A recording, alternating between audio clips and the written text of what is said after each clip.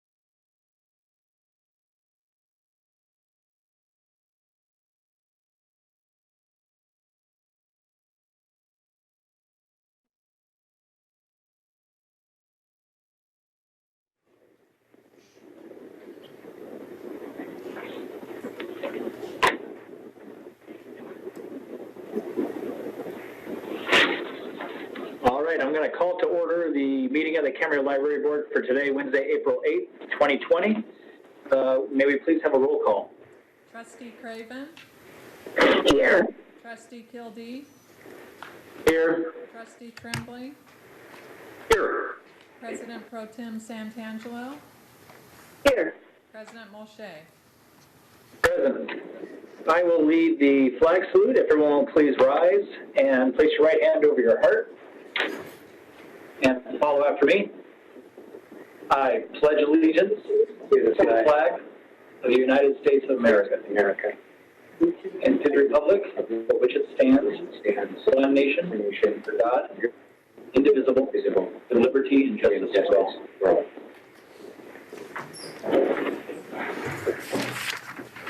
Do we have any amendments to this agenda? There are no amendments to the agenda. Are there any public comments? There are no public comments. All right, it takes us to the consent calendar. Move the approval. Second. I have a motion and a second. If we could please have a roll call vote. Trustee Craven? Yes. Trustee Kildee? Yes. Trustee Tremblay? Yes. President Pro Tem Santangelo? Yes. President Molshay? Yes. That motion carries And the unanimously. Thank you. We have no departmental items and no legal counsel items. Do we have any comments from staff? Seeing none. Any comments from trustees? Seeing none, I'm going to adjourn the Camarillo Library meeting. I'll call this meeting of the Camarillo Sanitary District Board of Directors to order and ask the record to reflect that all board members are present. Are there any amendments to this agenda? There are no amendments to the agenda. Okay. Public comments. Did we have any public comments? No public comments. Consent calendar. Move the approval. I'll second. There's a motion and a second to approve the consent calendar. Could we have a roll call vote, please? Director Tremblay? Yes. Director Santangelo? Yes. Director Molshay? Yes. Secretary Kildee? Yes. Chair Craven? Yes. That motion carries unanimously. Thank you. No departmental items. Comments from staff?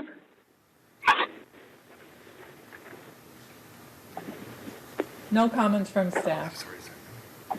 Comments from board members? I have a comment, Madam Chair. Yes. Do we know if any of the CASA conferences are still going to take place?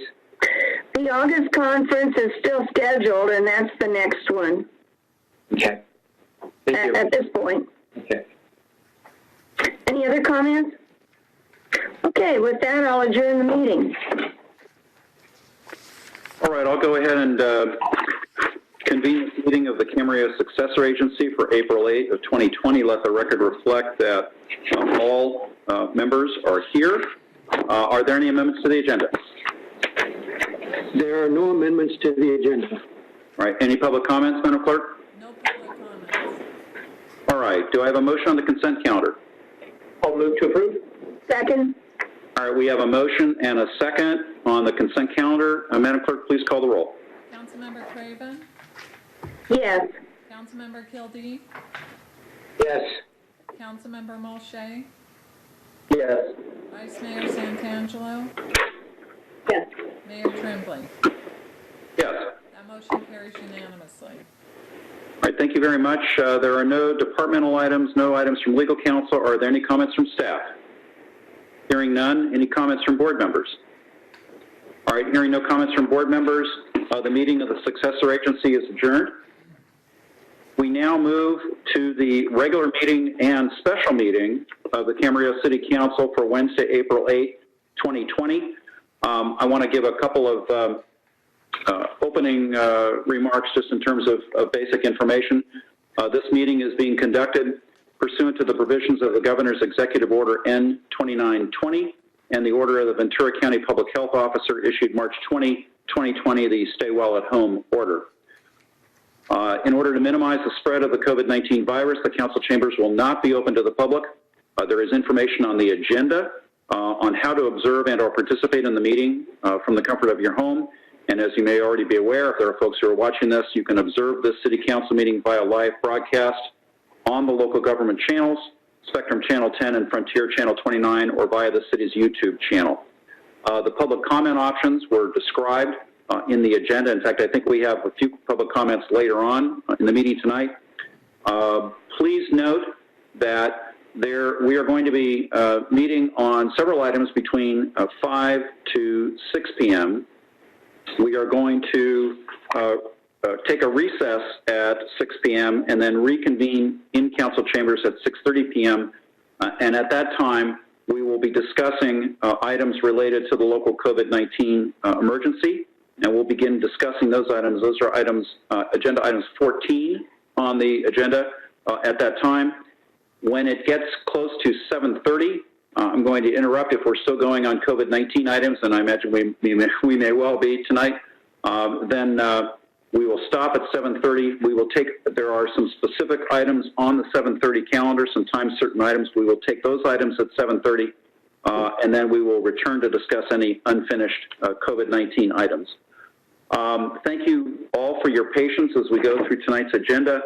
The agenda items, I think, will follow our typical order, which is presentation by staff, and then questions from council members, public comments, and then comments, discussion, and action by the council. Last meeting, I went ahead and called members in order, in specific order. I don't think we need to do that tonight. I think we're used to this arrangement. So basically, when you want to speak up, please do so. And I'll go ahead and recognize you, and we'll go from there. I would ask you to kindly mute your microphones after you speak. And I would also invite the city manager, city attorney, and the city clerk to feel free to interrupt us at any time as we go through the agenda, or if I'm missing something, just please identify yourself if I don't do so. All right. Any questions as to our basic ground rules? All right. With that, hearing none, let the record reflect we have all council members present. Are there any amendments to this regular meeting or special meeting agendas? There are amendments to the agenda. I have a, Your Honor, may I have, when we get to consent, Yes. I don't necessarily need this item pulled, but I have a question on consent item E as an Earl. Okay, what I'll do, Mr. Kildee, is why don't we take the rest of the consent calendar, we'll hold E to the end of the consent calendar, and then you can ask a question. Actually, you know what, I think it'll probably be more, why don't you go ahead and ask your question with respect to item E now, but hold on just for a second. Mr. Clifford, did you indicate there were no amendments to the agenda?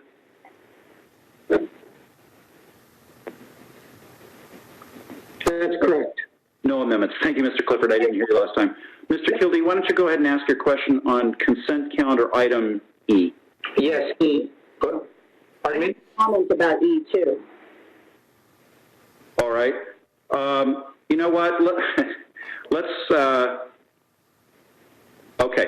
Why don't we go ahead and ask the questions about item E, and then we can take the consent calendar in toto. Mayor, this is Brian Pierik. My advice would be, since you got two council members that apparently have questions, that it would probably be best to pull the item. All right, why don't we go ahead and pull the item, and we will place it under, we'll have to place it, I guess, under item 19, under departmental. Would that be the appropriate place? Community development? Right. Yeah, community development B. That's item 8, I believe. I do too. 7. 7B. You're right. Okay. Seven. Let's play that. Yeah, that's a good suggestion, Mrs. Craven. Thank you. Let's go ahead and place that then as item 7B, and that will be the 1644 Maple Creek Walk. Okay. So we'll take that later. With regard to the remainder of the consent calendar, are there any questions from any council members? All right. Do I hear a motion on the balance of the consent calendar items A through D and F and G? Move the consent calendar with the exception of item E. Second. All right, I have a motion and a second. Madam Clerk, please call the roll. Councilmember Craven? Councilmember Craven? Yes. Councilmember Kildee? Yes. Councilmember Molche? Yes. Vice Mayor Santangelo? Yes. Mayor Tremblay? Yes. That motion carries unanimously. All right, that finishes off the consent calendar. We'll take up item E later under item 7B. That takes us to item 5, finance, single audit for the fiscal year ended June 30, 2019. Mr. Clifford?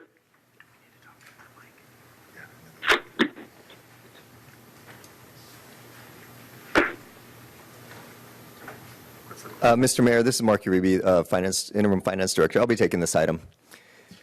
Thank you, Mr. Uribe. Sure. So this is the single audit for the fiscal year ended June 30, 2019. And I wanted to present this as a departmental item. Typically, this single audit report is done on the consent calendar. It's a fairly standardized report, but because there is a finding on this one, I wanted to explain the details behind that, and also give you a little bit of background now that we have a chance to talk about what the single audit is. So the single audit is required for any agencies that expend federal grant monies over $750,000, and as the city, we typically do that, and the particular grants that federal grants that we spend that under are the Community Development Block Grant, the CDBG, and the Federal Transit Administration, or FTA, for some of our transit operations assistance. The two reports that are included in this single audit are, number one, the internal controls over financial reporting based on the city's audit, and the number two is the compliance with major programs and internal control over compliance. So they get a little wordy, but basically the first one, internal controls over financial reporting, is the overarching internal control looking at the city. And on that report, there were no deficiencies noted that were considered to be material weaknesses and no instances of noncompliance that were required to be reported. Now, on the second report, the compliance with major programs over internal control and internal control over compliance, that one relates specifically to the federal grant programs. And there are two categories there. One was mentioning that there were no instances of noncompliance that would have a direct material effect on major programs. But the second one is where they did know one instance of noncompliance that was required to be reported. And that one instance, I'll get into details, but they specifically state that it is not a material weakness, but it is a significant deficiency that was required to be reported. And inside the report, they have definitions of those categories, but if you looked at it as kind of a hierarchy of importance or of latitude, this would be the lower end of the spectrum. So with respect to the specific finding, this was in the CDBG program.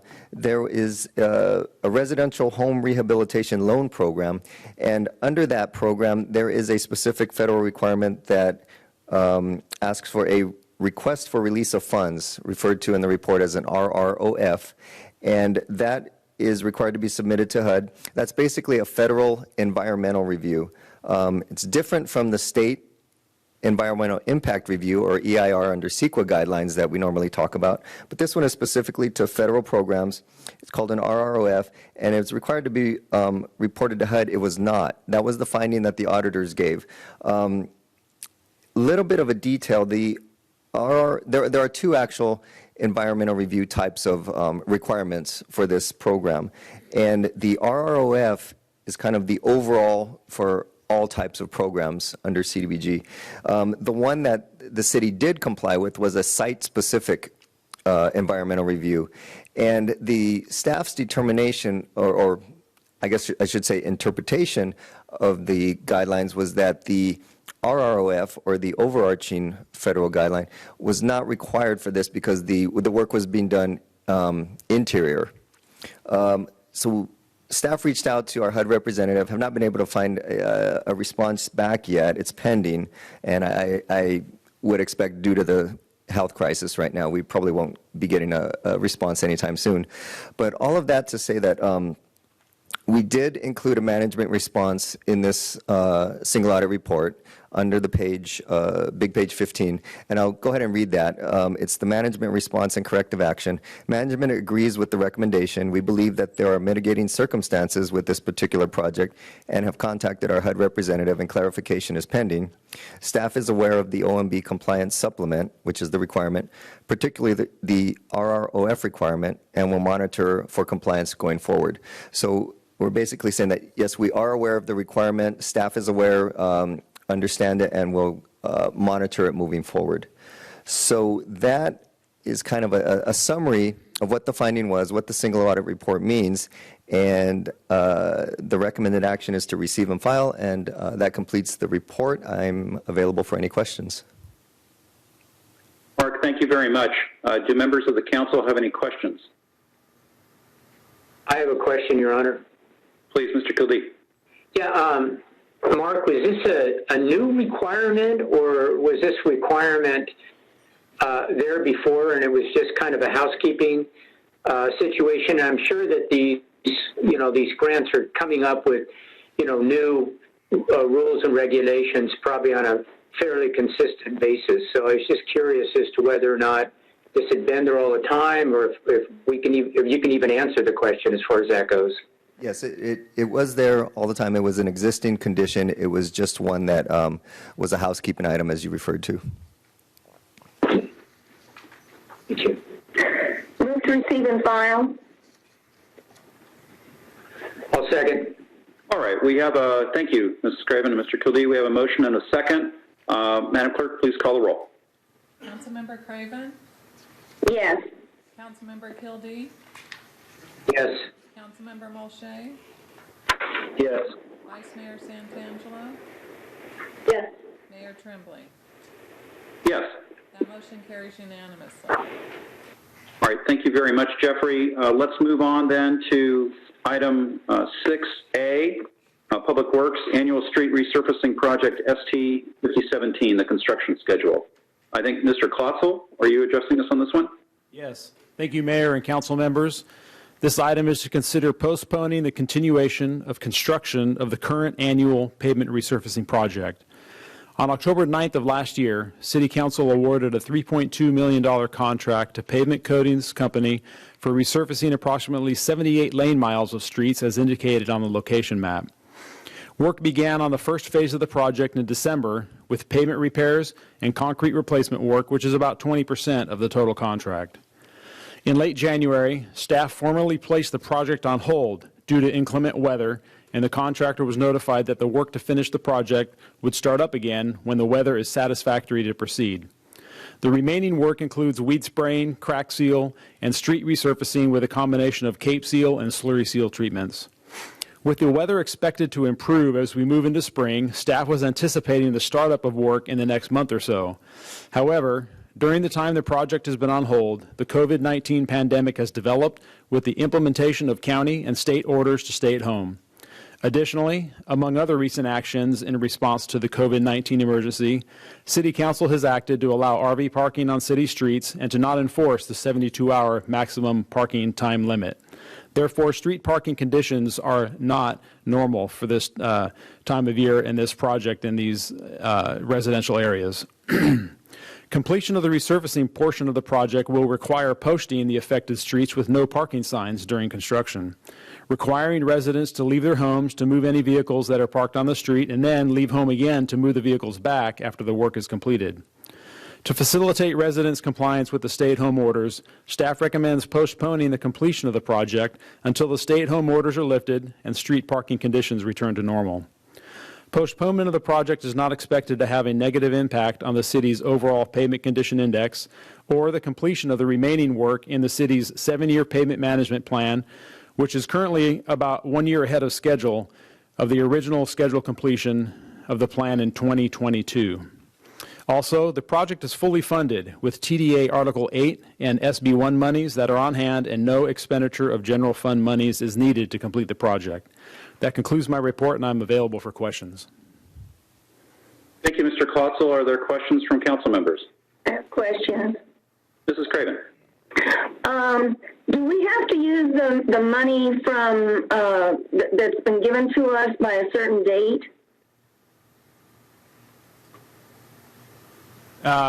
Not that will be that certain date. There's enough time to use those monies on this project in the future, and especially the TDA monies can accrue. They are to be spent in a timely fashion, programmed on projects to be spent in a timely fashion. And as we move into more normal conditions, we'll expect there to be no issues with spending that money as required. We won't lose any money by postponing it. Correct. Okay. I have a comment, but I'll wait till other people have questions. Okay, thank you, Mrs. Craven. Are there any other questions from council members? I have one question, Mr. Mayor. Mr. Mulchay. Thank you, Dave. Quick question. By delaying this project, is this going to cause any further delays to subsequent projects that would come after this in regards to resurfacing? No. Staff is actually continuing to work on, as we always do, our pavement resurfacing projects occur on an annual basis. We're currently in the design phase of the next one, so we don't expect there to be any delay to any future ongoing projects. Okay, so the delay is only isolated to this particular project. Correct, and you know, a big question mark on when in everybody's mind with this whole pandemic thing, but we're ready to go. The contractor wants to work. Once the street parking conditions are normal and weather improves, we anticipate moving forward as soon as we can. All right, thank you. All right, are there other questions by any other council member? Your Honor, I have a question. Mr. Khalid. Yeah, Dave, the terms of the contract as far as longevity, will we have to go out to rebid this, or do we have enough months occurred in this contract where we can use the same contractor at the contracted price? Yes, yeah, we will use the same contract. Fortunately, one bright spot in all this is we are under a current contract that has formally been suspended, not having to do with the COVID pandemic, but you know, we started the project at the end of last year. Weather turned, as expected, cold and rainy. It's not slurry seal weather. So we formally put a pause on the project, on the existing contract that can be started up then at any time under existing contract agreements and requirements. Is that it, Mr. Khalid? Any other questions? Dave, I know I had a couple of questions for you. This project, what would you estimate just in terms of percentage? It's a portion of it's already started, the first phase. Would you think about maybe 15, 20, 25% of it has already been completed by the contractor? Correct, right around 20%, a little over 20% has already been completed. Okay, so we're right, it's fair to say then we're right in midstream on the contract performance. Correct. And then in terms, just to tie down again the source of the funding, the source of funding for this work are TDA Article 8 and SB funds, correct? SB1 funds? That's correct. And they're principally derived from the sales tax, correct? Sales tax and then SB1 specifically gas tax, correct. Correct. Right. Okay. So the city doesn't have to, is it fair to say that the city doesn't have to spend, these are not reimbursement-based funds, right? The city, in other words, the city doesn't have to spend general fund money in order to get reimbursement of these Article 8 TDA funds and SB1 funds, right? That's correct. Okay. All right. So there are adequate TDA Article 8 and SB1 funds on hand right now in order to finish the project, right? That's correct. Okay. That concludes my questions. Thanks. Anybody else have questions? All right. Let's go ahead and move to comments and action. Mrs. Craven, I think you were first up. I do have some comments. I want to say that if we went ahead and completed the project whenever the weather starts cooperating, that we could go ahead and pay for it, and we'd be providing a lot of people with a lot of jobs. They aren't together. They're on different machinery, and they're certainly more than 6 feet apart when they're, at least under my observation, for past ones. And I just wanted to point out that the stay-at-home order doesn't mean stay in your house. The governor and everybody else is suggesting, the health officer, go for walks, get out. So walking to your curb and moving your car wouldn't be encouraging people to violate the stay-at-home order as such. However, in driving around, I have noticed that there are a lot more cars parking on the streets.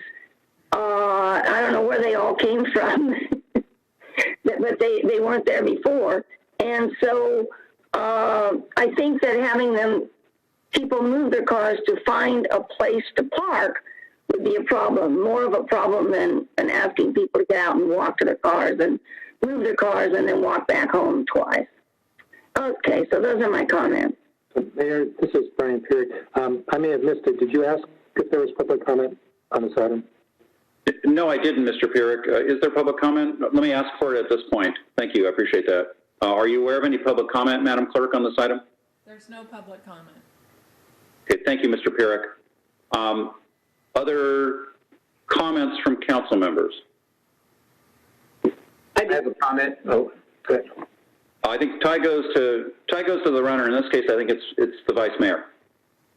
Ms. Santangelo. The reason that there are so many more cars on the street is because people aren't going to work and they're at home and that's where they're parking. So I think this makes sense. And I know that we're encouraged to go outside, but we still have to think about people all going out at the same time to move their cars. But anyway, that's why the cars, I believe, are parked out on the street, because everybody's not at work. So I'm in favor of postponing this. Mr. Kildee? Yeah, obviously we've got RV parking on the streets as well as probably more cars, which is aptly brought up that a lot of people aren't working and they're staying home. My hope is as soon as this gets lifted that we can get back on this project too, because I think it's important for the residents of the city to keep, getting this going again as quickly as we can. It's going to be a little bit more challenging, I think, with the RVs parked there and the more cars there, but, we've got a lot of pride in our streets in the city, and I think all of us expect that when we get the notice that we can go forward on this, that we'll do it at an appropriate time. Thank you, Mr. Kildee. Do I hear any other comments? Hearing none, do I hear a motion? I move the approval for the suggested action. Second. All right. There's a motion and a second. Madam Clerk, please call the roll. Councilmember Craven? Yes. Councilmember Kildee? Yes. Councilmember Molche? Yes. Vice Mayor Santangelo? Yes. Mayor Tremblay? Yes. That motion carries unanimously. Okay, thank you, Jeffrey. That's going to take us then to item 7A on the agenda. We have two community development items. The first one under A is the 2021-2029 Housing Element Update Professional Services Agreement. Mr. Vaca or Ms. Buck, I think, are speaking to this one. Yes, good evening, Mayor Tremblay and council members. I'll be presenting this item tonight. The state requires that the city has an adopted housing element as part of its general plan. It's required that the city update the element every 8 years and that the element complies with the state housing law. The city's current housing element is certified through October 15th, 2021. And this is also the date by which the city must adopt the housing element update and submit to state for review for compliance with the state housing laws. In general, the housing element contains policies and programs to provide housing opportunities for households at all income levels. And the purpose of the update is to analyze the housing needs, challenges, and opportunities, and to ensure compliance with all state housing law. Back in February, the City Council authorized staff to issue an RFP. Staff issued the RFP to 10 planning firms with expertise in housing elements and received one proposal by the March 6th deadline. The other planning firms did not submit RFPs for a number of reasons, which include some that had full slates or lack of knowledge of Camarillo. The proposal is from a team of 2 firms, Rincon and Veronica Tam and Associates. Rincon will lead and oversee the work program and perform most of the legwork for completion of work products. Veronica Tam and Associates will advise on the strategy and direction, participate in meetings and outreach process, and assist with coordination between the city and the state HCD. Both are recognized consulting firms in Southern California with a strong focus on community development and housing. Both firms are familiar with Camarillo and have completed work for the city. The project cost is $107,315 for the base work included in the proposal, and an additional $18,892 for environmental clearance, with a total cost of $126,207. The proposal for this housing element is more costly than prior updates due to a broader scope of work, including a more extensive public outreach process, additional public hearings, a project website, and the expected efforts required to comply with the new state housing laws. As mentioned before, the state requires that the city adopt the housing element by October 15th, 2021, and the cost for the housing element update will be fully covered by the SB2 Planning Grants Program, and no general fund money will be required.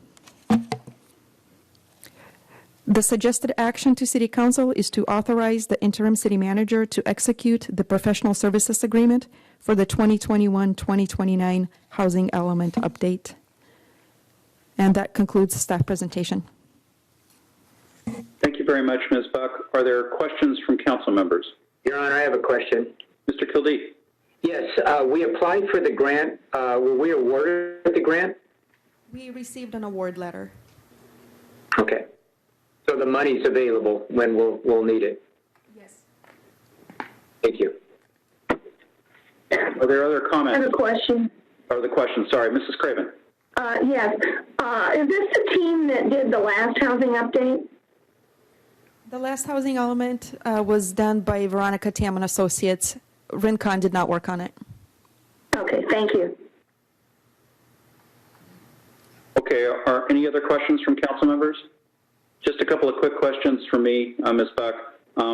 This is a housing element that the city must do, correct? It's mandated under state law?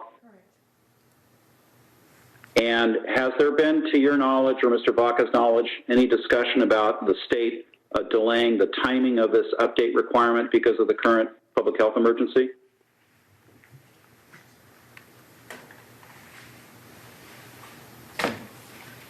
Could you hear my question? Yes, we're just changing actors here for you. Good evening. Oh, thank you, Mr. Vaca. Absolutely. So I want to share with you that no, we have not received any direction from the state that they're pushing back any deadlines associated with the requirement to update our housing element for the next 6th cycle. Okay.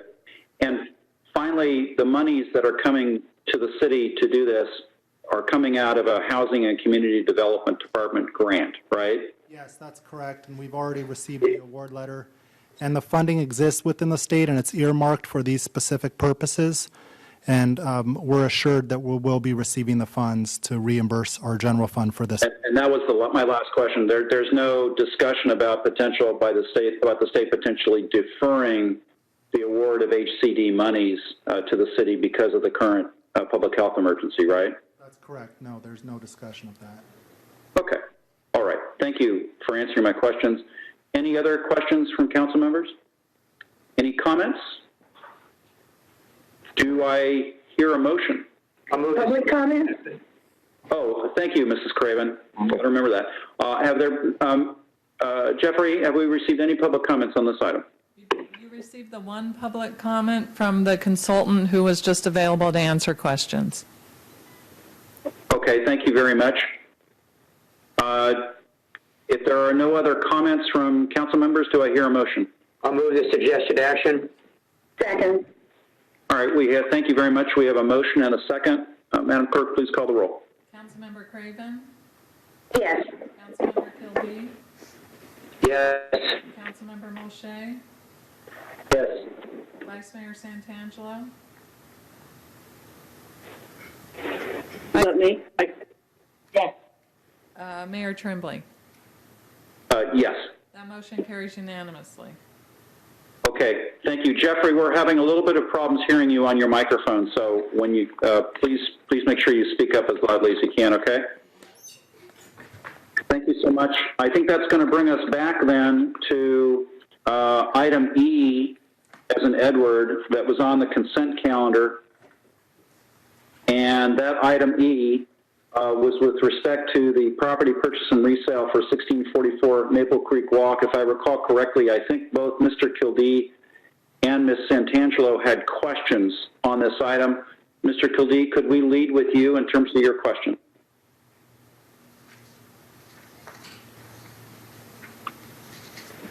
All right.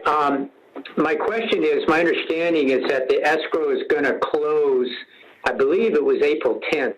Is that correct? Yes, that's correct.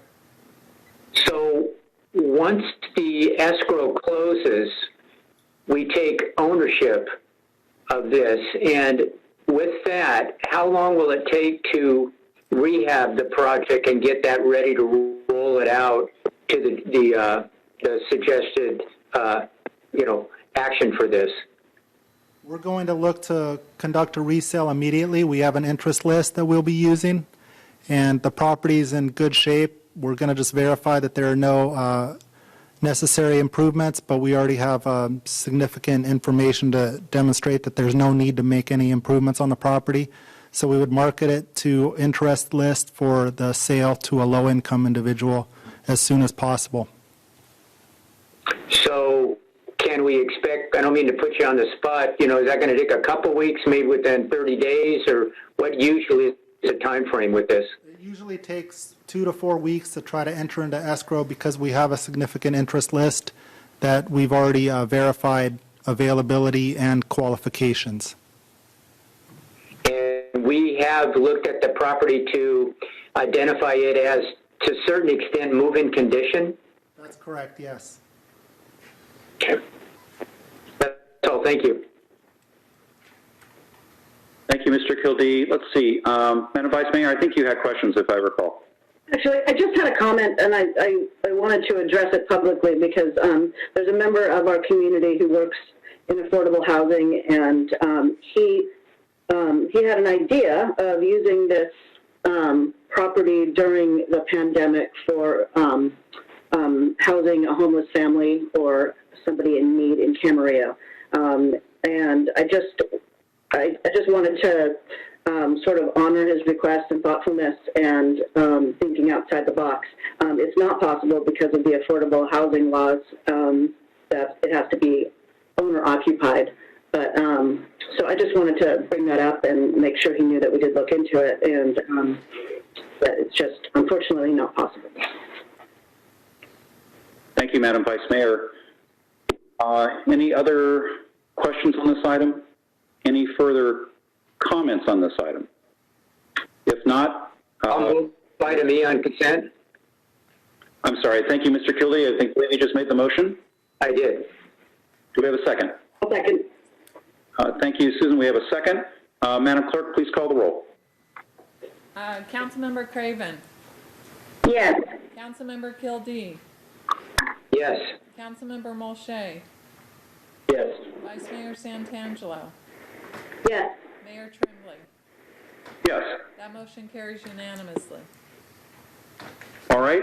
That's going to bring us to item 8A through the city attorney, contract addendum for temporary reduction in library services. Mr. Pierik. So that'll be handled by Carmen Nichols. Thank you. Ms. Nichols? Thank you. Good evening, Council. The report before you requests your consideration for a proposed contract amendment for temporary reduction in library services for the duration of the closure of the library during the state of emergency. And Mr. Apodaca, the library director, is joining us remotely to respond to any questions you may have regarding these services. As a result of the pandemic, City Council approved the closure of the library to the general public effective March 14th. Mr. Apodaca reported that staff could continue to perform various duties and continue to work on programming in preparation of the library reopening. However, at that time, the extent and the duration of the closure was unknown. And if you recall, when that decision was made, it came soon after the Pleasant Valley School District and other districts had closed. And social distancing and best health and safety practices were being recommended by the California Department of Health and other national, state, and local agencies, including ours. So that was 3 weeks ago. And since then, we've had additional declarations and directives by the state, county, and the city, which has impacted what services can be provided. The city and the library system and services, who we refer to as LS&S, and they operate and manage the library currently under contract. So the city and LS&S recently took up the question again, which is what library services can be provided under the current restrictions and recommendations, and where social distancing and best health and safety practices are implemented. And in exploring this question and looking for an amended proposal, the city requested LS&S furlough library staff that were not supporting core library services. While although those services are limited during the closure, these services are part of the current contract. Employees then were furloughed effective April 4th. LS&S provided a proposal that reflects these core services, and staff's recommendation is for your approval of these core services, which are listed on big page 6 of the report. LS&S also provided a list of optional services, and these are services that may be part of the current contract, but the service delivery method is virtual, or it's a different type of method that is currently not offered under the current contract. And the list of these services and the operational costs begins on big page 6. It is explained in the report that continuing programming under the Russell Fisher Business Collection, as described in the proposal, is not recommended by staff at this time.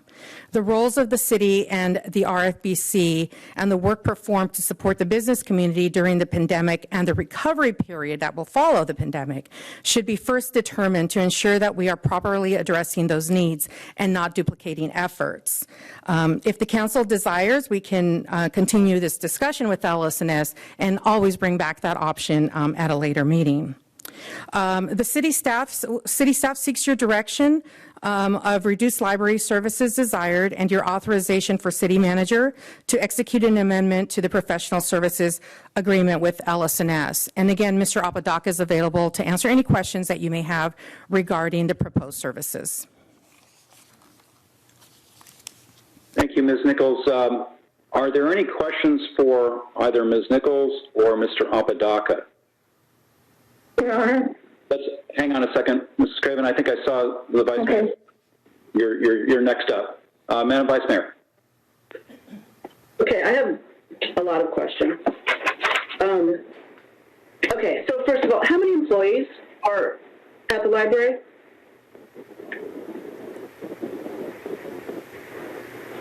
Mr. Apodaca? You're muted. Hi, thanks for the reminder. We have 38 staff. About 30 were furloughed, leaving 8 to deliver the core services. How many FTEs is that? 8. So it's 38 people doing 8 FTEs. Our total FTE run normally is about 24. Okay.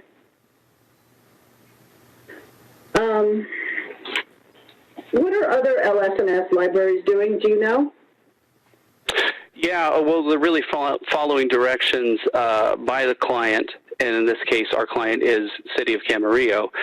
It's a mixed result, and everybody is sort of reacting as they see fit at the time. Here locally, I know that Simi Valley and Moore Park have had some similar discussions about this budget impact. Moore Park had gone through a furlough process. Simi Valley has not. And that's about the extent that I'm aware of now. Okay. So right now, you have some people furloughed, some people still working? Yes. And are any of those working from home? No. Okay. And how many are still working? 8. 8. And how many FTEs is that? 8. Okay.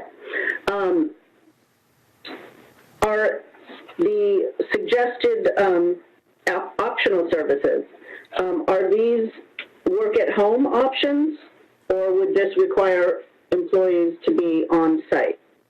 It really is depending on the situation. For some of the add-on services, it requires people in the building to actually handle physical collections and things like that. For others, it requires virtual meetings similar to what we're having now. Okay. The staff that are working on site, are they able to socially distance and still follow all of the recommendations? Yes. And do you know, is there a demand or for these optional services? Yes, I assume a public demand? Yes. Absolutely. Yeah, our community, depending on the different add-ons that you have there before you, we have a lot of momentum with our public service, and though the service would be switching to virtual, I do feel that there is a public demand, a need for community connections. Okay. And on the third one, just to clarify the virtual literacy coordination, which is grant funded, if it's grant funded, is this the cost in addition to the grant, the monthly cost? No. That would be the grant cost. So this wouldn't be a cost to us? Yes, that's right. So general fund wouldn't be impacted. Okay. I think that's all my questions for now. Thank you. Okay, thank you. I think Mrs. Craven was next up. I was just going to ask, when we discuss these, could we take them one at a time? I think it'll be easier than trying to talk about all 4 of them at the same time. Not necessarily for questions, but when it starts time to make a decision. I think that's logical. You're talking about the optional services? The optional services, yes. Well, even the core. Or even the core. Okay, no, that's fine. Look, we'll do that. I may have some questions, though, about how it looks in summation, so. Okay, all right. Well, let's get through any other questions first, and then we'll figure out how we're gonna proceed. Mr. Kildee or Mr. Mulchay, any questions? I do have one. Mr. Mulchay. And it's probably best for Ms. Nichols. The Russell Fisher Business Collection, the monthly cost, $72.57. Is that hitting the general fund, or is that coming from the Russell Fisher, for lack of a better word, the grant, the money left? Councilmember Molche, yeah, the Russell Fisher Business Collection, the amount that is in the proposal, that comes directly from the grant. So that's 100% grant funding from the trust. Okay, so that won't impact, that does not impact the general fund. That's correct. And then if on that same topic in regards to the business collection, Mr. Apodaca, I have a question for you. I know, I think her name is Nicole. She's the one who's since taken over for George, is that right? Yes, that's right. Did she have, I know this kind of came rather sudden and about, did she have things on her schedule? Did she have items scheduled that have since been either put on hold or canceled? Is she keeping busy? Are there things that she has been doing since the library closure? Yes, absolutely, and she did have an opportunity to at least send out an announcement saying that her scheduled appointments would be postponed until the situation were to be resolved. And I would say that our efforts aren't to duplicate existing services. So I'd like to align with George Winkler and efforts as he moves forward as Economic Development Coordinator, so that we are aligned in the projects we're delivering. Thank you. That was the only question I had. Okay. Mr. Kildee, any questions? Yes. In the core services for the 55,900, the last bullet says program continue a plan for summer reading, but would that not necessarily mean a virtual summer reading program, but we will have some sort of a summer reading program if in fact we go with what the core services are? Yes, that's right. So, all signs would point to a virtual summer reading program. We're putting the pieces together so that we will implement something this summer. And it could be virtual or it could not, we just don't know yet? Yes, most likely this will be virtual. Okay. That's all I have. Okay. Question, Mr. Apodaca. When I'm looking at the optional services and I'm looking at each of these items, with the exception of the inventory and weeding for the collection, I'm talking about the first four items. Can you give us some sense of what the numbers are of folks who are anticipated to use these services? Yeah, if we could kind of go from the top, looking at virtual programming,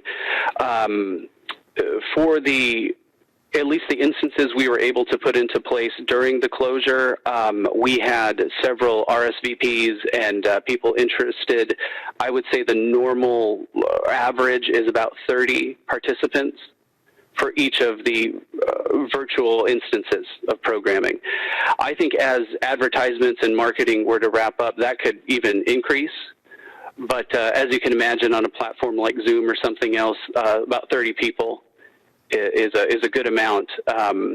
With a virtual summer reading, we approach about 1,500 participants. So I would assume that we'd have that same following. A portion of that virtual summer reading program would be to offer our normal in-person, I guess, Wacky Wednesdays, which hundreds of families come to, but we'd look to offer that virtually or finding an alternative way to deliver it. So I think the 1,500 mark, with counting all that virtual attendance, would actually be quite a bit higher. For the adult literacy program, we have an average of 39 learners involved and 31 tutors. Together, they'll meet in their learning pairs and do 107 average learning hours a month. So they usually meet for about 2 hours at a time, and that's how we come up with that figure. I would certainly hope that that would continue. And then with Russell Fisher Business Collection, the events range pretty far range depending on the topic and the partnerships that we have in place for our in-person events. I think a real highlight of what we're able to offer with the business coordinator is reaching out to our contact list, which is over 1,500 people, movers and shakers here in the business community. That's a list that George Winkler had helped build, and Nicole's certainly taking it a step further as well.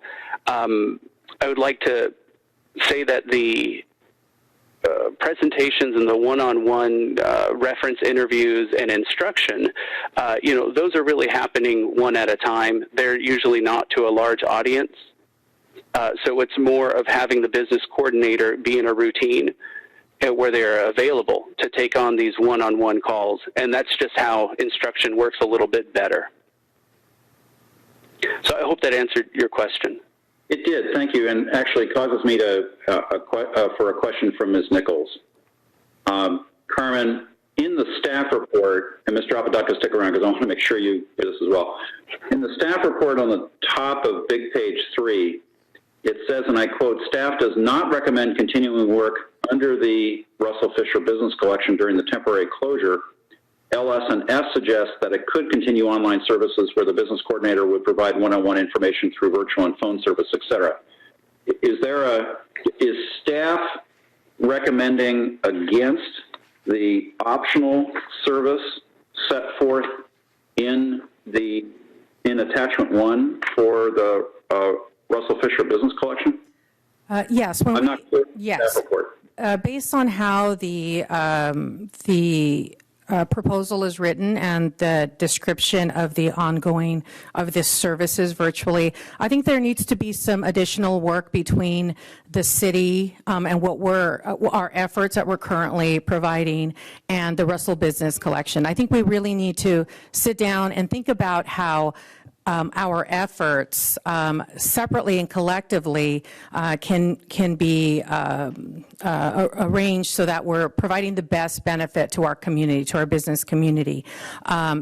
Since this report, we've had a conversation with Mr. Apodaca and our regional director, Ms. Giltrip, and we have had that conversation. I think there needs to be a little more work and effort put into this before I could recommend that we make that expenditure. I think once we can establish that, we can bring that to the council for approval. There just needs to be a little bit more communication, and we need to know our roles and what direction we're going in to best support the community.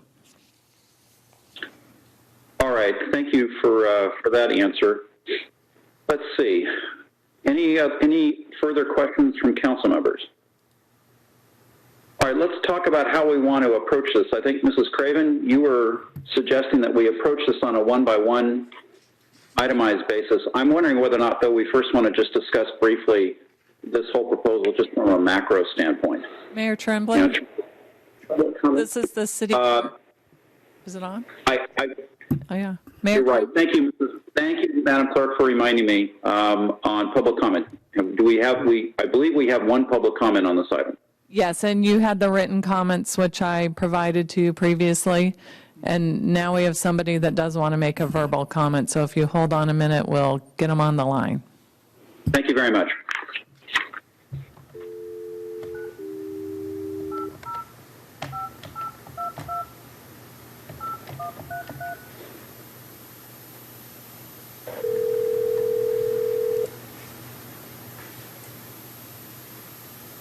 Hello? Hi, Matt. It's Jeffrey. How you doing, Jeffrey? Good. We're on the library services item, so you have 3 minutes. Hold on just a second. Go ahead and start. Okay. Good evening, council. It's Matt Warmer. I'd like to make a few comments. The economy has been hit very hard, obviously. Businesses are going to be hurting all over. The library is going to play a crucial role in the recovery. And what do I mean by that? Citizens are going to need to do resume building. Businesses are going to need SBA loans and banks to come in. People are going to have emotional issues. There's computers that are always used there. The education of kids. There needs to be a plan. I didn't hear from the library or the city. I really think it's important that you have a plan in place, because as soon as the switch is turned back on, there's a lot of people that are going to need help, and the library is the perfect location. I've been there when you've had business conferences and different things, but these employees should be preparing a plan, and when it's turned on, again, resume building, business, helping businesses. There's information in that library that's going to help people, and it's really critical you have a plan now in place, and you have the staff and the library work on that plan, because there's going to be a lot of people in need. And I think that's the location, and all these things should be worked out now, and that staff shouldn't be laid off until there's a plan in place, because the people in Camarillo are counting on the city council and the city of Camarillo, and you don't wait before the switch is turned on and then try to figure it out. You want to have a plan in place ready to go and help the citizens. The people are looking for guidance, and I hope you guys will consider what I'm telling you. I know we don't always disagree, but the people are going to be in need, the businesses are going to be in need, and that library is one of the most important things, assets you have in that city. And I hope you take this under consideration. Thank you very much. And the record will also reflect that we had an email comment, which, Jeffrey, I think you distributed to all the members of the council from Ms. Ito. So, all right. With that, let me ask the members, would you like to just talk about this? How would you like to approach this? I know Mrs. Craven thought going one by one, but why don't we just have a brief discussion first on this whole item overall, and then I think we can figure out from there how we want to approach it. Anybody have thoughts on that? Mrs. Craven. I notice it's now 6 o'clock. Do we need to continue? What do we need to do with regard to that? I was hoping that we could conclude this item in the next 5 to 10 minutes max, recess, and then come back at 6:30. Is that acceptable to everybody?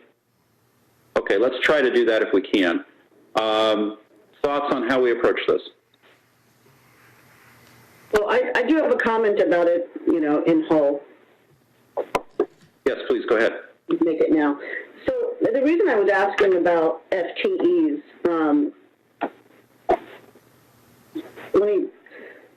I was doing some math. So our current, or before COVID-19, the contract was $147,017 monthly. With just the core functions, that brings us down to $91,117, and that's with 8 FTEs working. I added up the optional services, not including the one that the grant covers, and that gets me to $42,407.25. When I add that back to the core, the total is $133,524.25, and that adds 7 FTEs back. Now I know that the FTEs aren't the only costs that we're looking at, but it's hard for me to wrap my head around the fact that we're really only going down about 13,500, and that brings us to 15 FTEs when we used to have 24. Does everybody see what and I'm concerned about jobs. I know we have a role in this. I know that a lot of people are suffering. It's not just the library employees. I understand that, and I understand that the city is also under pressure. Just like everybody at home is suffering, the city is going to lose money because of what we're going through too, and we do need to look at what we're spending, even on the things we cherish and treasure, like our library. But I am concerned that we're going to be spending almost the exact, almost the same amount of money, and there will still be 9 people out of work. All right. Thank you. Other reflections from council members? I have a question, I guess. Since unemployed, furloughed workers have come up, these people are eligible for unemployment benefits. Is that correct? Yes, that's correct. Okay, thank you. Your Honor, I have a question on that as well. Mr. Kildee. Where's their status as far as their benefit package? pertains to each individual employee? I'm sorry, I didn't hear that question. Sorry. Their benefit package, where does that stand with the employees? Yeah, they maintain their medical through the furlough. Is there any other benefit that they maintain other than their medical? Yes. Well, everything's basically put on pause. The medical being, one that they would actively use during that period. I assume maybe that's the best way to put it. Okay. All right. I think that concludes Mr. Kildee's questions. I am thinking that it's now 6:05, and we're probably going to need to just have some further discussion on this. So unless I hear an objection, what I would like to do is to go ahead and continue the discussion on this item over to the 7:30 calendar, at the end of the 7:30 calendar. Do I have any objection to doing that? All right. Why don't we go ahead then, and that will be then put on at the end of the 7:30 calendar for more discussion. And at this point, then, I want to go ahead, it being 6:06 p.m., I want to go ahead and recess for the council, and we will reconvene at 6:30 p.m. for a discussion of COVID-19 matters. Mr. Apodaca, thank you very much. Ms. Nichols, thank you very much, and we will resume discussion on this later in the meeting. So we are in recess.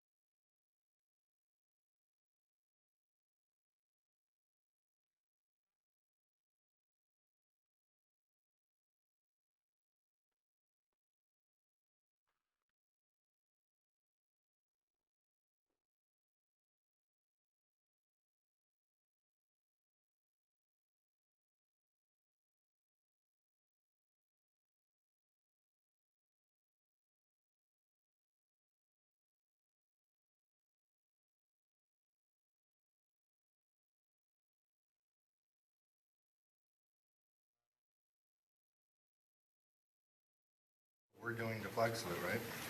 No. No? We're doing the COVID-19. No flag salute.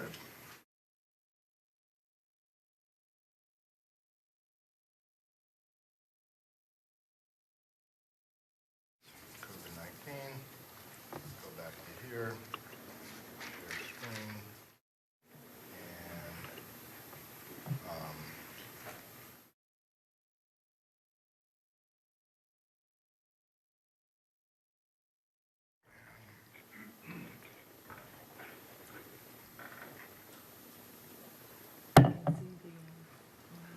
And okay, I'm going to unmute us.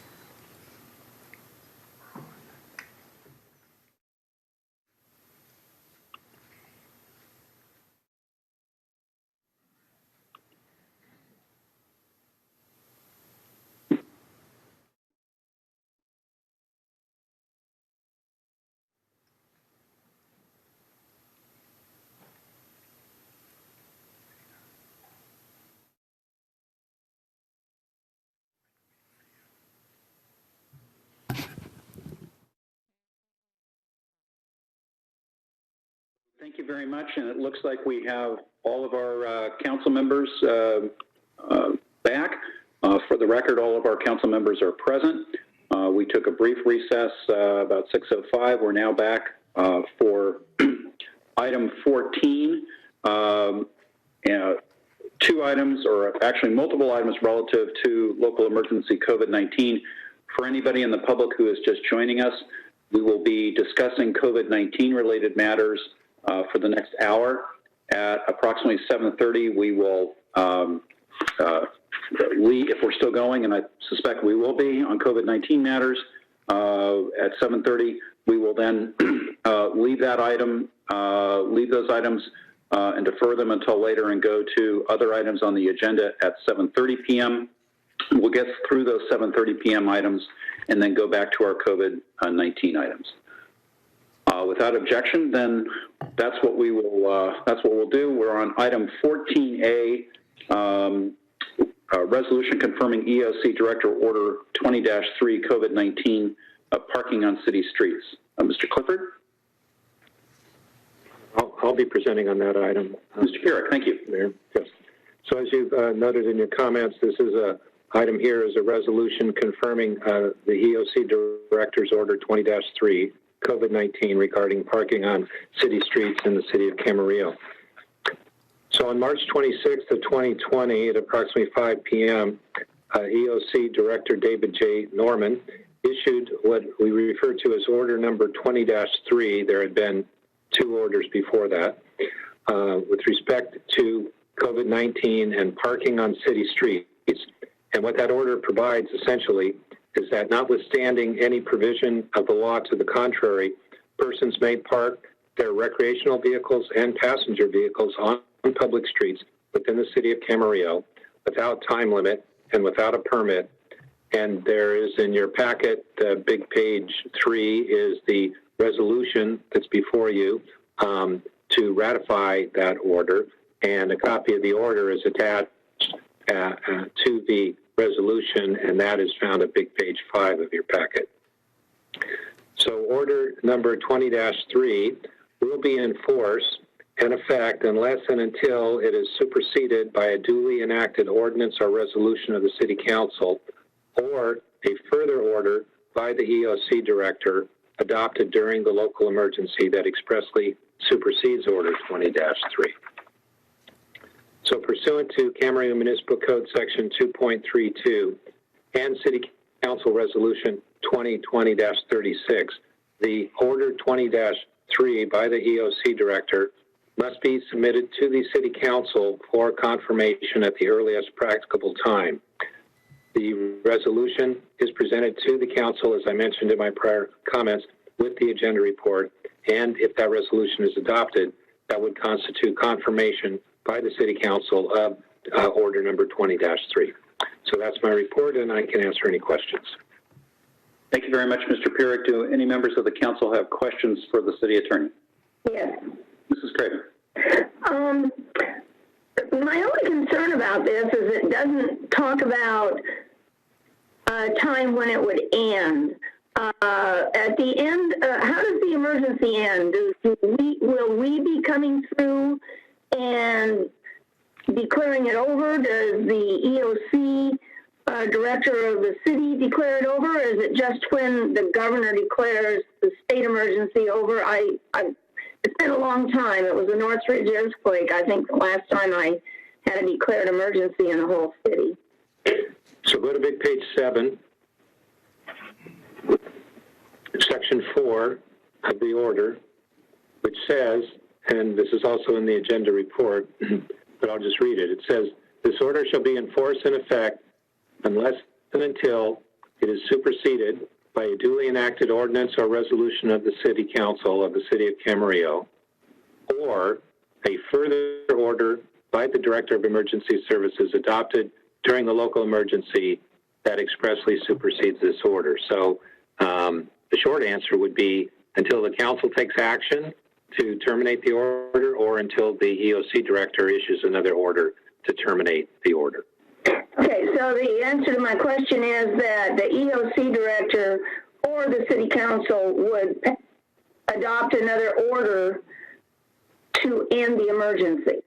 To end this order. So to end this and all other orders, I assume. Well, that's true, but then the other orders have so provided. But in theory, the emergency could still be continuing, and for some reason, either the council or the EOC director could take action to end this order that we're looking at here on parking, even though the emergency is still in place. Whether they choose to do that or not is up to the council and the EOC director, but basically the order's in effect until something happens, and those two things are the council takes action or the EOC director takes action. So the reason I ask this, I have a concern that people are going to think this is a permanent thing, and I certainly don't want anybody to think that I'm going to be voting for a permanent thing to allow RVs and cars and everything to be parked at any duration on the streets for a long time. Well, understood. And the agenda report and the order expressly provide that it is only in effect until, as I indicated in my comments, the council takes action to terminate it or the EOC director takes action to terminate it. So I can't say what somebody might think about what that means, but I can tell you what I know it means, which is it's not permanent. It's only in effect until some action is taken by the council or the EOC director to end it. Thank you. Thank you, Mrs. Craven. Are there other questions from council members? I have a question, Your Honor. Mr. Kildee. Yes. Is there a size requirement here? And the question I have is that some of these RVs can get pretty big, and there's vehicle code and whatnot that we still, for instance, blocking a driveway, for instance, there. The question is that, is there a size limitation to this? The answer is no. So there's no size limitations. However, they do have to adhere to what, vehicle code requires them to do, and that's access to their house in case of an emergency. Is that correct? Well, yes, they would still have to comply with the vehicle code. We can't suspend the California Vehicle Code. We're a city, and the California Vehicle Code is state law. But we're talking about basically a temporary suspension of city codes with respect to the length of time that the vehicle can be parked and whether or not it requires a permit. So whatever the requirements would be of the California Vehicle Code, they would still have to comply with. And they would be made aware of that, and hopefully they are aware of that, what those codes are. Well, I can't say what people know about the vehicle codes. Certainly if they're observed to be violating the code, that could be brought to their attention by city code enforcement or sheriff's department or whoever would observe it. For example, if they're blocking a driveway, for example. Would we have an idea about, are we going to do an analysis on where these are going to be parked, or is it just kind of, wherever they can park them, they park them? I don't know of any plans to do an analysis. Okay, so we'll just have to, deal with some issues on a case-by-case scenario then. Yes. Thank you. Okay, thank you, Mr. Kildee. Any other questions from council members? Madam Clerk, do we have any public comment on this item? Not on this item. All right. Let's turn it back to the council for discussion and action. Any discussion, or do I hear a motion? Move the approval. I'll second. All right. We have a motion and a second. Madam Clerk, please call the roll. Councilmember Craven? Yes. Councilmember Kildee? Yes. Councilmember Molche? Yes. Vice Mayor Santangelo? Yes. Mayor Tremblay? Yes. That motion carries unanimously. All right. Thank you. We'll now then go to item 14B on the agenda, the updated, the special meeting agenda for this meeting updates item B and has several numbered items, which looks like we're going to be taking one by one. So with that, I'll turn it over to Mr. Clifford. Thank you, Mr. Mayor. There are several issues that I will speak to tonight. Next slide, please. Those issues would include talking about the senior and community facility project, a couple of city organizational issues, a request that we received for the suspension of tiered water rates, and an additional request for suspension of 5G wireless installation applications. Next slide. We will also talk about economic development and business recovery, public communication and outreach, budget impacts, and leave additional time for other urgent issues related to the COVID-19 emergency response for City Council to discuss. Next slide. The first item then is the Senior and Community Facility Project. Last week, a meeting was held with the Pleasant Valley Recreation and Parks District and the ad hoc committee comprised of members of their board as well as members of City Council discussed the project and taking a look at what is being done now, what needs to be done in the future, and the uncertainty of funding. They are recommending that the project be put on hold until after the public health emergency. They're not asking at this stage to stop the project. They're merely asking for us to delay it so we can look at it again in the fall and determine from a financial perspective both where the district and the city are at. And that's all I have regarding this issue.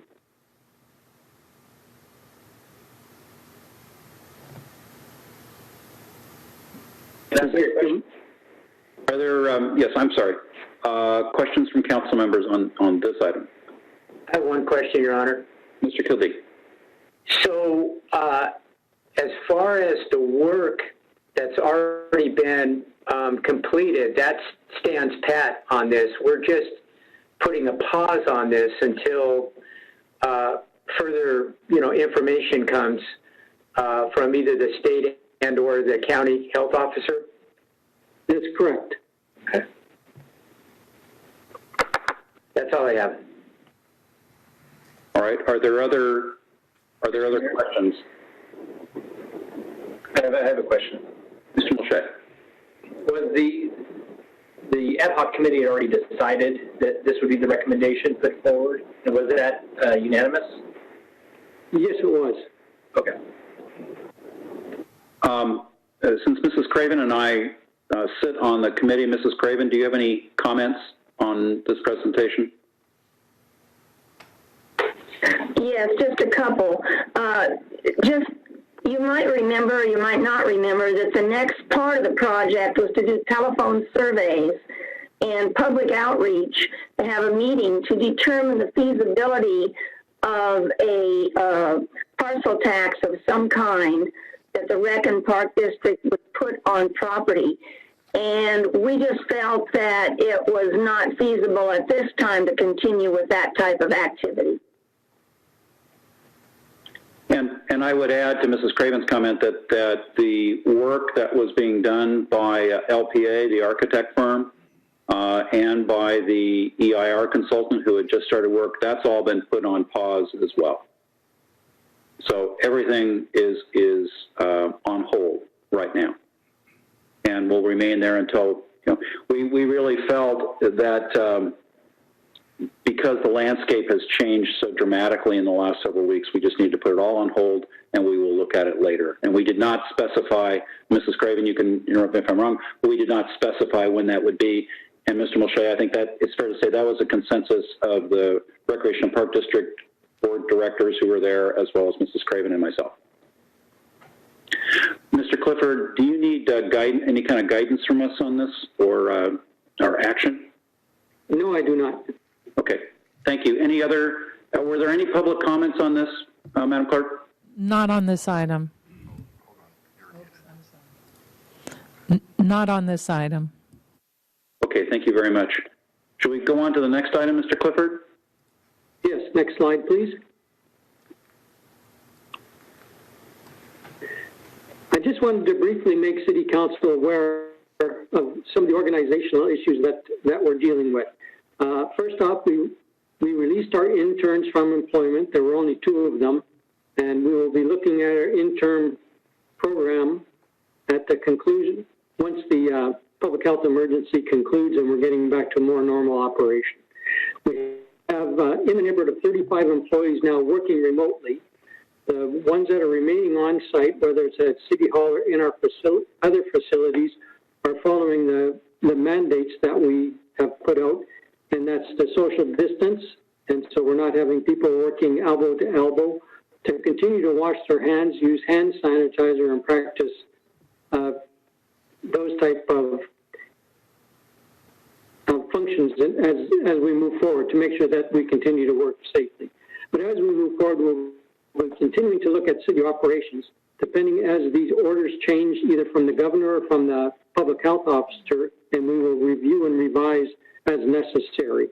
We will also take a look at budget issues to determine what we can and cannot do, and when we return to council, should we be encountering difficulties. That concludes this issue. Okay, are there questions from the council members, Mr. Clifford, on this item? All right, Jeffrey, do we have any public comment on this item? No comments on this item. All right. Mr. Clifford, I think this is basically an informational item, and you're not seeking any specific direction from us at this point, right? That's correct. Okay. Let's then move on to the next item. Next slide, please.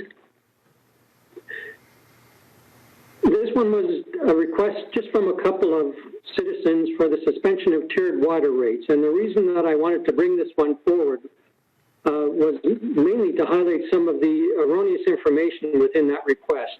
And the bottom line there was that the people requesting it kept referring to our water utility as generating a profit, and that they felt, given this high profit that the utility has, that the water rates could certainly support a reduction in the level of in the tiered water rates. Well, I just want to assure people that the water utility, in fact, does not generate a profit. Water rates are put in place to support operations, maintenance, and capital improvements, and it's a very structured process that we follow in order to determine what the rate should be over time. And we also have to make sure that we work with new developments to capture their costs as well. So the bottom line is that the rates that people are paying only cover the cost of service. And because of that, we're recommending no change to our tiered water rates. We are, however, working with people who are having difficulty paying their bills, and we'll work with them on that, recognizing that they will repay them in time. So we are trying to assist people who are experiencing difficulties at this time, but we also encourage people to continue to conserve water and be mindful of your use. That concludes my comments. All right, before I call for any public comments, let me ask members, are there any questions for Mr. Clifford? Mr. Moore, I think I saw you first, and then Mrs. Craven. Yep. And Mr. Clifford, Dan, I read through the the back and forth, the emails, correspondence. I was a little perplexed by it. It's my recollection that when we last reviewed water rates, and this was just, I think, a few months ago at the end of last year, we looked at the water rates, the revenue from those water rates, and how those are going to flow into our maintenance, our capital improvement projects, and that for the next year, we're actually going to be slightly below our reserve level. We had decided not to increase water rates as a result, and that was largely because of due to several, I think the Gibraltar project was one of them, was the big one. But we don't, based on our plan, based on our capital expenditure plan and whatnot, we don't have a lot of money sitting in the bank in this regard. Is that right? Yeah, that's correct. This is a very lean operation, and that's why if we moved away from tiered water rates, it would have a substantial impact on our ability to both operate and support the system. And I'm not where I live in Mission Oaks, I'm not a customer of Camarillo, but I looked at my own bill and my water rates, and from what I could surmise, that a reduction in the tiered rates would save me as a homeowner maybe a few bucks, but it would save significant money for people who used copious amounts of water. And then, although it may save a household a few dollars, in the aggregate, it's going to put the water district, it'll amount to a very, very large sum. And without having done all the numbers, I would assume that if we suspended tiered water rates for some undetermined amount of time, this just saves a few months. In that time, once we come out of this emergency, we may be in a position that, as a result, have to actually raise rates as a result to make up for the lost revenue. That's absolutely correct. Okay. I just want to know that if you make one action, that's going to probably lead to an action down the road, and if we reduce tiered rates now, and we follow that path, that it'd have to be collected somewhere to make up for the shortfall. Anticipated, saying that we don't have a copious, large amount of money sitting in the bank in that regard, in order to maintain our reserve levels too for those rainy days. So, okay. All right, Mrs. Craven. Well, I had 2 points I wanted to make that I think are important for anybody who still thinks we should suspend the tiered water rates. Our water rates were developed with we have 2 sources of water. We have pumped water, which is much, much cheaper than the other source being metropolitan water. When we developed our rates, it was assumed that everybody could equally share the cheap water.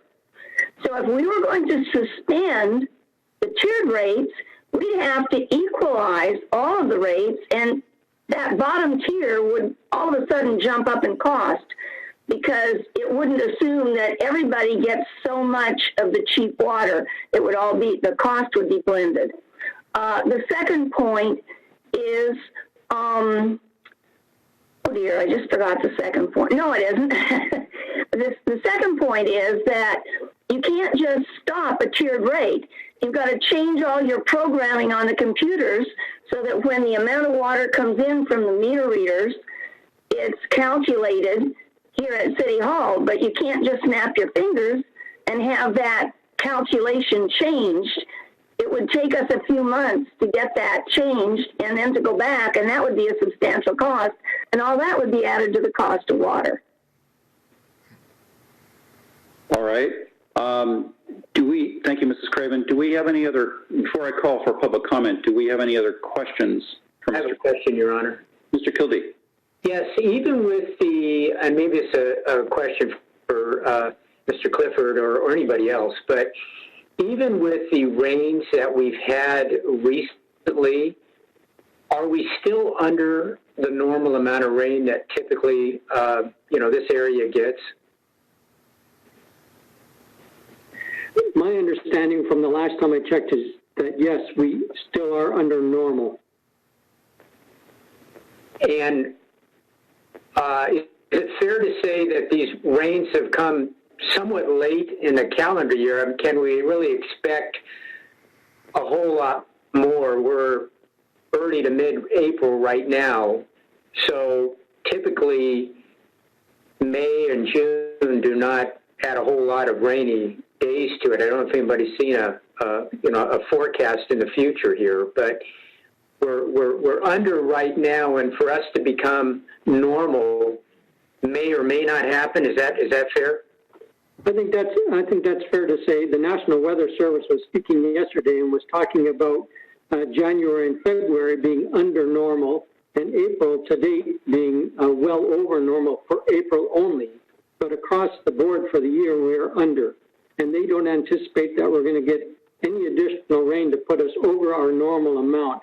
And they are advising that people still consider using water as they were in our drought conditions. Okay.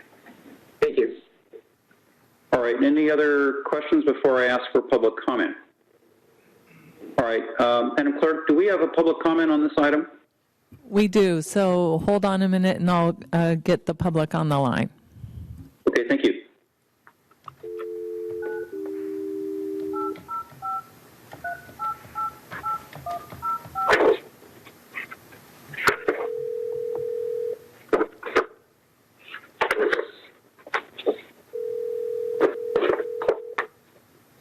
This is Debbie Johnson. Hi, Debbie. It's Jeffrey from the City of Camarillo. Are you ready to give your public comments?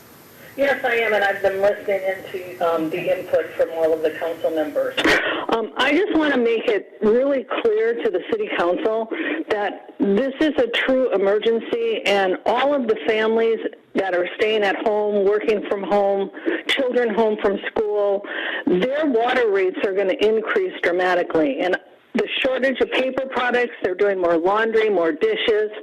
Everyone's water rate is going to increase. Now, I was looking at the bar graphs and charts that you have going back to, all the way back to 2015, 2016. I came up with a profit of $7.3 million.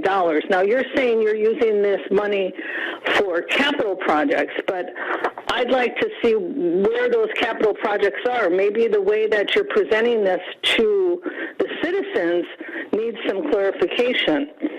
I just feel that if the city of Camarillo makes a dime of profit during the shelter-in-place and this state of emergency, it's totally wrong. If everyone's bill increases, you're going to make a profit. I just think it's wrong if the city is there to serve, not to profit from COVID-19. And I respectfully thank you for your time. Okay, thank you very much. Are there any further public comments, Madam Clerk? Nope. All right, let me turn this back over to the council for discussion. Mrs. Craven. Well, I think we need to answer her question. The capital project is the desalter, and it is under construction, and it needs to continue. My question for Mr. Clifford. Mr. Clifford, is there anything that, any response that you would like to make to the assertions during the public comment? No, I think I covered them in my initial comments by indicating that, in fact, the water utility is not a profit center, and that we just cover the cost of service. All right, thank you. Mr. Mulchay, did you have a question? No, not a question, just more of a comment. Because I know that like I said, we recently did go through we looked at anticipated revenues through the water district. We looked at how those funds were to be utilized through maintenance, operations, and capital infrastructure projects, with the desalter being the largest at approximately $70 million. And that's something the city has effectively been saving for over 15 years. And that's, those monies are now finally coming due. I think the desalter project is incredibly vital because what it will do is help mitigate and hedge against larger increases in water rates down the road by making us less dependent upon metropolitan and imported water, which is going to be more expensive than the water that we can pump out of the ground. So we've been, as a council, I feel like we've been rather conservative we were faced with whether or not we wanted to increase rates in light of the fact that our reserve level was going to be at an all-time low due to the major outflows for capital improvement. And we resisted increasing those rates because we felt like we wanted to be conservative. We didn't want to sock it to the ratepayer. And that if we could make it through and make it by with what we had, then that was good. So I do want to reassure all the residents who have this concern or the desire to see tiered rates done away with in the time of emergency. The city of Camarillo is not going to be making a profit off these funds. So, and I think we have been pretty good stewards of those finances. So. All right, thank you. Any other comments from council members? I have a comment from Mr. Mayor. Okay, Mr. Kildee, followed by Ms. Santangelo. Yeah, I just want to kind of reiterate what Councilmember Craven and Mulchay has said, and why build the desalter? Well, I think Councilmember Mulchay explained very well, and we have got data from Metropolitan that goes out several years about what the rate of the water is going to be in the future years that we'll have to buy from them. And with the desalter, that is going to mitigate some of those charges. And it's a little bit like the COVID virus here, is that we're trying to slow down the rate of increase. It doesn't mean that our water rates are not going to increase, but the rate of increase, hopefully by all models that I've seen, can slow that rate of increase in the future years here, and that's what we're trying to do. And I totally support not making any money during this crisis. Of course, I totally agree with that. But we've had economic consultants for many, many months work with us on that very point here. And it's a very intricate model that was developed here with a lot of input and a lot of data that precisely goes exactly to that point, that these rates will cover the cost of providing services, and in this service, it's the water. Thank you. Ms. Santangelo? Yeah, I just wanted to address what I think is on the minds of a lot of people these days, and I think it's a really scary time. And I think that people are at home, and a lot of people aren't working, and they're wondering how they're going to pay their bills. And I just want to tell everybody that we hear you, and we are not making, as has been said, we're not making a profit on water rates during normal times, and nor would we exploit the situation to try and make even more of a profit during this emergency time. The city is going to be facing a lot of financial issues as well, which we are going to have to take a really serious look at. But that doesn't mean that we're going to try to make that up by taking advantage of our residents.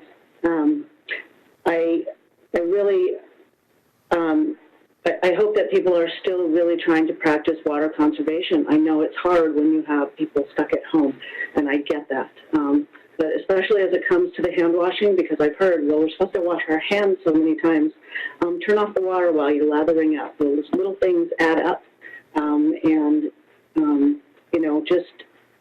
We really are in this all together, and we will get through this. And if you have problems paying your bills, call the city, and we're going to work that out with you.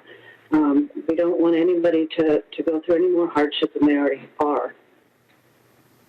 All right, thank you. The staff recommendation is for no change. Are there, let me do it this way, are there any council members who wish to make a change, i.e.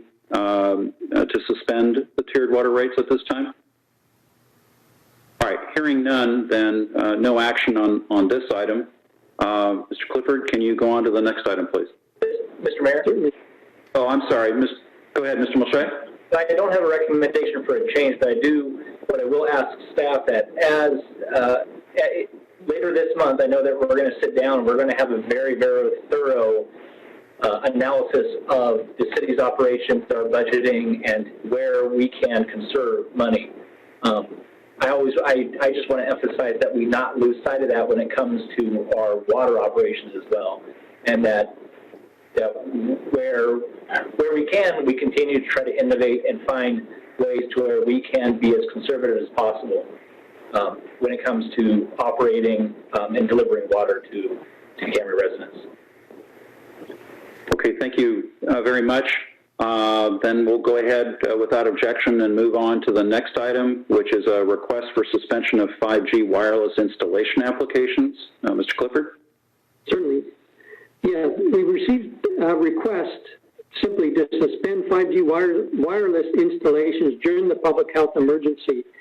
All of the cities across the county have been receiving these requests. However, in our case, we currently have no applications being processed, and so we don't think this is the time to be suspending that because there is nothing to suspend.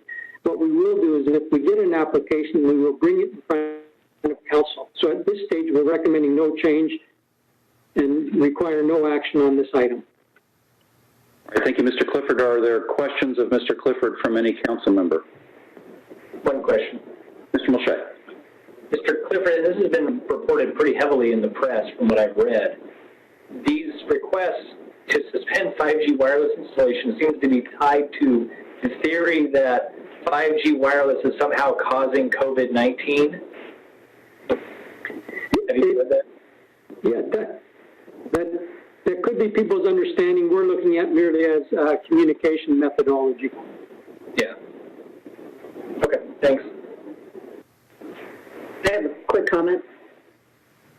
Yes, Ms. Santangelo, sorry. I just want the community to know that the letters we're receiving are all verbatim, word for word, the same as each other.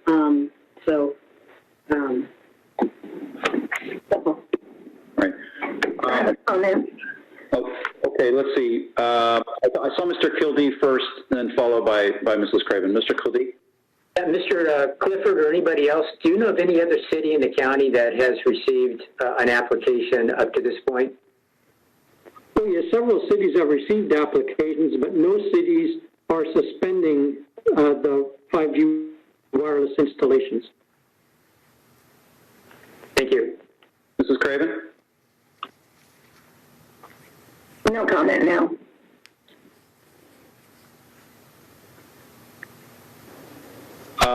Let's see, I'll take myself off mute, okay. Let's see, Madam Clerk, are there any public comments on this item? No verbal comments. All right. Staff is recommending no change. Are there any council members who wish to make a request along this line for suspension of 5G wireless installation applications? All right, hearing none, no action on that item. Mr. Clifford, can you take us to the next item, which is on economic development and business recovery, please?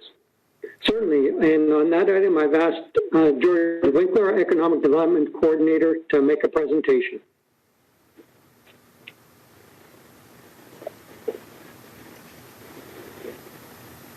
Great. Next slide. Okay, good evening, Mayor and Council members. Tonight I'm going to present to you our economic development in response to COVID-19. As everybody knows, it's been a sobering last few weeks. COVID-19 has had a significant impact on Camarillo's economy. To put that in perspective, in February, our unemployment dropped from 3.9% to 3.7%. The Economic Development Collaborative projects that the unemployment rate will be 22% by April. Multiple stores have closed for retail. The outlets have been closed for quite some time. Of all the restaurants, 17% of the restaurants are even closed, so there's quite a few impacts. So what we're proposing really is a shift from economic development to economic recovery. As you can see, we have these WARN notifications. A WARN is a worker adjustment and retraining notifications. These come from larger employers with 75 or more employees, and typically they're supposed to come 60 days in advance so that we could have a rapid response team respond to these closures and retrain employees.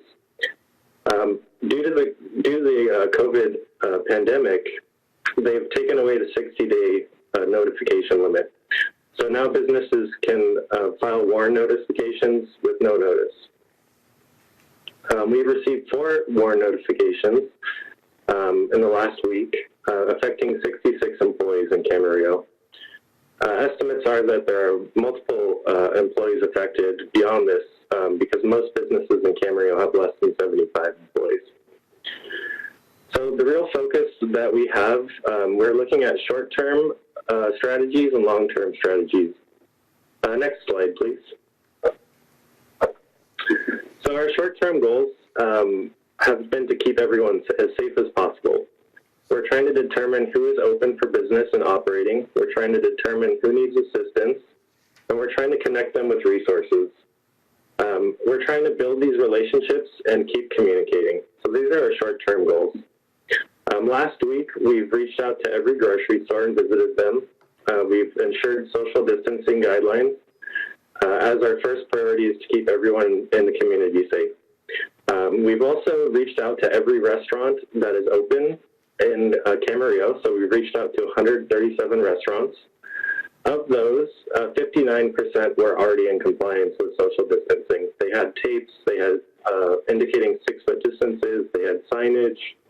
22% of the businesses needed assistance. So what we did is we offered signage, we offered guidance as far as social distancing. And then of those businesses, 17% are currently closed. So what we're looking at is, something that's very, we want to keep everyone safe. So we've also been updating our website continuously with local, state, and federal updates. We used to have once a month an economic development collaborative roundtable session. We are now currently doing a call every Monday and a call every Friday. And this is a call with all the economic development managers. This is a call with, everybody in the community, the Workforce Development Board, the Economic Development Collaborative, to make sure that we're on the same page and that we're all doing the best that we can for our community. So mainly the goal right now is to do everything that we can to make sure that everybody's able to survive. As everybody knows, the CARE Act came out, and with that, we've been keeping up with the payment or the Paycheck Protection Program, the Economic Injury Development, the Economic Injury Disaster Loans, and all the EDD activities as well. So there's been a lot going on in the economic development world. We've been communicating with our local businesses via phone, via text, via email, and we've also been communicating via social media as well. So we've been doing everything we can to communicate with our local businesses to make sure everybody stays safe and to make sure that they know about the resources that are available for them. And that concludes my presentation. Thank you, Mr. Winkler. Do members of the council have questions for Mr. Winkler? I have a question, Your Honor. Mr. Kildee. Yeah, Mr. Winkler, can people get on, affected people and businesses, can they get on our website and get those numbers? Like, for instance, I know the Chamber of Commerce has been very helpful and the EDC-VC have been very helpful. Where would they go about getting some information, especially that CARES, because there's a number of banks that have stopped taking any of those loans. It's been so popular. So it's a bit of a challenge to be able to, sign up and get going on those loans due to a number of issues, not the least of which that there's literally, hundreds and hundreds of thousands, if not millions of businesses that are trying to do the same thing basically at a very small, short amount of time.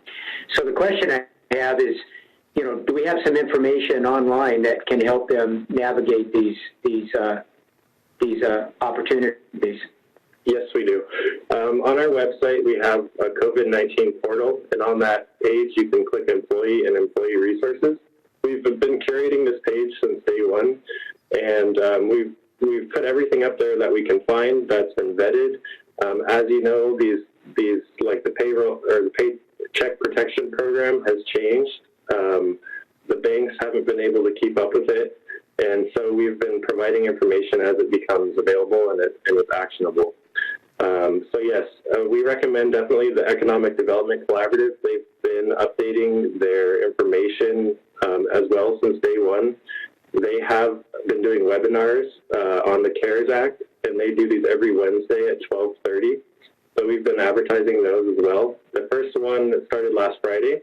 So yeah, we have plenty of information on our website. Anybody that's watching, we definitely recommend checking out our website and learning about all the resources that are available.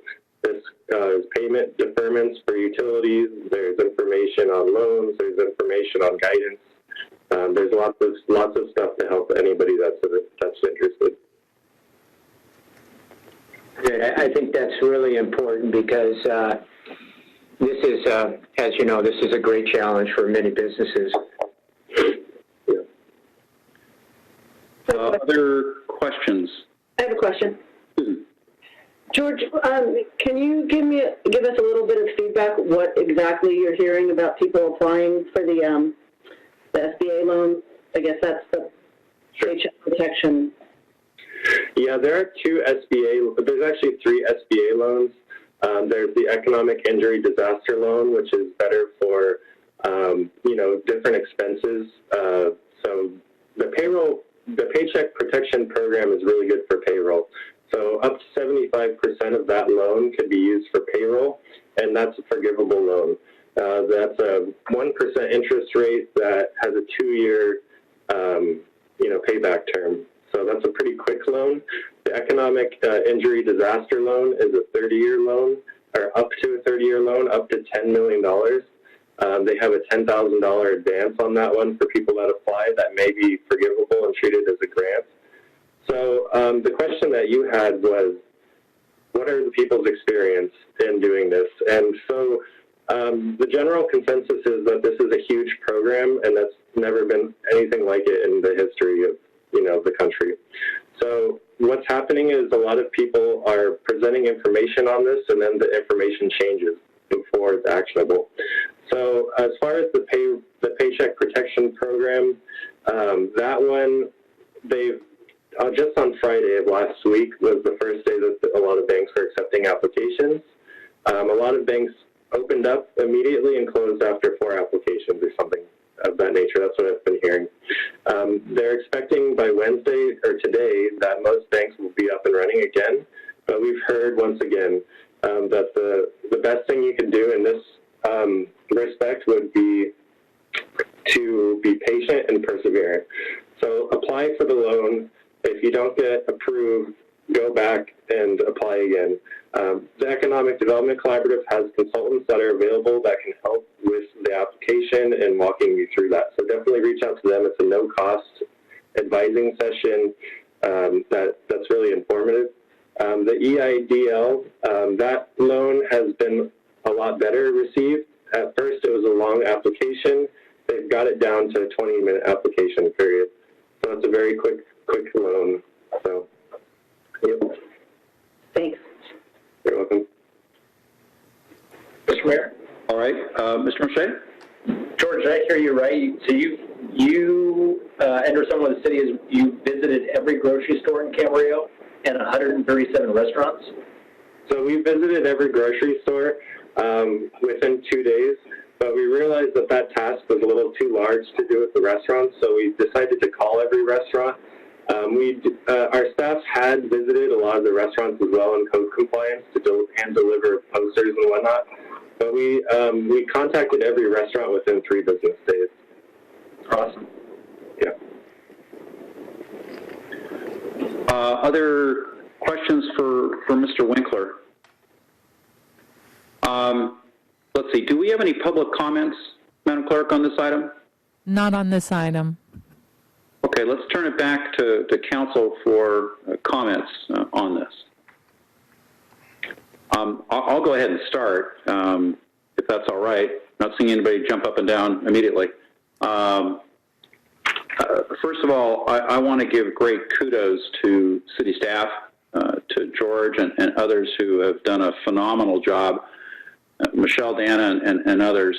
Lori Wilberg, I believe, too. I mean, to visit all those grocery stores, to visit all those businesses in a very short period of time has been just a terrific effort. When you look at the city's website, and I think we'll probably cover this in a latter item on this same agenda item, I think there is, I think it's an excellent resource for businesses. From an economic restart standpoint, and again, I'm very pleased with the website. George, something you said a few minutes ago really rings true with me, and that is that, you know, we're the way I put it is survival is the main focus right now. And we need to get through these emergency orders. But ultimately, and I think it's soon, it may not be yet, but it's soon, and I talked about this at the last meeting, we have a very specific, we're going to have a very specific focus on economic restart issues. You know, putting aside city budget and revenues and expenses, from an economic restart standpoint, my question is, what can the city do, what can we do as a council to foster and incentivize businesses to restart when the emergency orders are lifted? And so what incentives can be used? And, you know, that covers the gamut of a whole bunch of things, including permit or fee waivers on permits, potentially, promotions, incentives. I mean, we'll need to look at this from a very creative standpoint. So I think right now we're in that period where we're not quite there yet in terms of starting that move, but we're starting to think about it, and it's going to be coming to us pretty darn soon. So those are my comments, and again, kudos to city staff for the yeoman's work that they're doing. So I think I jumped ahead of everybody else. Who else would like to make comments? Okay. Oh, I'm sorry. I've been waving. You weren't on my screen. I'm sorry. I wasn't on the screen. Thank you, Mrs. Craven. Please go ahead. Yes, I just wanted to give staff kudos, too. I think they did a tremendous amount of work in the last 2 weeks, and especially last week, and thank them for it. Thank you very much. I have a comment, Donna. All right, Mr. Kildee, followed by Ms. Santangelo. Yeah, as a lot of people know, I've been working, and like a lot of us have, for quite a long time, and I've never, ever remotely seen anything like this. So I do give a lot of props to to our employees at Mr. Winkler and those in our economic department here to get the word out, because the word needs to get out about how to help these businesses right now. And many of them have been closed for several weeks now, and we need to make sure that they know that there's help out there, albeit it's a challenge. It's not easy, but I think as Mr. Winkler had said, if you do not get approved the first time, try again. Reach out to the EDC, VC, and the Chamber of Commerce and anybody else that will help you with this. These forms are somewhat cumbersome and somewhat complicated too, but they're also very necessary to have help. I do agree with what Mr. Tremblay said about the rollout here. That'll probably be a discussion for a later date. Right now, it's survivability. Businesses are just trying to survive right now. But, you know, we need to make sure that as many businesses as possible know what programs are out there and reach out to them with a phone call or an email or whatever, if we get a hit on our website, to maybe try to make a personal contact and let them know that, you know, this, you know, organization can help you, because there's a lot of them that have never, ever remotely been in the position that they find themselves in right now, and it's somewhat overwhelming. So anything that we can do to help them survive at this particular point, I think is crucial. Let's see. Susan, I think you were next up. Yeah. I too want to thank you, George and Michelle and everybody on the staff. It's a lot of work to do what you've done, and I appreciate you really being there for the business owners. I want to commend our business owners. I have seen such flexibility and adaptability and innovation from them, and I think that's just a testament to our community, and it gives me great hope that we're going to get through this and come out on the other side even better. I also want to thank the community that's supporting those businesses. You know, there are a lot of people that are making it a point to eat out a couple times a week and make sure our restaurants are still working. So I just want to recognize the piece of this that we all own, and that, you know, we really are a community. And I'm going to say it again, we're all in this together. But it makes a difference when we're all helping each other, and that means helping business owners get the help they need, and then the community supporting the businesses. I'm just really proud to be a part of this community and to see what's been going on despite these scary times and the challenges before us. Your Honor, can I make one more real quick? Yes, Mr. Cody, go ahead. Yeah, I think, you know, number one issue is public safety, and there's absolutely no question. And what we're doing, it looks like there's some promising information out there with that. It's a little early to really, you know, put a whole lot of credence in this, but the number one issue, obviously, is public safety. And I think the business districts in Camarillo really, you know, kind of rallied around that one point as well. And I had just one further comment, and that is, you know, to supplement what I said about economic restart and what the city can do. I think that is going to be a question that is upon us in the near term, sooner rather than later, and it could perhaps be just several weeks. We don't quite know now, but right now we're in survival mode. My hope would be that city staff, George, Tully, and others, are starting to think about and put together what the city might be able to do to help our local businesses, to help our small businesses, and be ready to present that at the right time. But again, I think that's going to be coming up in the not too distant future. So I really feel strongly about that, and hope that we can have, of course, that's not a discussion for tonight, but it's a discussion that I think we're going to have relatively soon. All right, any other comments from council members on this? I don't think we had no public comment on this. I notice on my clock it's 7:28. I'm thinking that it's 2 minutes early to go to the 7:30 calendar. Should we try to go one more and do our public communication and outreach, or should we go ahead and go to the 7:30 calendar? Mr. Pierrick or Mr. Clifford, do you have a view on that? The communication one will take a fair amount of time. I would suggest moving on. All right. Mr. Pierrick, is it okay if we proceed to our 7:30 calendar? I think we're about a minute and a half early. I think you're fine. Thank you, Mr. Pierrick. Okay, then, I'm sorry, go ahead. Just while we still have George here, and I'll be really quick because everyone's more or less already said everything already. I do want to emphasize one thing, and that's building relationships and keeping an open line of communication with the business owners.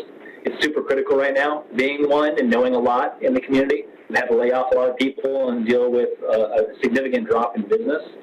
There is a humongous vacuum right now as it pertains to just information. What are the resources? What is available? How do I get through these times? And so where you and fellow staff can share, not just share information, but collect information. Obviously get their names and their contact info. We can build a contact list and keep people abreast. Send mass emails out to a lot of these business owners based on what it is they may need, because a lot of them have all the same similar issues right now. There's a lot of commonality right there, and so we can kind of address a lot of those in one foul swoop, again and again, week after week. But please, by all means, continue to reach out and make connections. This is the most pivotal and most vital time and opportunistic time to make a connection, because people desperately need that right now. So, thank you. Thank you, Mr. Mulchay, and I actually have one additional comment. I'll come back to this after the 7:30 calendar, but I wanted to talk about business license renewals and that issue right now, but I will defer on and suspending that program for a bit, but I'll come back to that when we come back to the rest of our COVID-19 agenda. Perhaps if the council is okay, we can lead with that and then go into communications and outreach. All right, without objection, let's then stop for the moment the discussion on item 14B, and we will come back to the COVID-19 items after our 7:30 calendar. Our 7:30 calendar beginning, our first item up would be public comments on non-agenda items. Madam Clerk, do we have any public comments on non-agenda items? We do. We have two, so stay tuned and I'll get them on the line. Okay, thank you very much.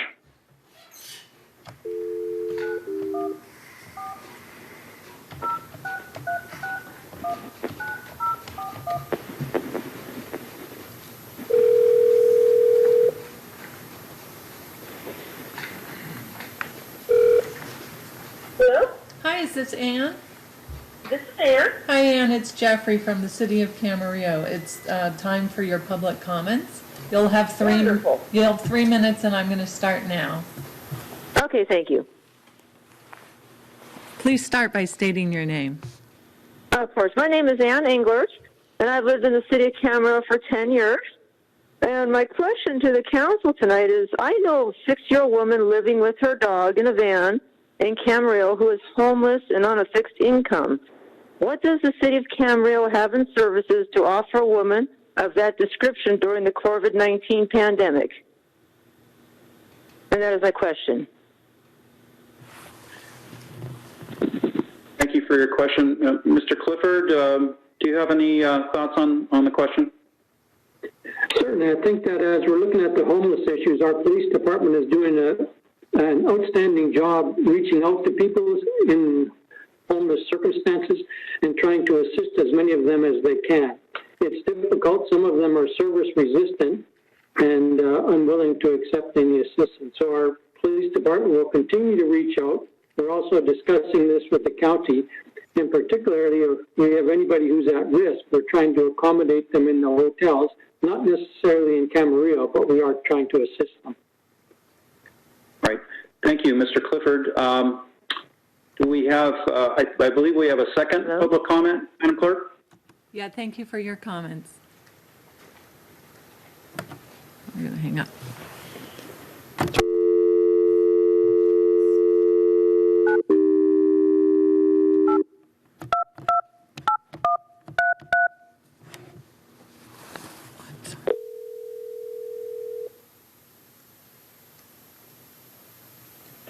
Hello? Hi, Matt. It's Jeffrey. It's time for general public comments. Okay. Please start by stating your name. Matt Lormer.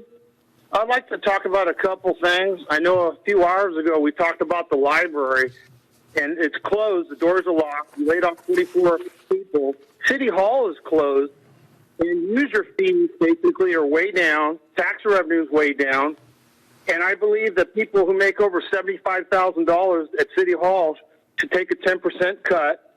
I think the people who work the counters or have a reduced workload probably should either be laid off, and then employees probably should take a 5% pay cut. And I also believe the city council should lead an example. They get a $500 car allowance, and most of you guys are at home. I believe that would save $2,500 a month if you guys would take on that issue and be the first ones to take a cut. I think $500 for a car allowance could be waived. I think it should be looked at, considering the workload's been down, and we haven't heard anything about how much business has dropped down at City Hall. Sales tax, user fees, and that's how you determine the cost of services provided, and the services have reduced greatly. Therefore, it's time to see some action with the city council. The second thing I'd like to talk about is the Amazon has apparently bought some buildings out there, and they're going to there's going to be a lot of trucks maybe a couple hundred. I think I know the city knew about this, but I think the public should have some input if they're going to be inundated by trucks, which could affect the quality of smog, trucks up and down the street. I think the city should come forward and talk about that. I think it's really important. And the third thing I'd like to talk about is the sheriff's department. I support the sheriff's department, but spending $15,000 and 4 out of 5 of you with Mr. Tremblay not on board with that, you could give them basically $10 gift certificates, cost you $600. So I believe that would save money. So I think you should look at saving money. Thank you. Thank you, Matt. All right, thank you very much. Madam City Clerk, do we have any other public comment? No other comments. All right. Thank you. Let's see. We have no public hearings this evening. Mr. Tremblay and Mr. Mayor? Yes, Mr. Kildee. Can I make a comment on the first caller? I believe we do have a phone number and a contact number. Is there a way that we might be able to get a list of some services that are out there for the individual, whether or not they want to partake in that or not? I think that's a good question to direct to our city manager. Certainly, and we've reached out to the individual in question. You have, or are you going to? We have. Okay. Thank you. All right. Thank you, Mr. Kildee. Any other comment on this item? All right. We have no public hearings this evening, so I believe that gets us to item 19A on the agenda, which is the community event funding. Consider cancellation of some specific events, and I know we have at least 4 events to discuss this evening under this item.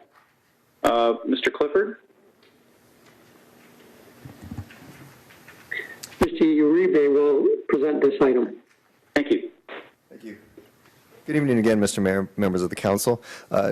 Normally, we would be bringing this item to you in a form of a study session to discuss the events, but this being an abnormal year and time, we are bringing forth a discussion to consider the possibility of continuing the community event funding for the fiscal year coming up, fiscal year 2020/21.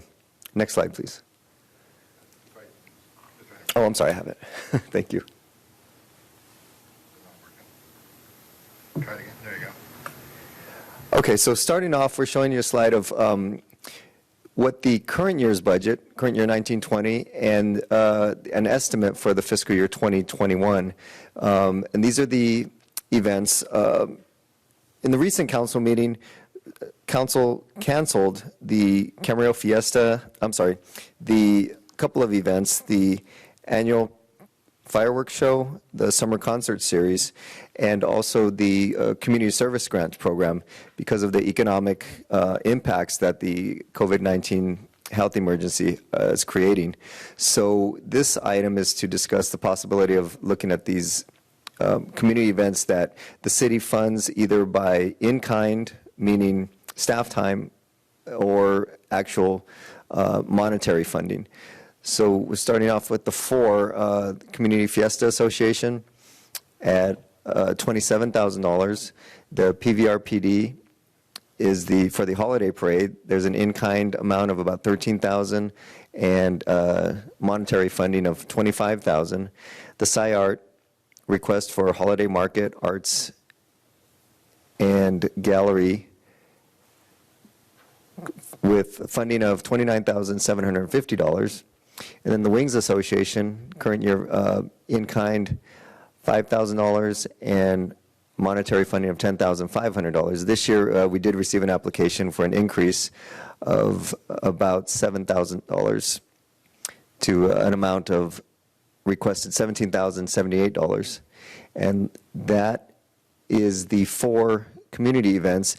Also listed on the slide are the PVRPD Concerts in the Park, which was canceled at the last meeting. They did incur some expenses. That's the $6,350 that may not be able to be refunded. So that is a small amount compared to the $60,000 in funding that is normally budgeted. And then the last one, as I mentioned, the 4th of July celebration at a normal cost of about $46,000 was canceled for the fiscal year 2021. Also, what's not on the slide is I mentioned the Community Service Grant Program, which is about $65,000 annually, was being canceled for the fiscal year 2021. So the suggestion was to take each of the 4 events separately. With the first one, the Community Fiesta Association, for its July Fiesta and Street Fair, we had a request from the Fiesta Association to postpone the event coming up this July and move it to September. That would be one option. The other option is to deny that funding, or to deny the funding and cancel the event for 2021. So I'll pause there to take that first item. Okay. Actually, Mr. Uribe, what I'd like you to do is just go ahead and go through the 4 items. Then I'll ask council members if they have any questions for you on any of the 4, and then we'll go to public comment, okay? Okay, got it. Thank you. Second item is to deny the Pleasant Valley Parks Recreation and Parks District community event funding for the Christmas parade. The third item is to deny the Studio Channel Islands Arts Center community event funding for the Winter Festival and Arts Alive. And the last one is to deny the Camarillo Wings Association community event, the Air Show, Car Show, and Festival for fiscal year 2021. And now I'll be available for questions. Thank you, Mr. Uribe. Do any council members have questions for Mr. Uribe on any of these 4 items? Mr. Milche? Yeah. Hey, Mark. I'm going to go one by one. I'm going to ask rather similar questions. I'm going to try to separate the health from the financial. And I don't really want to address the health because, well, that's a broader issue right now as to whether or not we're still going to be in some sort of situation where social distancing is going to be required late into this year. But just speaking to finances, has the Camarillo Fiesta Association indicated that without the in-kind contribution, they said whether or not they would be able to hold their event? I do not have that information or any contact. He wanted to take questions first and then he was... Right. I believe we do have a member of the Fiesta Association that would be called on for questions or comments. So I'll hold that, and I'll move on to for the Pleasant Valley Park and Rec District, the Christmas parade. The city and its funding, both the funding and the in-kind, does that make up the vast majority of its budget? So if we were to cease funding, that event would effectively have to be canceled? Again, I don't have that information on the total event of whether or not... We've heard from the general manager of Pleasant Valley Recreation and Park District, and she has requested that the city's in-kind contribution continue, even if the contribution does not happen, and she feels they will be able to make operational changes in order to hold the Christmas parade. Okay, so right now it's not, so if we decide to deny funding or withdraw funding from the Christmas parade, that does not equate to no Christmas parade yet at this time? If we continue with our in-kind contribution. As long as with the in-kind. For the Studio Channel Islands, with those events, again, this is apart from all the health issues, because we will have to figure out where we are in the winter, but by denying the funding, what would be the status of those events?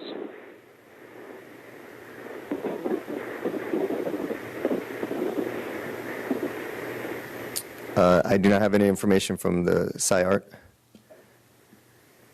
Okay, and then on the Camarillo Wings Association, seeing that we just funded that for the very first time, I think, last year, I'm almost certain that I already know the answer to my own question, which is if we denied funding, it would not, that event would not cease, that they would be able to carry on with or without our funding. You're correct that last year was the first time we funded that event.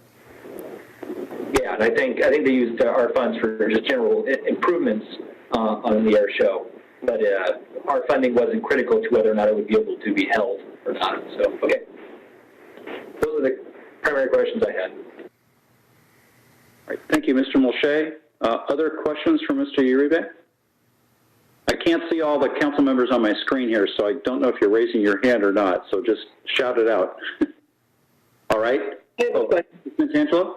Yeah, I'm not sure if he'll be able to answer these, but I guess I'm wondering what the deadline would be.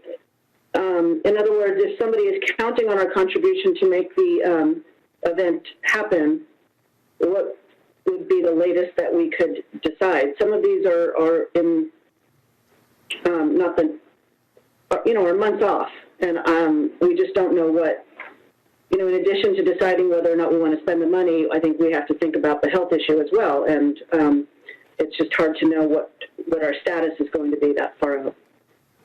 I would answer that question in this way.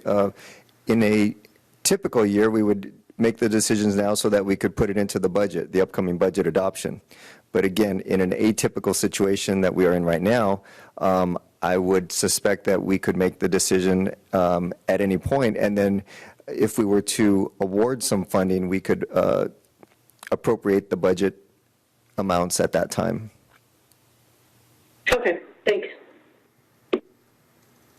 And, Your Honor, if I might. Mr. Khalid. So make sure I heard right with the Camarillo Christmas parade, that they would strongly recommend we keep the in-kind contribution of $13,300.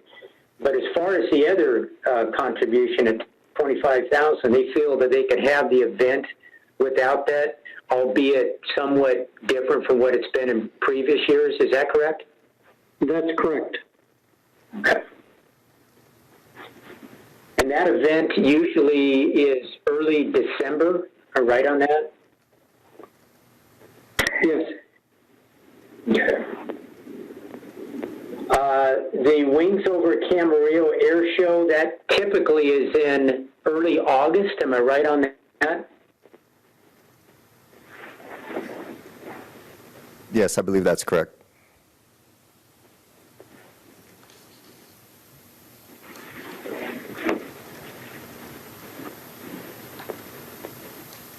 Mr. Khalid, I'm sorry, did you have a further question?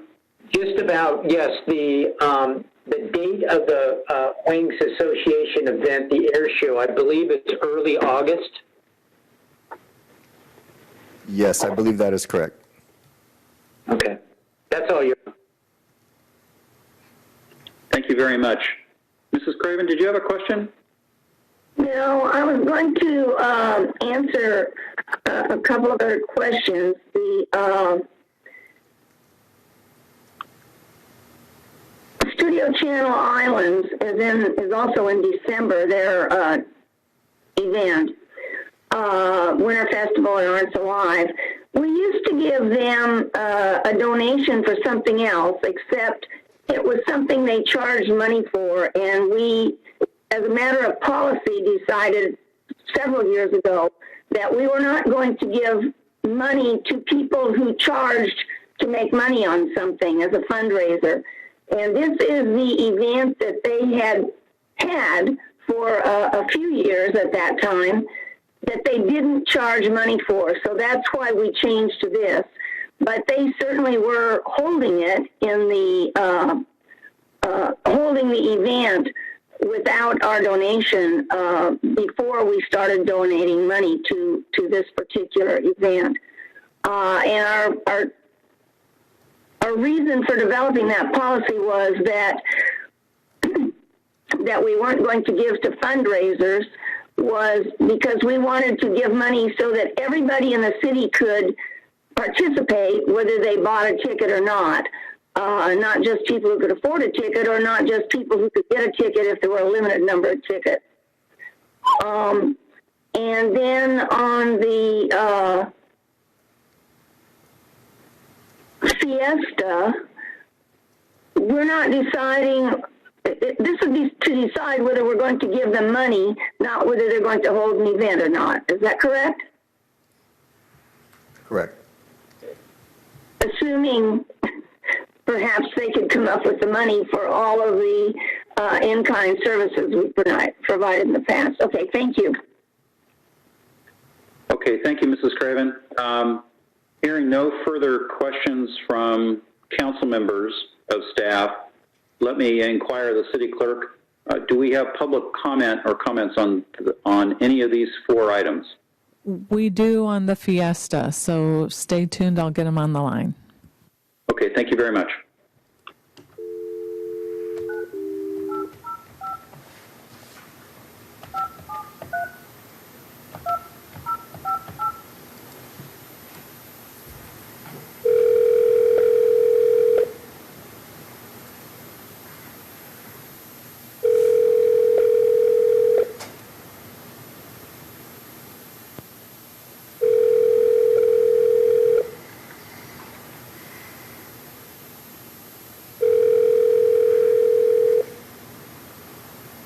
Your call has been forwarded to an automatic.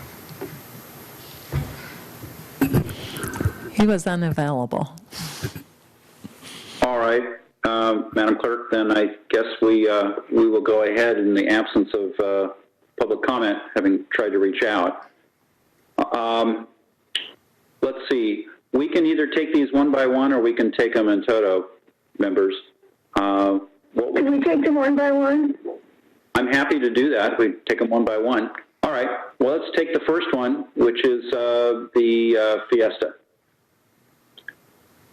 Who would like to start off discussion on that? I'll start off if you'd like, Mr. Mayor. Thank you, Mr. Kildee. Yeah, these are tough times, and all of these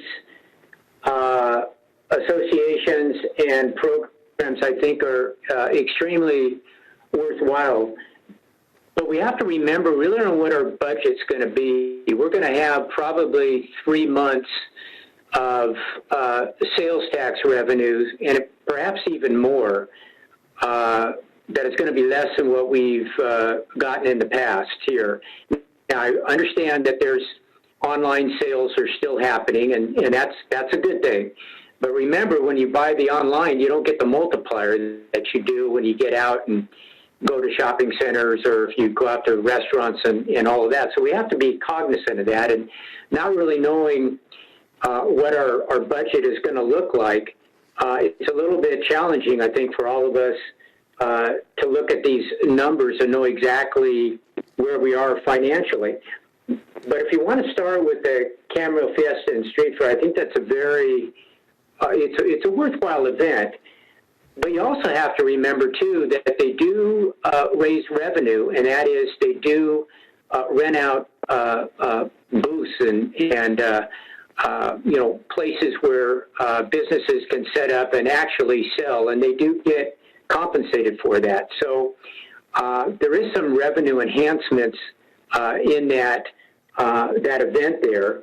And with the in-kind of $27,000, that's obviously a lot of money, but I don't know if they've got a surplus left over from a previous year or not. But it would seem to me that they could have this event if they so choose without the in-kind contribution that they're requesting from us. Your Honor. Mrs. Craven. Yes, I agree with Mr. Kildee. That's a lot of in-kind, and I think for this year to suspend that would be a good thing. All right. Do we have other comments? Mr. Mayor? Mr. Mulchay. Yeah, I'd be in favor of suspending funding.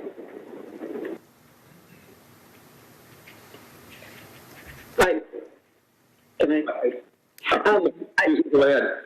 I agree. I would hope that they would be able to continue it. I'm assuming that it's going to come back to us. Well, no, we haven't approved the dates yet. Okay, so I mean, I don't think it's going to happen in July anyway. So I don't know if it's. I think there's going to be another issue of whether it's a healthy event to have, but we won't know that yet.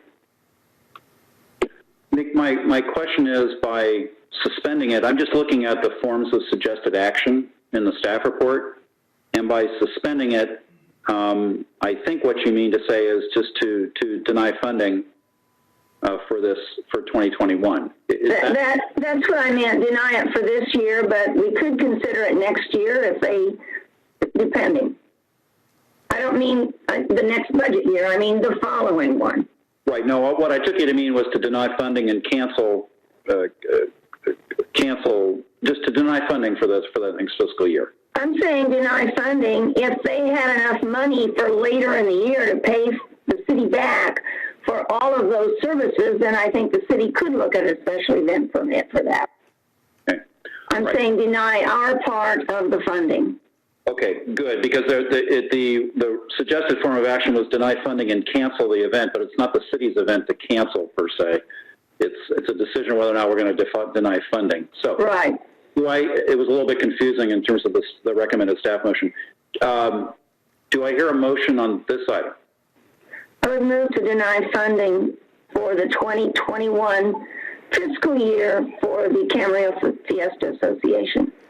All right, second. All right, we have a motion and a second. Madam Clerk, will you please call the roll? Councilmember Craven? Yes. Councilmember Kildee? Yes. Councilmember Mulchay? Yes. Vice Mayor Santangelo? Yes. Mayor Tremblay? Yes. That motion carries. Mayor, this is Brian Pierrick. I needed to ask a question. So I heard the motion was to deny funding, but then the question is, you would receive, I assume, an application or possibly an application from the sponsors for Camarillo Fiesta to hold a special event. And are you deferring a decision as to what action to take on that application until you receive it? Well, Mr. Pierrick, the way the form of recommended motion was confusing to me. What I heard the motion to be was to deny funding, so that would mean that the $27,000 in in-kind funding requested, that is denied. If the Fiesta as a separate item comes back to the city sometime later in the year, I suppose could listen to it then, but that the cancellation of the event was not the city's to make, so it's a separate item. Well, I think the city needs to take, the city does have discretion, I think, on whether the event goes forward, because the city would have to approve the special events permit. I thought that the special events permit was approved by staff and we only approved the alcohol part of it. Well, then the question becomes whether or not you wanted to give any direction to staff with regard to the application, because the reason I'm raising it is, obviously, this event takes a lot of planning, and to deny funding is what you've done so far.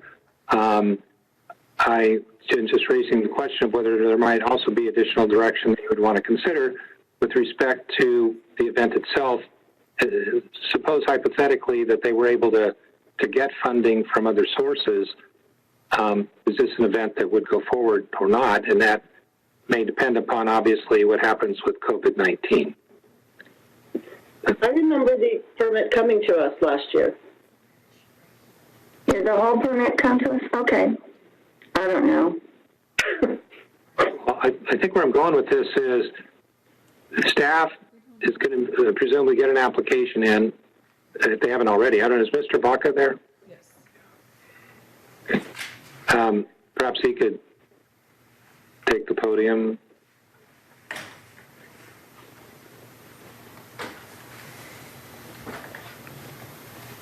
Hello. Yeah. So, Mr. Baca, has the city received an application yet from the Fiesta Association for the July Fiesta? No, we have not, because they're considering pushing the dates out as the request indicates tonight. And so I guess the rule of the council is not to express your views about the event at this time and wait and see what happens with the COVID-19 issues. That's correct. Mr. Pierre? Correct. Mr. Mulchay? A question on that. So if we have not received the permit for the July Fiesta, and they anticipate not holding it in July but delaying it to September, the week of the 24th through the 27th, did we not already make a motion as a council that during this emergency crisis we will not approve any new special event permits if the event is to be more than 10 people. So wouldn't we effectively not approve this event permit until the conclusion of the emergency? Yes, that's correct. Not knowing when that's going to be? Yes. I guess I would ask the city manager if he's aware of what that action was with respect to future events, but I do know there was a limitation on gatherings, and that was the order that the first order that was issued by Dave Norman, order number 20-1. That was some weeks ago. And I know I think we had like an hour-long discussion about it. That's why it's sticking in my head. We kept going back and forth. But I know that the staff was looking for direction in regards to new event permits and how we should be processing event permits coming in now for some later date. It was my recollection that we had agreed that during the duration of the emergency, while the emergency is in place, any special event permit requiring that will have more than 10 people in attendance would I guess effectively be denied out of hand. That is correct. That's correct. We're not issuing. I'm asking you. Is that how everyone else remembers it? Is that exactly? That's what I believe we agreed on. But I think that's what we agreed on, Mr. Mulchay. However, I think that if they, let's say the crisis were determined to be over in June or July, and they came in and applied then, that order would not be applicable any longer. And I agree with that. All right. Do members of the council, do we want to take any additional action on this particular item, given Mr. Pierick's comments? Your Honor. Mr. Kildee. Yeah, I've been thinking long and hard about this, and I go to the Fiesta every year. Been there ever since we've had it down on the boulevard. However, this is such an unusual year, and a lot of the data that I've been able to read says that there may be another wave of this COVID in the fall. We don't know yet. Now, hopefully, somebody is going to come up with an inoculation on this, but we don't know when or how. But we do know, to a certain extent, that the social distancing is working to an extent that apparently somewhat slowing this down. So I do have a little bit of concern about, a mass amount of people in a relatively, small area. It's not too small, but it's relatively small. We had somewhat of a discussion with the fireworks on this. So I do have a concern this year about holding an event that's going to have hundreds and hundreds, if not a few thousand people in a relatively small area. Now, we just don't have enough information right now to really answer any of these questions that I have. But if we're going to suspend an event like this, this would be the year to do it. There's just so much uncertainty out there. Thank you. Anyone else have comments? As I understand it, if they were to apply right now or in the next, if the emergency order is still in effect, then there are no permits being approved. So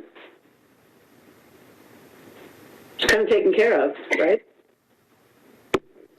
That's kind of what I was getting at. That we don't. I don't think taking my event is we kind of dealt with this whole matters as a whole. I thought a few weeks ago.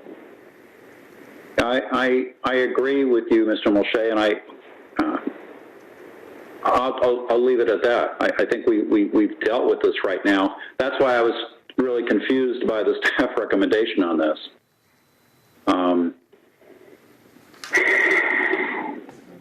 Any other comments from city staff, from Mr. Vaca or Mr. Clifford or Mr. Pierick? No. I think it's important to point out that one of the reasons that the City Council gets involved with the approval of this event is that it occurs in the public right-of-way and in city facilities. And so City Council has very much a direct approval in this particular one. So I think it's, and the reason the recommendation was written as it is because City Council can certainly deny the access to those facilities, which in essence then cancels the event. Okay, what's the pleasure of the council on this? Mr. Mayor? Mr. Moshe. I mean, I think it's in line with what we've already agreed and decided on. So I don't think it's out of line to simply just say, at this time, we are not going to issue a permit for the July fiesta. And at this time, if submitted tomorrow, we wouldn't apply a permit for the September either, you're simply not knowing, kind of going back to Mr. Kildee's comments, just not having information as to when this whole thing is going to end. But at the point of its conclusion, that being the emergency, then that would, I guess, be time to then reconsider, to then accept an application and consider it on its merits then. Okay, thank you, Sean. Do any members of the council feel differently? All right, hearing that no one feels differently, let's move on then to the second item, which is the PVRPD Christmas Parade funding. Your Honor. Mrs. Craven. This one is a long ways away. The Christmas Parade is something that started 2 years before the city was incorporated, and it's gone on every year since then. I think this is something that brings the community together. I really do, even more than Fiesta. Fiesta is a ton of people crowded into the streets for 2 days and an evening. And a lot of them are from Camarillo, a lot of them are not from Camarillo. The Christmas Parade, on the other hand, everybody who goes there and watches is from Camarillo. All the people who are in it are from Camarillo. And it's really a unifying thing. I can certainly support continuing to give the in-kind donation. And for this, I could even vote to give the direct monetary donation. All right, thank you, Mrs. Craven. Who else would like to be heard? Yeah. Yes. You know, I agree. I think this is a long way off, and I'm hoping that by December, if there isn't another wave or whatever anybody's talking about, I think this city is going to be in need of coming together. If we can do it in a safe way, I think we deserve to. And so I would really like to not touch this one yet, and hopefully not have to. All right. Sean? Yeah, no, I'll echo it. Honestly, I was leaning more towards leaving the in-kind and declining for now the regular. Only for the reason in which Mary Auden and her staff's resolve in still going forward with the event, whether or not they got the funding. I think that's terrific. I don't want to see this event not happen, which is when I asked one of my earlier question as to whether or not our funding was going to make the difference. But I agree with both what Charlotte and Susan have said, and I'd be fine with keeping all funding intact. If something changes and this thing continues to drag on, for some reason we have to continue to practice social distancing well into the winter, then, as this date approaches, I think we'll take it then. But I definitely don't want to do anything to cancel the event if we can help it, as long as the health issues allow us to. All right. Mr. Kildee? Yeah, it is a Camarillo event, and we've had this parade for decades. It goes back to Moses to Campbell when Moses got off his leash and Militon Ortiz got on his horse and actually lassoed him down off Daily Drive. So we've got a long history of that. Moses the Camel actually was up at Jungle Land. I've been around here long enough to remember when Jungle Land was here. it's a very important event. I do have some concerns about the social distancing, if that's still in place, and if in fact we do get a relapse. I hope we don't, but if we do get a relapse, we're going to have to take a hard look at that. I definitely agree we should do the in-kind. I could keep the contribution intact right now until further notice. Again, we're just in such a no man's land, and to a certain extent on this, we don't know precisely what the future, but it is quite a long way away. It's in December, so we do have a time to kind of think this thing through a little bit. But it is it's about as folksy and as home spun event that you can imagine, which a lot of residents and a lot of young people too are able to participate in that. So whatever we can do, I think, to try to keep this one going, I'd be in favor of. Do I hear a motion on this? And if there is a motion to be made, if you could specify whether or not you would be including both the in-kind and the contribution amounts, or just the in-kind? Your Honor, I will move to continue the in-kind donation and the contribution, the monetary contribution to Pleasant Valley Recreation and Park District to fund the 2021, well, actually, it'll be the 20 Christmas parade. And it's the second Saturday of December. All right. So the motion is for both the in-kind plus the cash contribution. All right. Is there a second to that motion? I'll second. All right. We have a motion and a second. Madam Clerk, please call the roll. Councilmember Craven? Yes. Councilmember Kildee? Yes. Councilmember Molche? Yes. Vice Mayor Santangelo? Yes. Mayor Tremblay? Yes. That motion carries unanimously. All right. Let's go to the next item, which is on the Studio Channel Islands Arts Center Community Event Funding for 2021. Who would like to open that?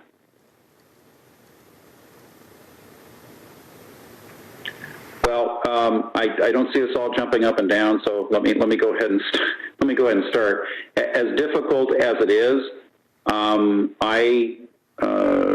regretfully, I think this is not the year to provide the contribution for that event, just given the economic constraints, the economic reality that the city is going to be facing right now, and the need to, as much as appropriate, reserve cash. As much as I really support Studio Channel Islands and its endeavors, and very regretfully, I would say that we should deny that event funding. Your Honor, I'll agree with you on that. This event, or the two events, however they look at it, did happen before we contributed to them. I think that in the future we'll be able to do it again, but I don't think we'll be able to this year. Other comments? Your Honor, I'll make a comment. As much as I hate to, to say this, because I totally support Studio Channel Islands, and they do such a great job there, I think this is a year that we deny the funding on this, and hopefully in the next year that we can bring this back or some other program back like this. But until we know what our budget's going to be here, I think we just have to be prudent financially. Thank you. Thank you. Let's see, Madam Vice Mayor? Yeah, this hurts me a lot, but I think it's unfortunately the right thing to do, and I hope that we can continue it the following year. I know they may have had this in the past without our contribution, but I'm not confident that they can do it this year. But that's, it is what it is. We're all going to be cutting back. So. All right. Thank you. Any other, Mr. Molche? I echo what most of everyone else has said, and I do want to emphasize that just because we don't fund it this year does not mean that we're out of the running for funding it in future years, because I think it is beneficial. Do I hear a motion from council on this item? I'll move to deny the contribution to Studio Channel Islands Art Center for the Winter Festival and Arts Alive. I'll second the motion. All right, we have a motion and a second. Madam Clerk, please call the roll. Councilmember Craven? Yes. Councilmember Kildee? Yes. Councilmember Molche? Yes. Vice Mayor Santangelo? Yes. Mayor Tremblay? Yes. Motion carries unanimously. All right. That brings us to the last item, which is Camarillo Wings Association and that event funding for the air show. Who would like to talk on that? Go ahead, Mrs. Craven. Yeah. I think 2 years ago we gave them money because we co-sponsored it, and it was because of our Vietnam Veterans Program, a culmination. And then this past year we did it again because it turned out to be a very good community event, and it does bring a lot of people here. But I don't see how we can give $22,000 plus this year. I think our income is going to be down significantly, and I just don't see how we can do it this year, this coming year. All right. Any other comments on this item? Mr. Mayor. Oh, Mr. Kildee or Mr. Molche? I'm sorry. I'm Molche. Sorry, Sean. Go ahead. No, I agree with Charlotte. I think this is one of the easier decisions in that our funding is not critical to whether or not the event moves forward or not. They have a lot of different streams of income, and I know it does make a considerable amount of money, in which, to be fair, they donate to a lot of local causes. But if there's one thing we were going to cut back, then I think this is one that could be. Because our funding alone does not determine whether this moves forward or not. All right. Do I hear any other comments, or if not any other comments, do I hear a motion? I'll make a comment for the motion. Mr. Kildee. I agree with what's said. I think, much as it pains me, I think this is a great event, and I was really happy that we were able to fund it for the last few years. But our funding is nice to have, but I don't think it's critical on the event. That won't happen without our funding here. So I can support suspending this for this year. And I'll just simply indicate that I agree with my colleagues and what they've said. So with all of that in mind, do I hear a motion? I'll move to deny Camarillo Wings Association community event funding for this coming August show. Second. All right. We have a motion and a second. Madam Clerk, will you please call the roll? Councilmember Craven? Yes. Councilmember Kildee? Yes. Councilmember Molche? Yes. Vice Mayor Santangelo? Yes. Mayor Tremblay? Yes. That motion carries unanimously. All right. Thank you very much. I think that concludes item 19A on community event funding. We have a couple of items that we need to come back to. The first is item 8A on the library contract addendum. And I believe we're starting to discuss this in terms of what I had posed to the council is, do you want to try to discuss this? Now, let me back up for a second. I think, Mrs. Craven, you had indicated that perhaps we ought to take this on a item-by-item basis. In other words, base services and then the optional items. I suggested that we think about potentially an alternative way to approach it, which was just discuss the whole thing as on a macro basis. And I think we were just starting with that discussion when we had to take a break. So does anyone have, at this point, further thoughts? We'll start us off again on this.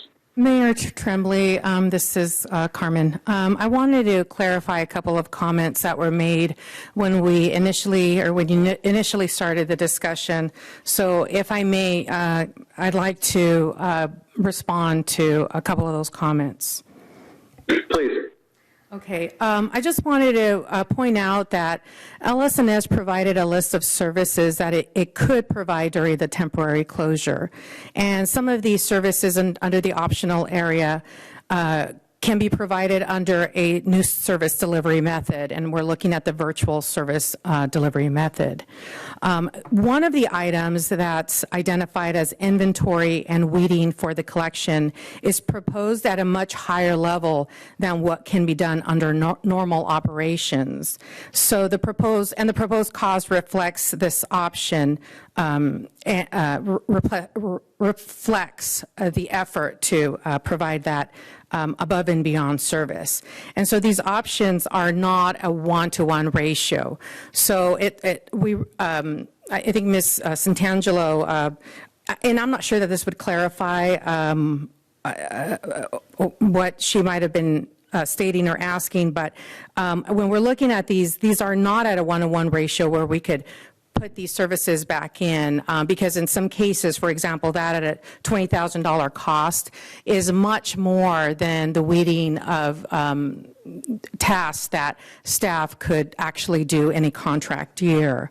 Additionally, only certificated staff with the appropriate degrees, such as librarians, can plan, provide, and manage certain programming, and they also are the ones that can provide other activities like ordering materials and reviewing materials.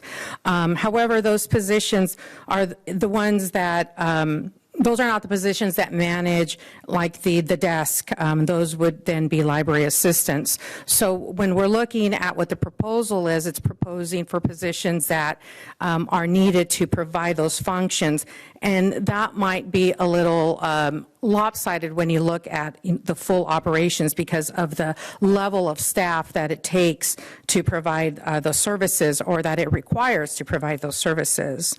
The difference in operation costs to the general fund for the core services is $91,000 in savings per month. And then the additional cost from the literacy grant and the RFBC trust are $8,500.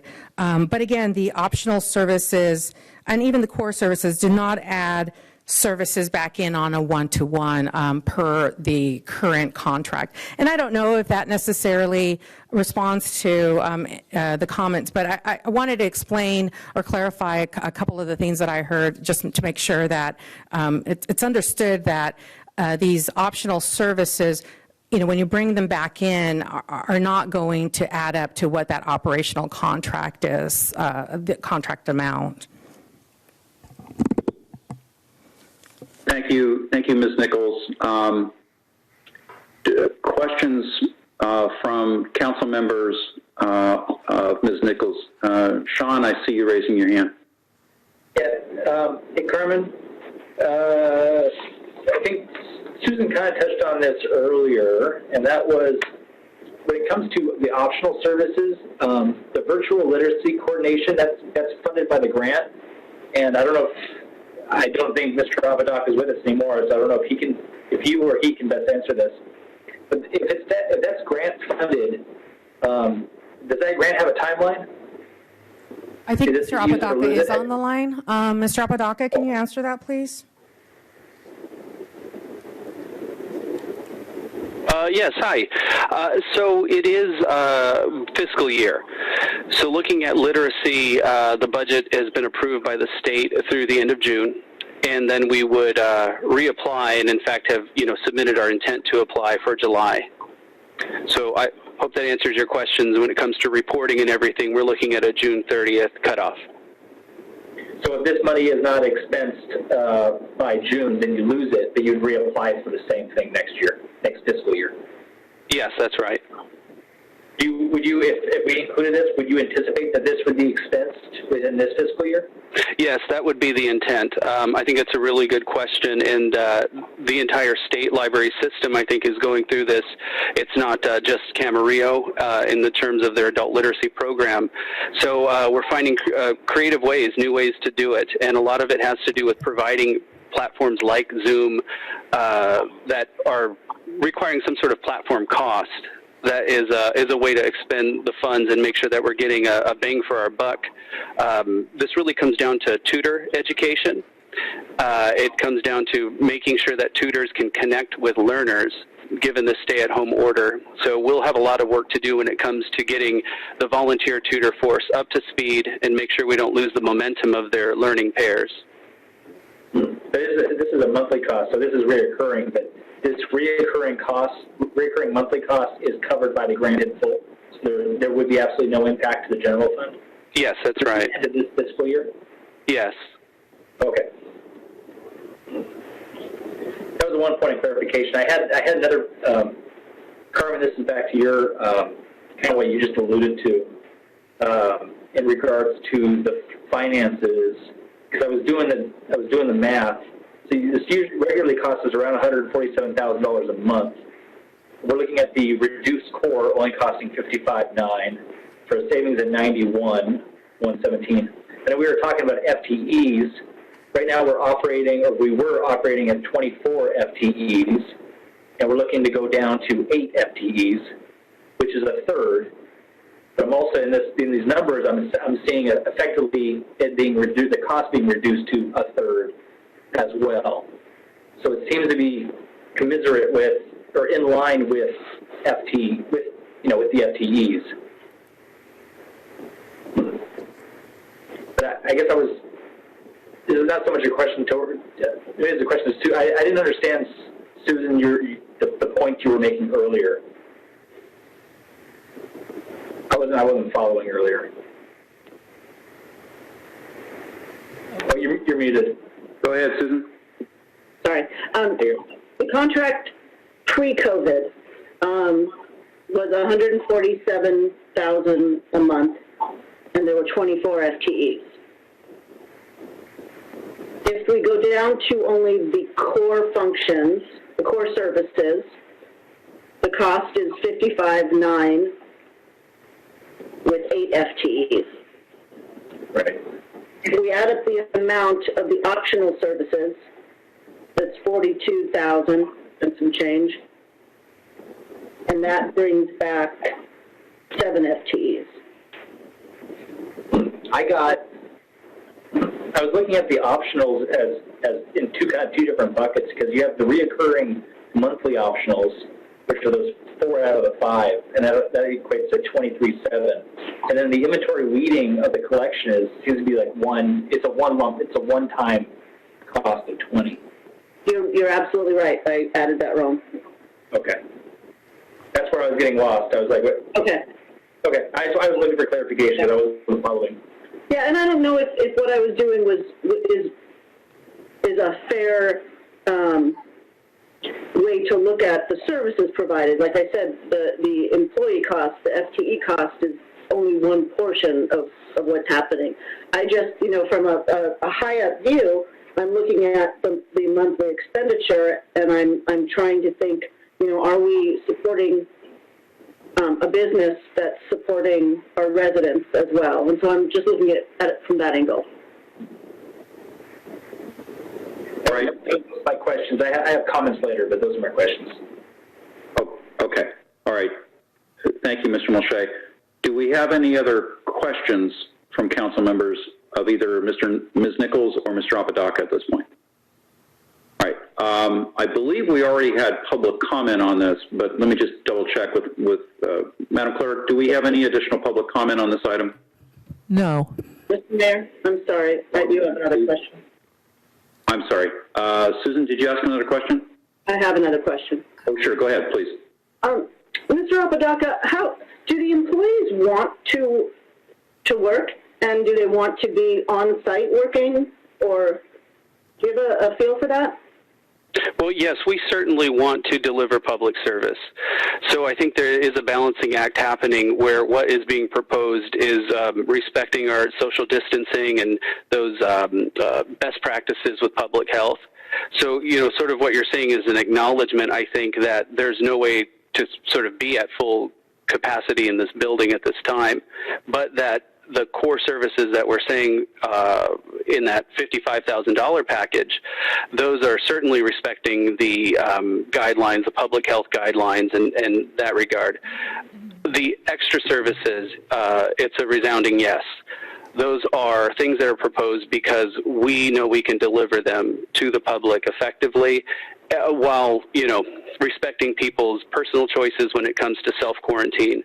And then the general public's boundaries as well. Yeah, thank you. That helps. I didn't mean to question whether somebody wants to work or not. I meant in this day and age with the safety aspect, so you addressed that. No, I understand where it does feel like we have to not put an employee in the position where they have to choose their economic well-being over their public health. So I understand your question. Awesome. Thanks. Okay. Okay, thank you very much. Question, if I may. Sure, Mr. Kildee. Yeah, Mr. Apodaca, the 24 employees, can you break that down hourly versus management? Is there any are they all hourly, or is the management there? Or yeah, so absolutely. It is written in our contract, but essentially we have 6 FTE librarians. 2 of the librarians are salaried employees. And then we have a library operations manager. That's Joseph Mangold, who I know had served an interim director position, so I know we're familiar with Joseph. He's also a salary employee, and then myself as well. And they're all included in the 24? Yes. Okay. All right, any other questions of staff or of Mr. Apodaca? All right, and there were no further public comments as I understood it. So let's bring it back for further discussion. Your Honor. Does council want to proceed? Mrs. Craven. I'm not sure what looking at it as a whole is, so let me just go through and tell you what I think is really important and give you my reasoning. I think the core services are a no-brainer. We're going to have to continue with those because we need to be able to get up and get ready and be ready to go whenever we can open the library again. I don't know when that will be. I think some of the optional services are really good. I think if we haven't had this inventory and weeding in the 10 years they've been here, then it's time to do that. So I think that one-time service would be really good. I do understand that LS and S, I keep wanting to call them LSSI, but LS and S is a contractor, and they would naturally come up with a long list of things they could do for additional money to get it almost back up to where we would have been. But I think that as far as storytelling online or streaming or anything like that, virtual storytelling, there's a whole lot of that going on right now. Every day you hear about some new movie star or starlet who's reading online every day. I still deal with 2 grandchildren every day and, weekdays, with what my children like to call the Craven Daycare Center. And believe me, there's a lot going on for children right now. The 2 PBS stations that we have access to here in Camarillo both have all kinds of things from reading stories on. So I think those are not as important. I have become hooked up in the last few days with the home learning program through PBS SoCal, LAUSD on its own PBS station has other things. I think those are available to most people. if we're going to do it virtually, these people have to have access to a computer. So we're not talking a service for people who don't have computers. And so in my mind, the virtual literacy program, the core program, and the inventory and weeding for the collection are the three things that I could support. All right. Thank you. Other council members? Would you like me to chime in? Yes, go ahead. You can take it, Kevin, and I'll follow you. Okay. I do support the core services. I think that's true. That's a no-brainer. If you go down here, the virtual programming, I think that's, at this point, not a lot of participants for the amount of money that we're spending on that. The virtual summer reading program, I think that's a really good program, but I'm thinking they might be able to do something like that within the $55,900 because that's one of the reasons why I did ask that program about what kind of program that summer reading is going to be, and apparently, and I support that, it's going to go virtual and online for the most part. The virtual literacy coordination, the grant funded, I think obviously we stick with that. I think that's a good program. It's funded by the grant. I think we pause on the Russell Fisher, and I'll tell you why, because I think it will give us an opportunity to really look at the scope of this program and see if there's any enhancements and updates that we can make on this to make it even a better and more effective program. With Mr. Winkler as an employee now, with his depth of knowledge on this, I think we can really tap into that and really, fine-tune this program here and really make it really, really effective. This is a good opportunity for us to do that.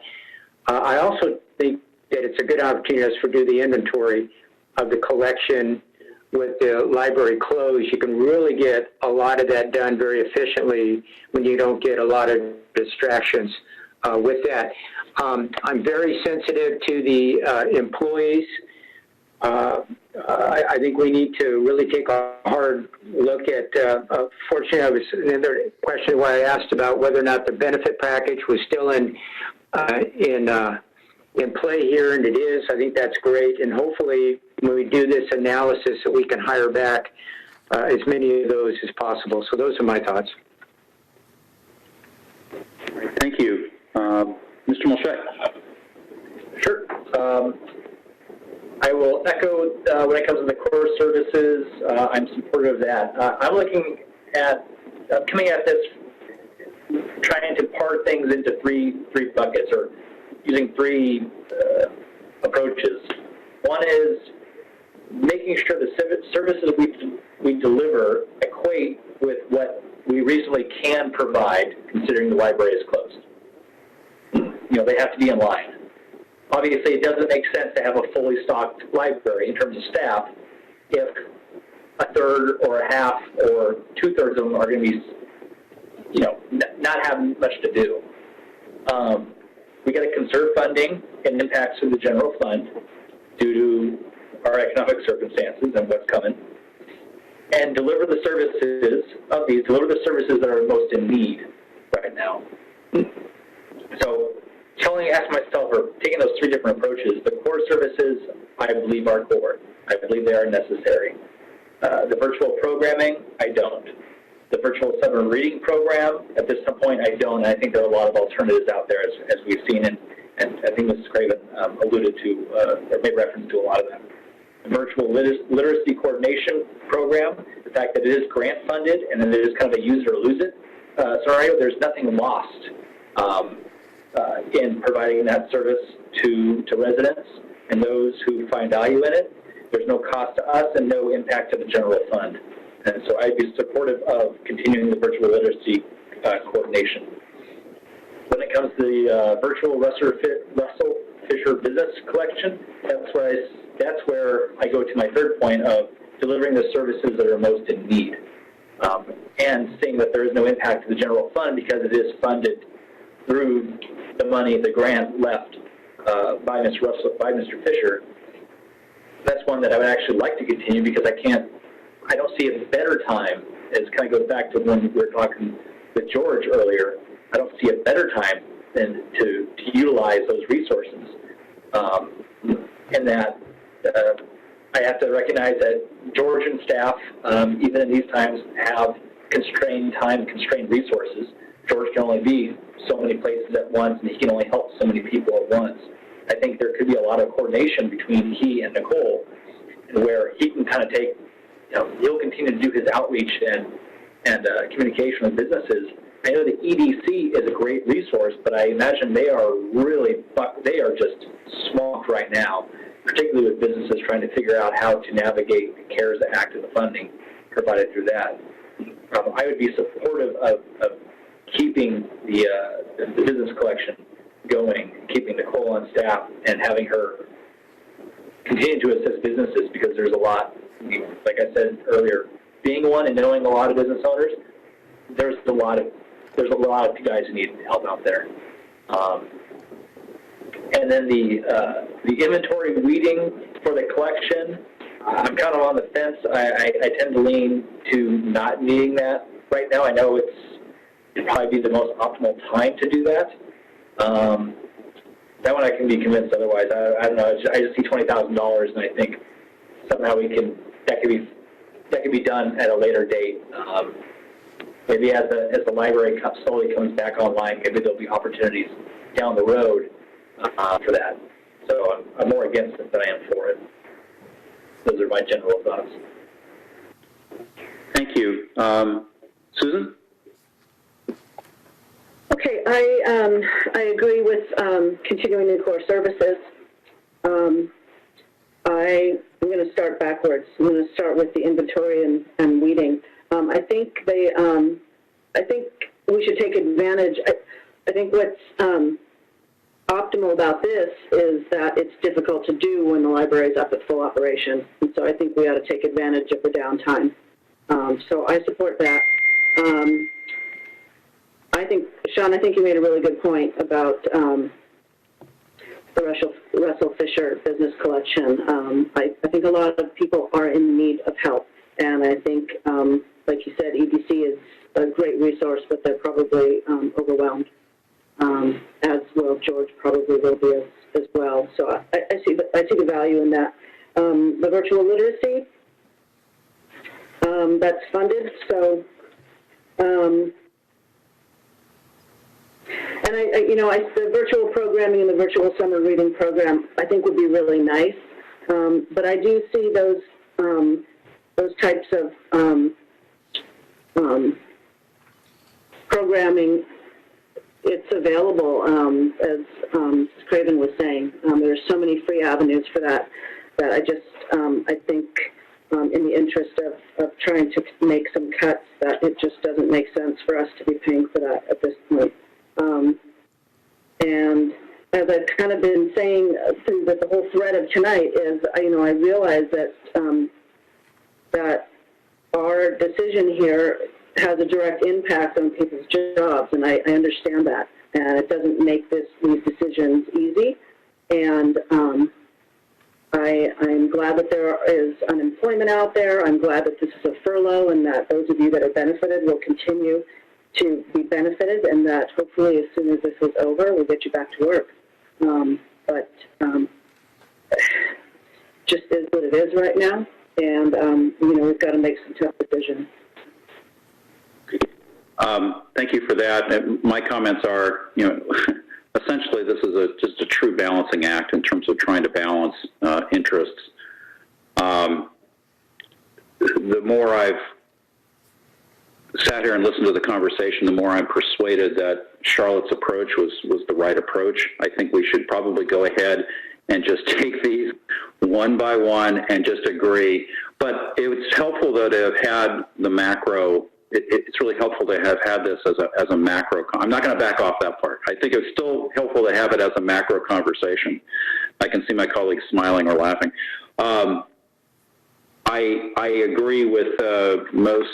I agree with most all the comments that have been made. So, and with I particularly agree with Susan's comment relative to the inventory and weeding. I think now is the time to do that. I particularly agree with Sean's comment relative to the Russell Fisher Business Collection. I can't think of a better time to have that optional service. I also agree with Sean on the virtual literacy coordination. My point of view on libraries is at the risk of being oversimplistic, and that is that they are just absolutely essential for the public. They are essential in so many ways, and I hate to cut any aspect of services, and I'm sympathetic to employees. I also understand what my obligation is in terms of the city's budget constraints and so on, and particularly with what's going on now in this emergency. I agree with Susan on the virtual, and Kevin's comments, I think, on virtual summer reading program. I guess I would note that under the core services, there would be continuing to plan for that summer reading. So I think that is helpful.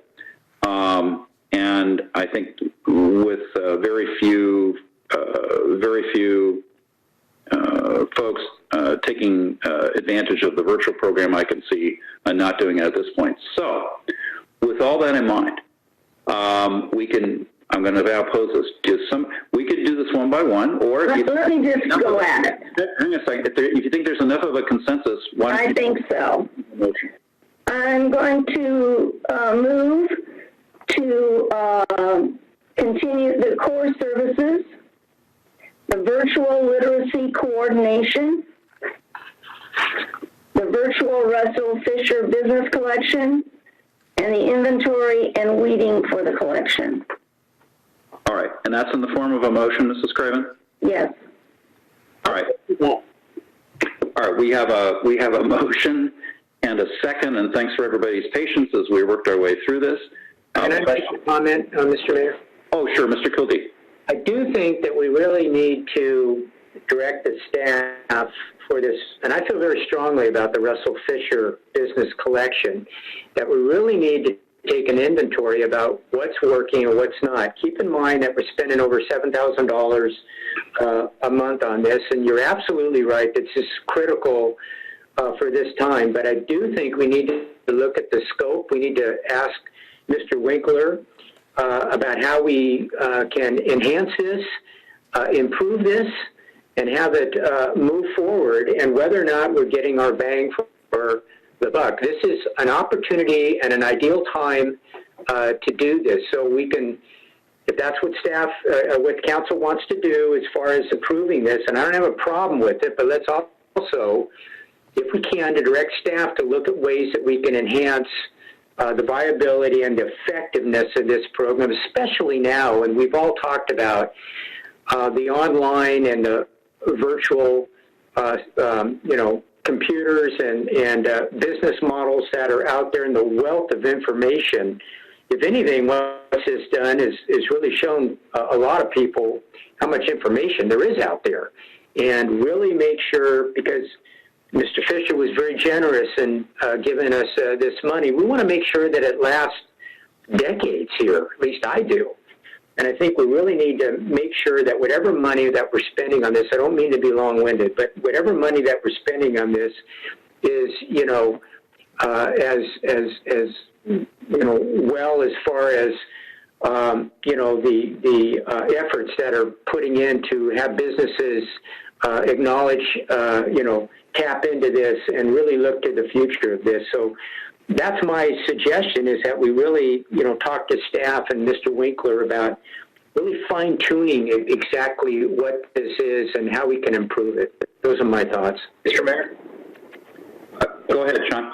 Yeah, actually, on Mr. Kildee's comments, and I'd ask if, Kevin, if you'd be open to this too, along with the rest of the council, kind of off of what you said, that we direct Mr. Apodaca and Nicole, who's heading up the business collection right now, they work in tandem with Mr. Winkler to make sure that we're getting the biggest bang for our buck, and that Mr. Apodaca also give us a report once a month to the library board as to what what Nicole and the business collection is doing?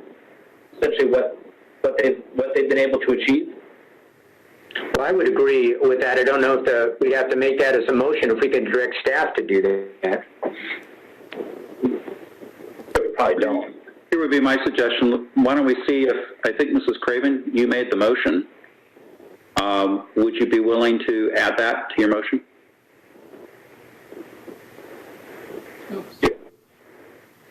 You're probably unmuted. He's unmuted. Sorry. I said it was very long-winded, and I have no idea how to put in a one sentence what you want added to my motion. Direct staff to continue working with Mr. Winkler and Mr. Apodaca about enhanced improvements of the Russell Fisher business collection. No, can Brian chime in? Last time we tried to add something like that, he told us it wasn't on the agenda. You can add what was just described. It is on the agenda for discussion, and you could add it. Okay. Did I see Mr. Mulchay wanting to add or append to that language a little bit? Do we want, Mr. Kildee had really mentioned making sure we get a bang for our buck and making sure that we're being effective. And I know one way, you can't manage what you can't measure, and so do we want to also ask that they simply include something really simple? How many businesses have you talked to? How have you communicated to them? What are you talking to them about? And how has the Russell Fisher Business Collection helped move the ball when it comes to working with business owners or entrepreneurs navigate the... I still think that's too long to put into a motion. Mayor Tremblay. Let's do this. Mayor Tremblay. Let's vote on Charlotte's motion that has already been seconded, and then we'll come back and work on this Russell Fisher item in just a second, okay? Is that agreeable with everybody?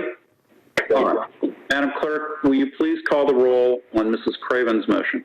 Councilmember Craven. Yes. Councilmember Kildee. Yes.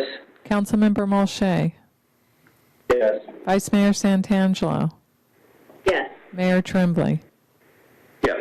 That motion carries unanimously. All right. Mr. Kildee or Mr. Mulchay, would you like to frame a separate motion just dealing with this specific item? Would you like me to make a stab at Sean, or do you want to go for it? I'm happy to. Go ahead. Go ahead. I'll let you. Yeah. We simply... The mayor should the one that should probably ask you that. No, that's fine. Okay. One of you. Direct staff and Mr. Winkler to work in tandem with Mr. Apodaca and library staff in coordinating the virtual Russell Fisher Business Collection efforts and provide a simple report as to impacts once a month to the library board. I'll second that motion. I hear the motion, and I hear a second. Any questions? Hearing none, Madam Clerk, please call the roll. Councilmember Craven? Yes. Councilmember Kildee? Yes. Councilmember Mulchay? Yes. Vice Mayor Santangelo? Yes. Mayor Tremblay? Yes. That motion carries unanimously. All right, thank you very much.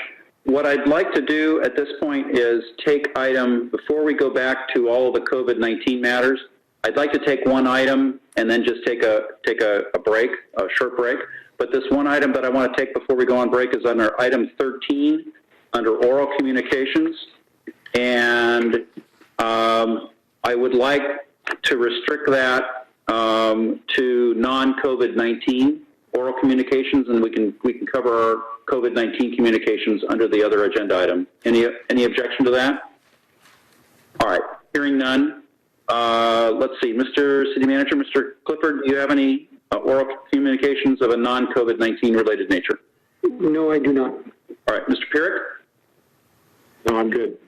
All right, members of the City Council, and this time I'll just call in order. Let's see, Mrs. Craven, any comments?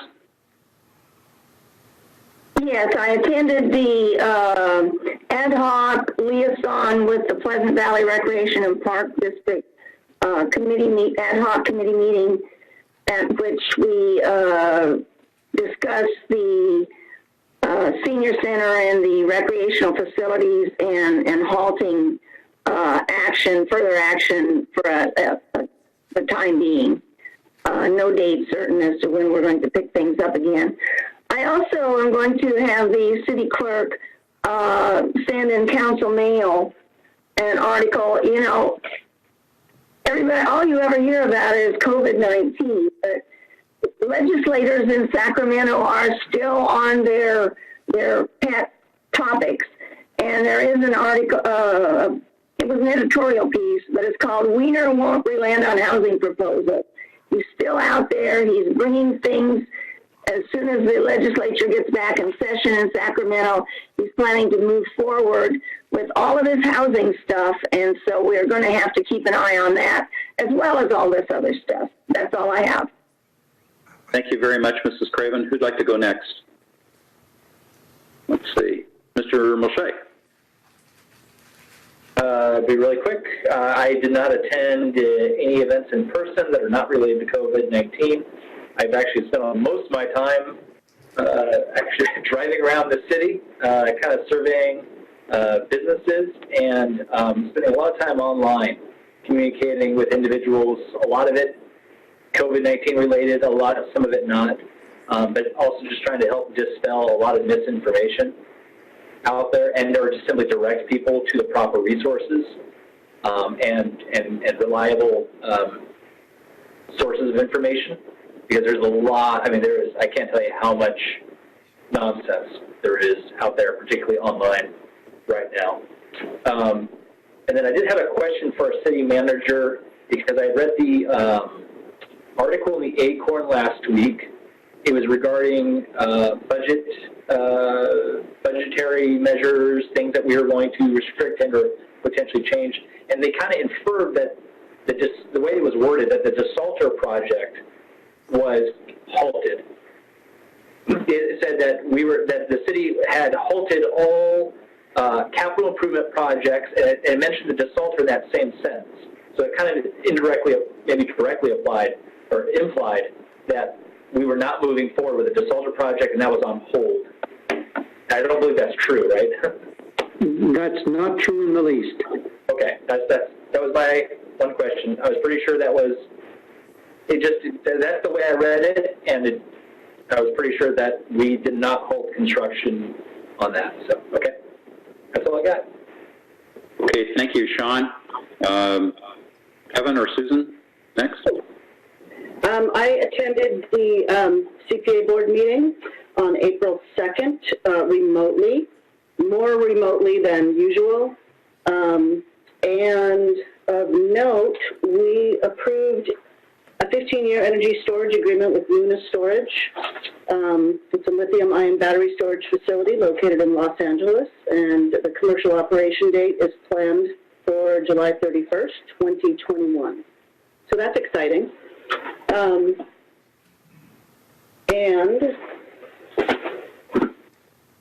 That's it, except for working. And I wanted to say Passover began tonight at sundown, so I hope I say this right. Chag Sameach to all of you. Happy Passover. That's all I have. Thank you. Let's see, Mr. Kildee.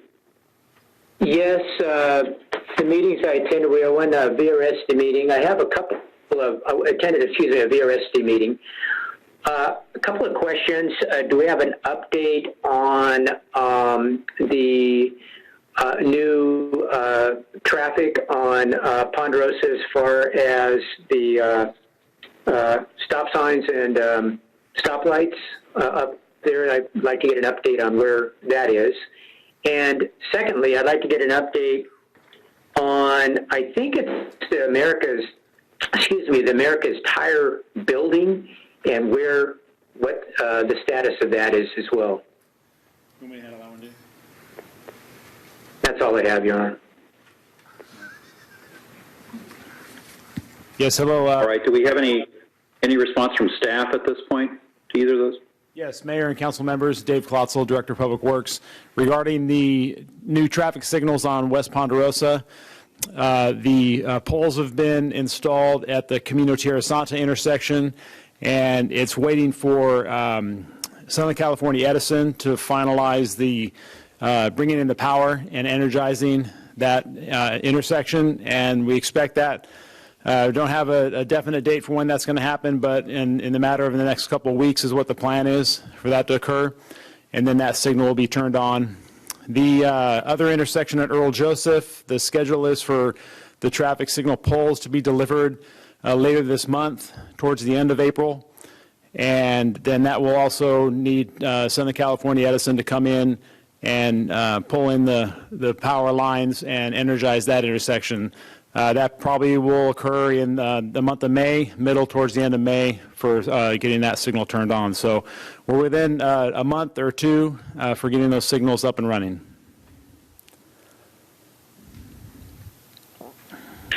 Great. Thank you, Mr. Klotzel. Anything else from staff in response to Mr. Kildee's questions? Yes, there is. Thank you, Mayor. Joe Vaca, Director of Community Development. And I want to let you know your question relates to the former America's Tire building, which is vacant. Is that correct? Yes, that's right. Okay, we've been working with the property owner and applicant on a redesign of that building to be partial drive-through with some other retail and restaurant takeout style tenants. And the property owner and applicant is looking at a couple different alternatives right now. We don't have a formal approved complete application yet for processing, but we're continuously working with them on that. Okay. Thank you. Thank you, Mr. Vaca. All right, Mr. Kildee, is that it for you? That is, yes. Okay. Let me go ahead and just do a couple of quick comments. I'm going to go through the meetings that I've attended and just say what I've attended, but on these meetings, they really are by and large pertaining to COVID-19. So I'll just mention them at this point, and then when we get into that part of the COVID-19 discussion, I can brief you a little bit more. My participation in all these meetings have been electronically, and I guess to coin Susan's phrase, remotely. So March 27, a Metrolink board meeting, April 1, a White House briefing for state, local, and tribal leaders on COVID-19 issues. On April 2nd with Mrs. Craven, and where I called in the PVRPD ad hoc / liaison committee meeting. April 3, a Ventura County Transportation Commission board meeting. And on April 8, today, I had two meetings, and I don't know if any of my colleagues went to this one, but there was a countywide elected officials briefing session today on COVID-19, and I attended that, and there were a lot of very interesting facts. No, a lot of very interesting things discussed coming out of that, and we can cover it during our COVID-19 discussion. And then I also have attended, I'm a member of the St. John's Dignity Health Community Board, which is the non-fiduciary board of directors for our two local hospitals, Regional Medical Center in Oxnard and St. John's Pleasant Valley Hospital. So I've attended two meetings there, and the latest being today, and I can cover that in the COVID-19 discussion, because I have some updates for you. And then just to piggyback on what Mrs. Craven had to say, I think I read the same editorial as you, Charlotte, regarding the two pieces of legislation by Senator Wiener, one that he has authored. He's either the principal co-author or he's the sole author, and then there's a second one where he has co-authored another housing bill with another member, but they're along the same lines as last year. And I believe the editorial writer basically coined at least one of them as just a frontal attack on single-family residential zoning in the state. So my understanding is that the legislature, is out until they are in stay-at-home effectively until May 4, and then they're coming back on May 4, and they're going to be obviously focused very heavily on COVID-19 issues and budget issues, and there's not a lot of time for other priorities, but there may, a few of those may emerge, and certainly Senator Wiener's legislation might emerge so it's an item that we really need to watch. Okay, I think with that, we finished up the rest of our 7:30 p.m. calendar, our 5 p.m. calendar, and Madam Clerk or Mr. Pierrick or Mr. Clifford, you can interrupt me if I go wrong. I think we still have several items to do on item 14B, which is our COVID-19 portion of the calendar. I note that it's about 9:05 p.m. I would propose that we take a short, let's say, 10-minute break and reconvene at 9:15, and then we would finish up the rest of the meeting under item 14B. Does anybody have an objection to that? All right, hearing none, we'll stand in recess until 9:15. Thank you.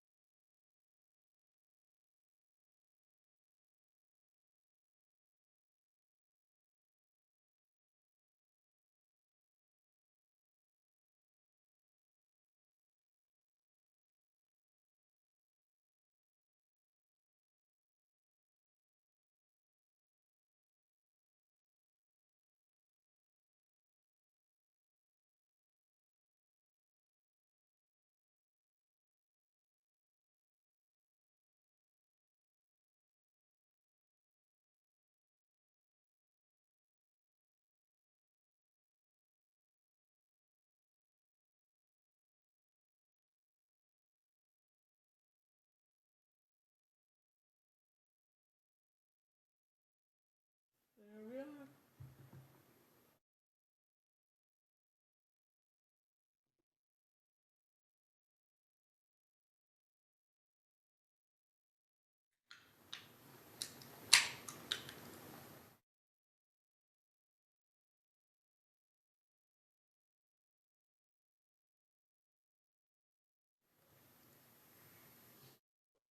have the council members back.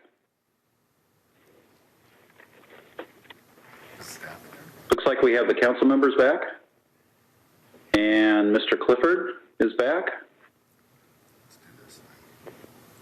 Can you all hear me? Yes. Okay. Let's see. I think we're missing Mr. Pierik and Mr. Winkler. Oh, no, I'm here. Oh, we have Mr. Pierik. Okay.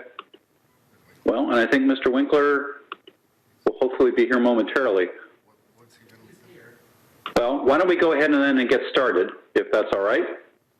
Without objection, we'll go ahead and get started. Where we left off, you'll recall, under item 14B, we have been discussing number 5, economic development and business recovery, and I think, Tully, you had concluded, you and George had concluded on that item, and I know we were ready to go to the next one, but I wanted to bring up an item for consideration under that particular item, number 5, if I could. I received a comment. There's Mr. Winkler. I received a call yesterday from someone who had been sent an automatic renewal for their city business license, and they indicated that they have licenses in Camarillo, Thousand Oaks, Oxnard, and Ventura, and Camarillo is the only city that had sent out business license renewals right now during this emergency period. And I tend to think it was probably an automatic thing. It rolled out of our computer system. But he made the point, and pretty convincingly, that so many businesses are closed and won't receive it. Many other businesses are not going to reopen it. The long and short of it is it makes no sense to send out business license renewal notices right now. I know I have one in Thousand Oaks, but it's not the right time of year for me to. I'm not on that annual rotation at the moment. We have so many, particularly in businesses in the hospitality and restaurant sector, where the payables typically are going to lag about 30 to 60 days behind, as I understand it. So now all of those bills are starting to hit businesses hard. So long and short of it is I would propose that the city, because of COVID-19, because of what's been going on, that the city delay sending any other business renewal notices until the emergency order is lifted. And then secondly, in concert with that, provide 90 days thereafter, after the emergency order is lifted, to pay for that business license renewal. So it's not a forgiveness, it is a deferral. And my reasoning behind that is that would allow businesses to restart and start generating some cash flow and going from there. So that was my ask on this particular item tonight. And I don't know if Mr. Council members or Mr. Clifford or Mr. Pierik have any questions. I see Mr. Mulchay. Sean, you've raised your hand. Sean? Coincidentally enough, I received my business license renewal on Friday. So should I keep myself in this conversation because I'm effectively giving direction for me to delay my payment on my business license? Yeah, that's a good question. We should pose to Mr. Pierik right now because we actually have at least 2 members with business licenses in the city. Make that 3. Okay, we have 3. Well, then you've got an issue in terms of having a discussion about it. We'd probably have to do a drawing of straws as we did before on the eviction issue. So given that you have 3 business license holders and you wouldn't have a quorum to be able to discuss it, we could put this on your next agenda for the 2 weeks from now and have it agendized because right now the only thing that the agenda says is economic development and business recovery. It is not, in my opinion, clear enough to allow action to be taken on deferral of business license fees. So my recommendation would be put it over to your next meeting, have it as a specific agenda item of what it is that's going to be addressed, and then have a selection process for which of the council members can participate. There is a provision in the FPPC regulations that allows someone who has been conflicted out of being able to participate as a council member to participate as a member of the public to the extent it affects their business interests. So what that means is that those council members that are not selected to participate in the discussion would be able to provide their 3 minutes as a public comment, just as a member of the public would. Their comment would be limited to the extent that the proposed action affects their business interests. Your Honor, let me ask a question of the city attorney. Yes, please, Mrs. Craven. My husband paid our business license, paid for our business certificate in January, so I wouldn't really be affected by the deferral. Does that make a difference? I don't think so. You still have a business license, and the subject matter that's under discussion is business licenses. Arguably, it could be setting a precedent for future events that might require consideration of the issues. So my opinion would be that it would be better to consider yourself to be one of the 3 that'll be to have your name in the hat or bag or whatever it was we did the last time, as we did, remember we did with the staying of the evictions, to select which of you were able to participate. And then if we proceed that way, and it's also, in my opinion, not sufficiently identified on the agenda as being an action item. And now, since we've got 3 conflicted members, it can't even be a discussion item. All right. So you could give, you are the mayor, and I think you need support of one other council member to have an item put on the agenda, if I'm recalling that properly. I was just about to inquire of that. I think I need support from one other member. Is there another member who would support my move to put that on the agenda for the next meeting? Well, there's only one that could do it. I support you. Okay. Thank you, Susan. All right. So we'll put it on the agenda for the next meeting. And my understanding, Mr. Pierick, is we need at least 3 of us to hear that item. Yes, and then the question, which I'll need to do some further thought on, is if the direction is to take some form of an action with respect to the business licenses, whether that can be done, because the business licenses are part of your code, and what we might want to do is give some thought to whether we could do it with an urgency order from the city manager, if that's your direction, after your next meeting, and then you could have that ratified at a future meeting, such as we've done previously with other orders, like, for example, tonight on the parking, for example.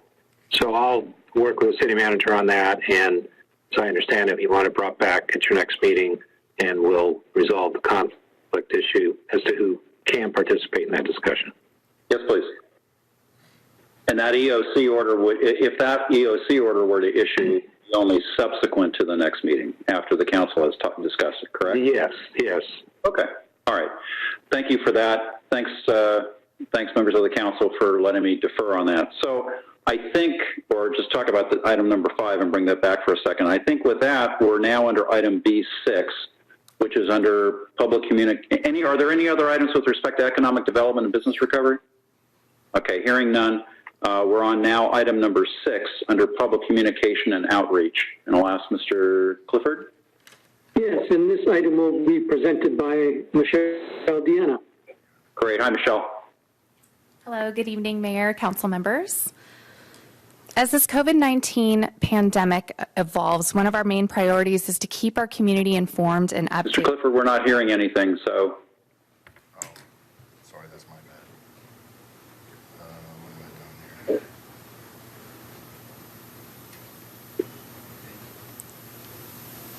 Is the microphone on? Mr. Clifford, can you hear me? I can hear you. I'll have to go find out if we're having technical difficulties. Can you hear me now? Yes. Yes. Okay, great. Thank you. Good evening, Mayor, council members. As this COVID-19 pandemic evolves, one of our main priorities is to keep our lines of communication open to make sure that our community is informed and updated. We are all in this together, and tonight I would like to share with you our city's continued communication efforts. VCEmergency.com remains the best local resource for up-to-date information from Ventura County Public Health. This is the main source of information, and we have been encouraging our community members to use this resource for all official information. The county also has a coronavirus hotline, which is 805-465-6650. And information and resources are available by calling 211 or visiting 211.org. And our city's COVID-19 webpage is cityofcamarillo.org/COVID-19. This is Camarillo's main information resource for the community during this pandemic. Here's what we are sharing on the city's COVID-19 webpage. We have county and state resources, messages from Mayor Tremblay, a frequently asked questions resource list, employee and employer assistance, open for business, transit impacts, parks and recreation updates. We have updates on the animal shelter. We also have billing options from water, gas, and electrical service. In addition to our COVID-19 webpage, we've placed several ads in the Camarillo Acorn, identifying resources and promoting the importance of social distancing and staying at home if you can. As you know, we've been practicing social distancing here at City Hall, at the courtyard, and the sanitation plant. We've posted our signs on the COVID-19 webpage, sharing our signage with the community and asking them to download, print, and post our signage, or to make their own, but to help us share this message with the community, to make sure everyone is practicing social distancing right now. We created signage for trails.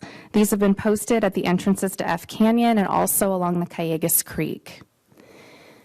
And earlier this evening, you heard from Mr. Winkler, the city's economic development coordinator, about the proactive efforts we've taken in assisting Camarillo businesses during this pandemic. We are sharing this information and resources directly with businesses. We're also sharing this information to our entire community through our website and social media in hopes that it will reach whoever needs it. We are posting updates on our city's Facebook page and our website as new information comes out. We've received questions from our seniors and vulnerable population about grocery delivery services. We've shared this information, and we're continuing to share it on how seniors can get these items delivered. There are two resources that are offering this service right now. They are Action, which can be contacted at 987-0300. Also, the Ventura County Area Agency on Aging can be contacted at 477-7300. We've shared this information on all of our messaging channels and with our community partners who are helping us to get the word out to those who need this resource. Our Camarillo Healthcare District is sharing information like this through their distribution channels, and we've been coordinating with Leisure Village to push this information out through their closed-circuit television system.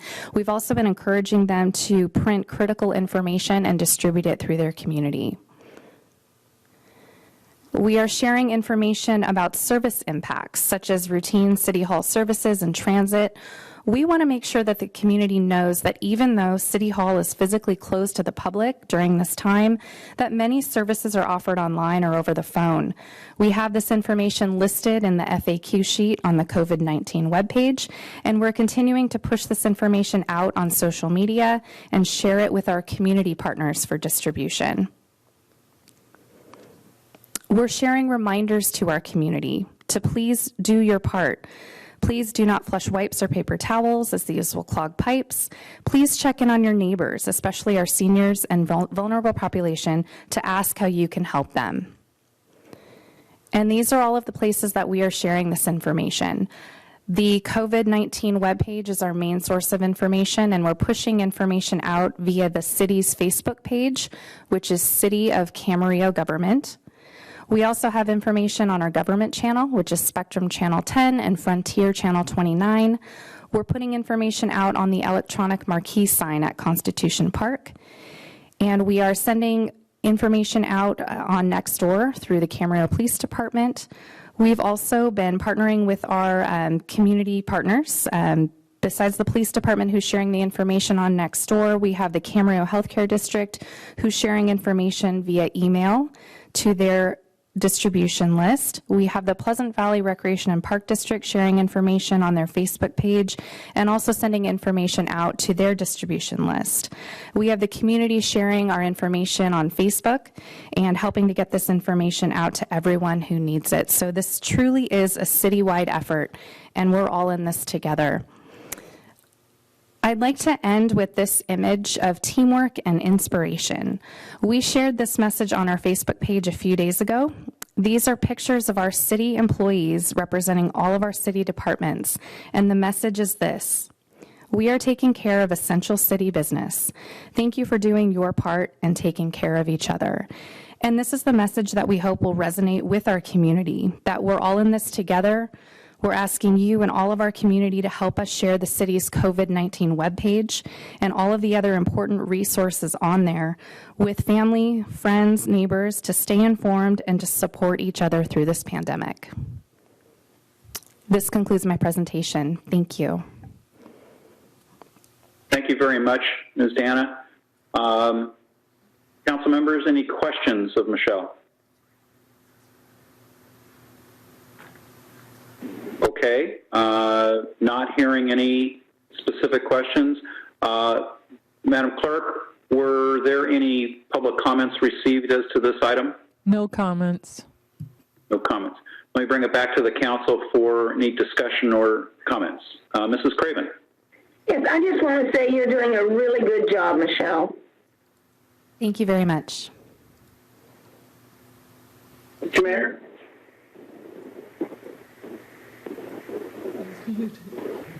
They're muted. No idea what he said. Susan, go. Sorry about that, guys. Michelle, I agree. I've been, watching the Facebook stuff, and it's you're just doing a really great job, and I appreciate it. Appreciate you getting all this information out and being on top of it. Thank you. John? I'll echo that ditto. Even when I don't go in search of it, somehow the information still finds me from time to time. That's when I know that we're covering our bases. When I can just go about my daily business and read the Acorn, and I can see the ad and whatnot, the information's finding me, and that's you know that when it's finding the individual and they're not in search for it, you're being effective. You're getting in front of those people. So you are doing an excellent job. Thank you. Thank you. It really is a team effort. It's a citywide effort, and we appreciate your support. Kevin? Yes, Michelle, do we know how many people are actually logging on to this particular point of the or part of our website? We do. This is actually one of our most frequented pages recently. I think the last time we checked, there were 1,500 views of it, so it's definitely rising to the top of our pages in terms of which pages people are accessing. Great. All right, any other comments from council members? Michelle, to use a term we've used in the past, ditto. I just want to ditto what my colleagues have said. You're doing wonderful work. And I know that you are also assisted by other staff as well, including George Winkler and others who are really putting together great content for the website. So kudos to you and to them for doing great work during this time. Thank you. All right. I think that ends item 6 on public communication and outreach. Now we're going to go to item number 7 on budget impacts. Mr. Clifford?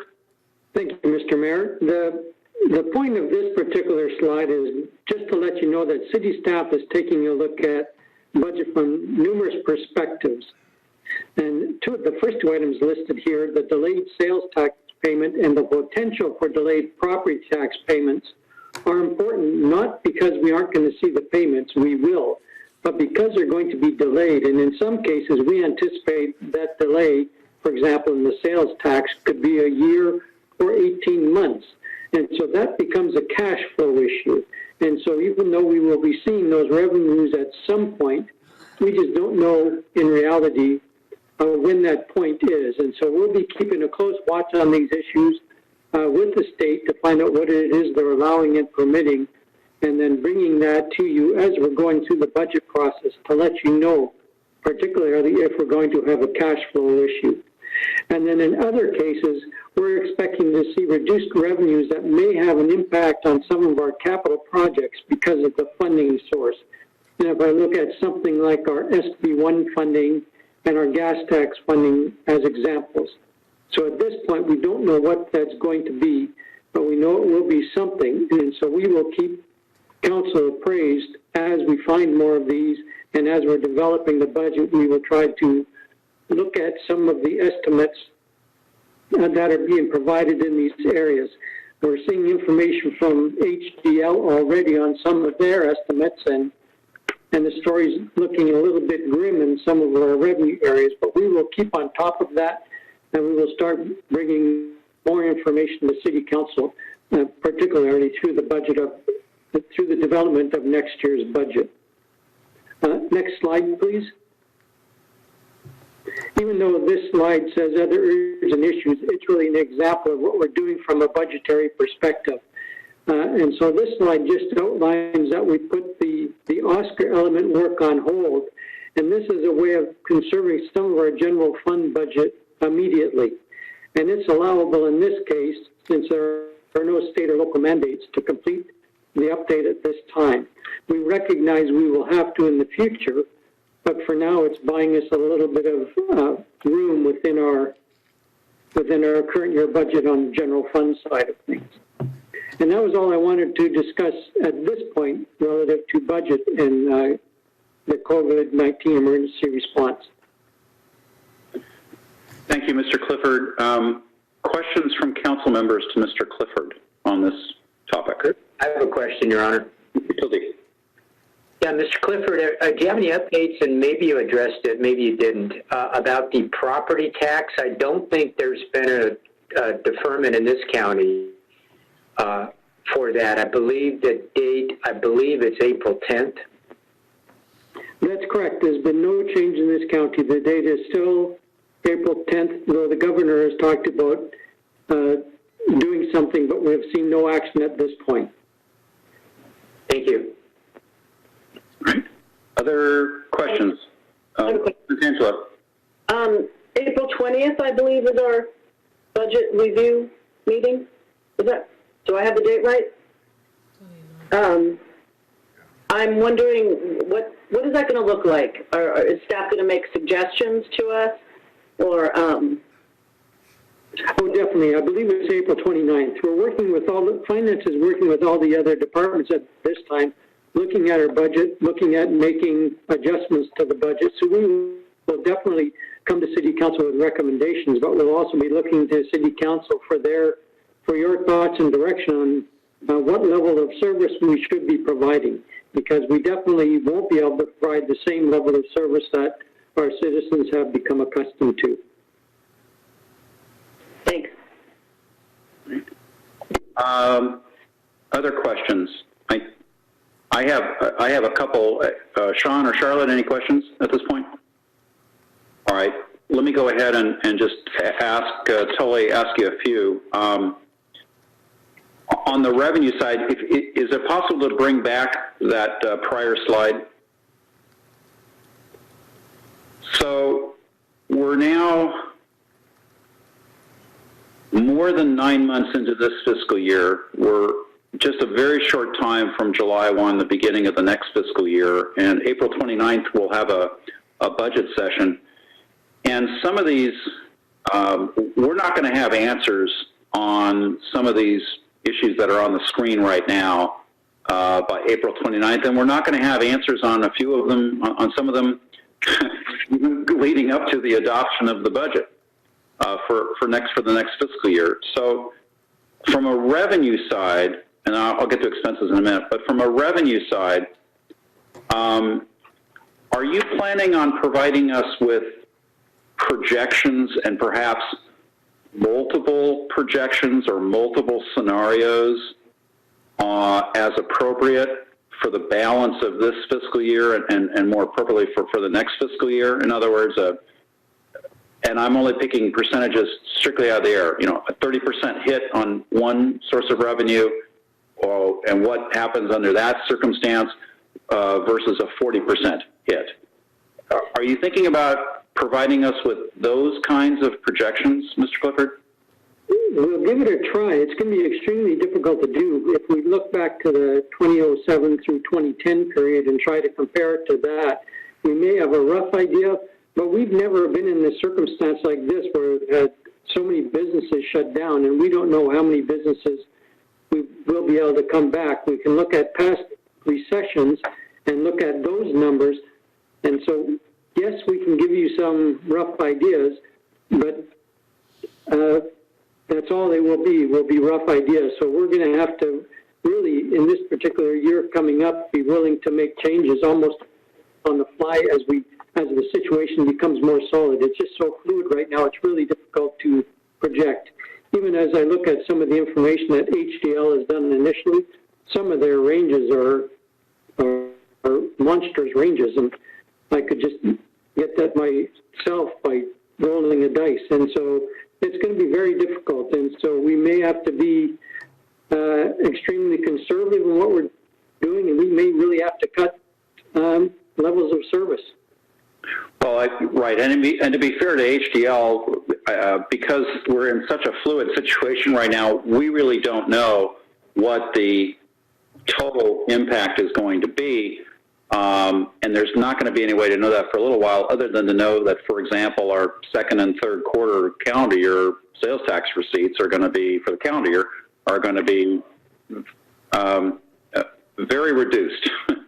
And we may end up having quite a reduction in ad valorem property tax revenues, et cetera.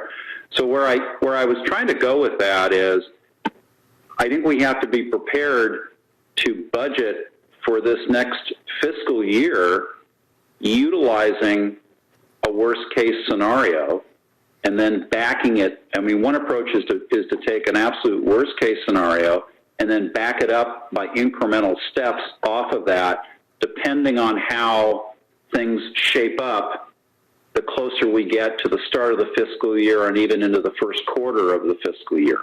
And I just wanted to introduce that as a discussion point, because that may be where we go. Now, there are certainly other approaches too. I think my personal approach is, and I said this last time, I want to make some, I think we did the right thing in saying we're not going to do a 2-year budget, we're going to do a 1-year budget. I think we did the right thing. We're not following the lead of cities that want to do a continuing resolution right now and kind of kick the can down the road. I don't agree with that either. I think we have to make a lot of very difficult decisions relatively soon. And I don't want to kick the can down the road on it. And we all, probably all 5 of us have, differing approaches, but I at least wanted to initiate that discussion or make those observations anyway tonight, just in terms of having us think about what is the best approach. Let me turn to the expense side for a second.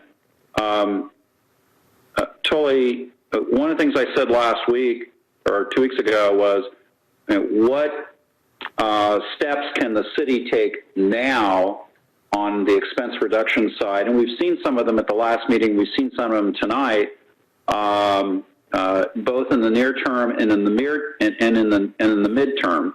To the end of the current fiscal year as well as the next fiscal year, knowing that our general fund is going to receive such a huge hit. Has staff been looking at, perhaps even on a department-by-department basis, what contracts exist that can be deferred, what expenses can be pruned even at this point? Or can you kind of describe a little bit on the expense side what staff has been doing? Oh, no, we've been doing exactly that. Finance has been working with each department and looking at the contracts, looking at the current expenses, looking at what it is that we're doing and seeing what we can cut now. And that's why we used that example of the Oscar element as a cut, because that was something we could do immediately, and $75,000 will go a long way. But we're looking at throughout the organization, throughout the operation, and seeing, where are we doing more than just what we need to at this point to get by. When would it be, hopefully it's an appropriate question, but when would it be feasible to see a list or a summary of those efforts? I was hoping that we might be able to see a summary of those efforts and what has been done, perhaps by the next meeting, but I wanted to inquire as to the feasibility of that. Yeah, we can start looking at doing that for the next meeting and then including it as a regular component of this report. I don't know what other council members think of that idea, but I certainly would like to start seeing it, particularly on the expense side, seeing where we are cutting and where we're projected to, both in the near term and then where we're projecting to be cutting in the next couple of months. But I wanted to make that observation and see what the rest of you thought about that. Your Honor, isn't that kind of what we're going to be starting with on the 29th? Well, that's what I wanted to get a few more specifics from Mr. Clifford, because I wasn't sure what we were going to be doing on the 29th. And I think there's still 21 days, or 23 days? Anyway, there's still some time before the 29th. And I'm concerned about what monies the city is expending between now and then, and then what will be presented to us and in what format on the 29th. Yeah, well, of course, we're still looking at that as well, but what we anticipate doing on the 29th will be a lot of the next fiscal year, as well as speaking to some of what we're doing this fiscal year. So we can make that, like I said before, we'll make this a regular item to bring back to every council meeting as part of our COVID-19 presentation, because it's going to be one that develops almost on the fly as we're going. I think what I'm specifically interested in is how we are reducing, we have a number of different funds, including the general fund, but basically what we are doing, and in particular with respect to our general fund expenditures. Yes, and that's I don't want to include any of our other enterprise funds or other funds either. Yes, we can do that. But contextually, I was trying to look at it. I used the term macro view earlier tonight, maybe unsuccessfully, on another item. But I wanted to have a more macro view and a more granular view of these are the things that the city is doing right now at the end of this fiscal year, in the last calendar quarter of this current fiscal year, to prune expenses. So that's what I was focusing on, Mrs. Craven. All right. Do we have any other questions of Mr. Clifford on this item? Madam Clerk, do we have any public comments on this item? No comments. Okay. Bring it back to council. Any further discussion on this item? All right. Hearing none. Thank you, Mr. Clifford. Let's go on to number 8, which is kind of a catch-all, I guess. Other urgent issues related to COVID-19 emergency response for discussion. Next slide, please, and then the following slide after that. There we go. This is where we're looking to City Council for any issues you would like us to investigate or work on or bring back, either to discuss now or bring back to a future meeting.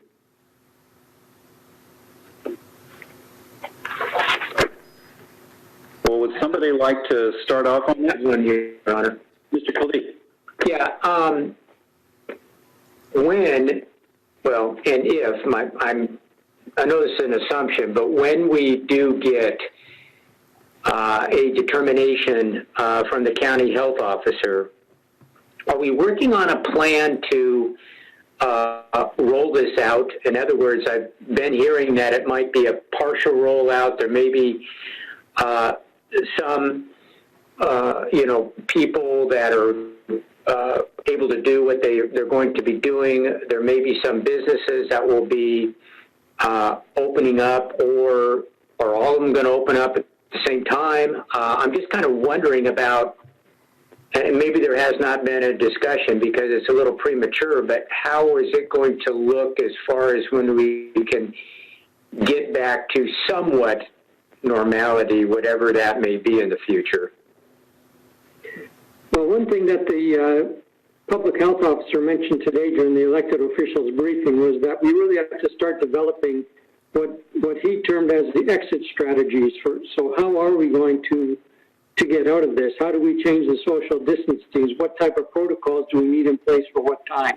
And so right now the public health folks are looking at that, but we will also be looking at that because it becomes important to us to how we apply our resources. So we'll be following very closely what they're doing, how they're making changes to things like the social distancing protocols, and how they're making changes to the different businesses. For example, they're starting already to look at the real estate industry and realizing that they just can't totally shut down sales, that they have to somehow permit it.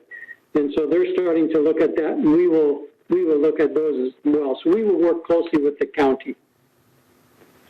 May I have one other follow-up, Mr. Mayor? You bet.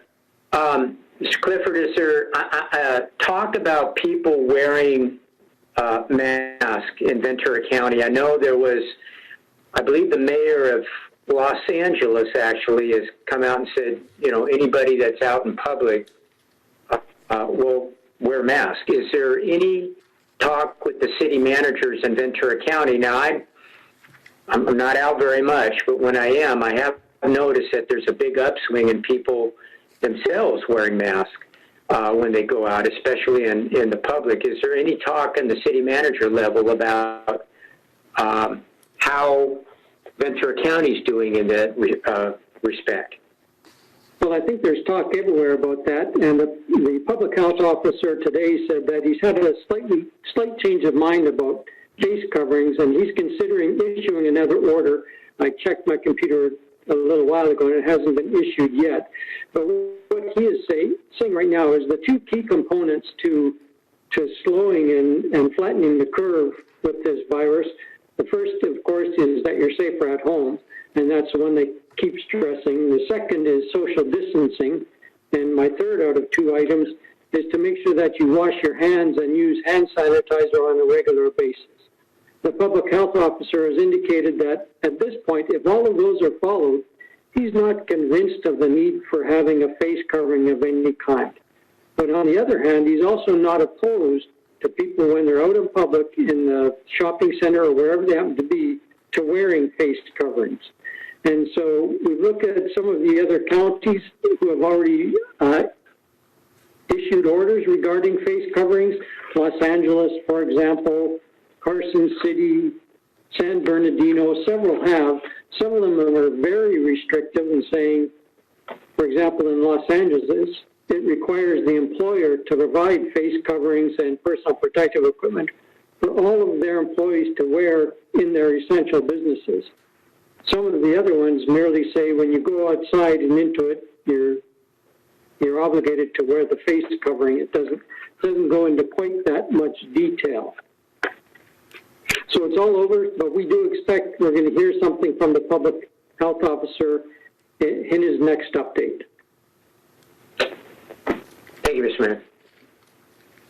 Can I, Mr. Clifford, can I go ahead and can I append to those remarks a couple of things that I heard today Dr. Levin say in the countywide elected officials telephone call, because Mr. Kildee, they relate to what you said. And by the way, the backdrop for this too is, like I suspect many of you have had, I had a very good and thoughtful email from a resident yesterday who said, I really think the city ought to strongly encourage people to wear face masks when they're out in public, and that's consistent with the CDC guidance. And please ask the grocery stores to have their employees use them and employ signage to use them. Well, when Dr. Levin held his conference call today, just to supplement what Tully just said, there has been Dr. Levin characterized as a lot of pressure from surrounding counties, that are requiring face masks. And his bottom line is said, if you want to wear a mask in public, that's fine. And he said that he was thinking about it, and that he is intending on issuing a new updated order. I believe it was late today or tomorrow, Mr. Clifford, right?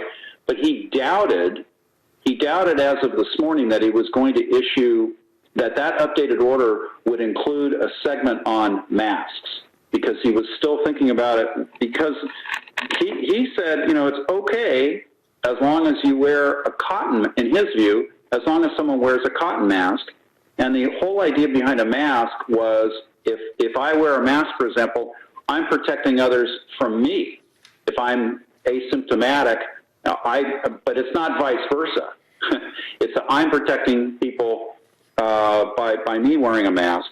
But he said, and this is his principal concern, is that I'll just say holding him back, or one thing that's really weighing on him is the fact that, and as he said, everywhere you look, parties who are out there are using surgical masks and N95 masks that should instead be used by first responders and healthcare professionals, including in the hospitals.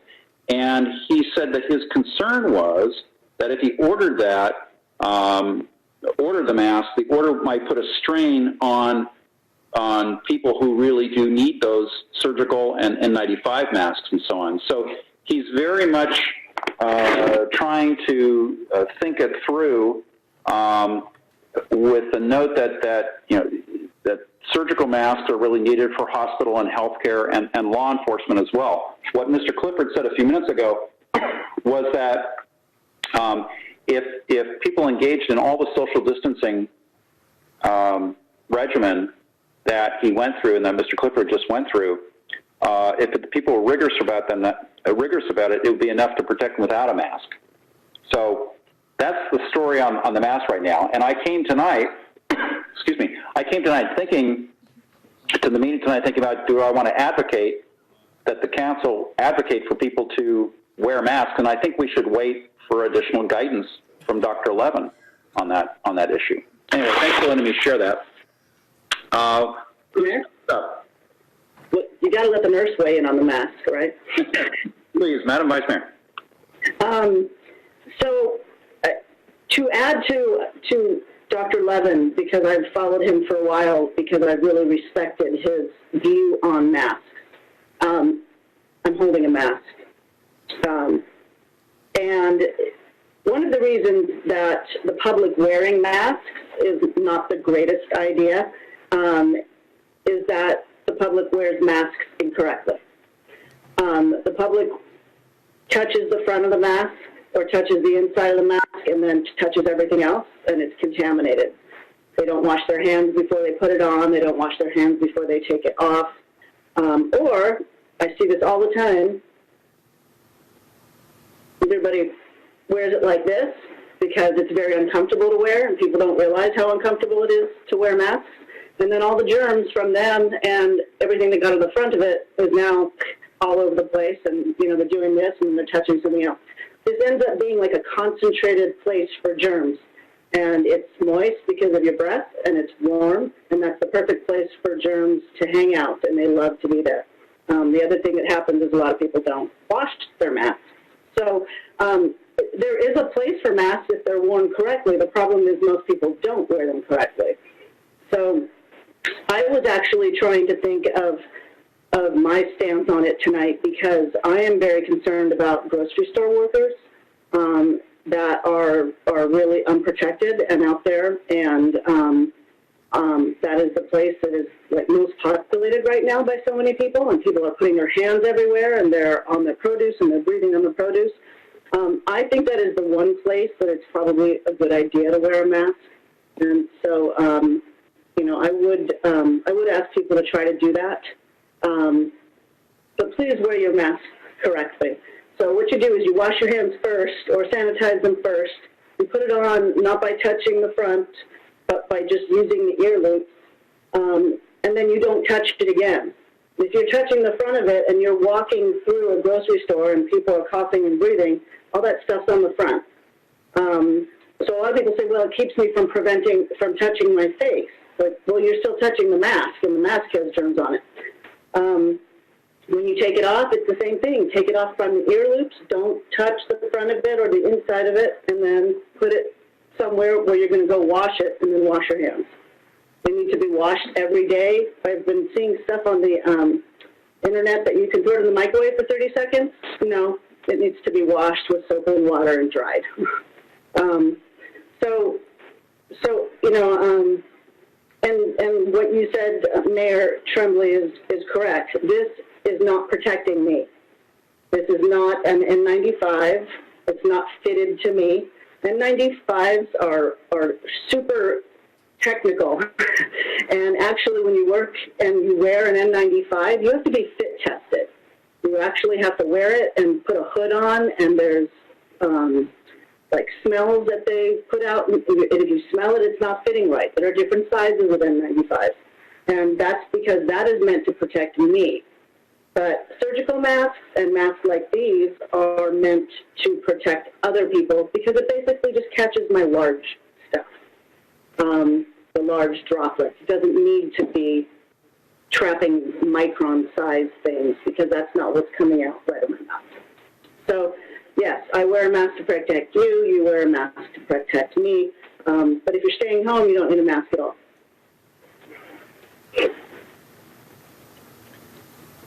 Thank you.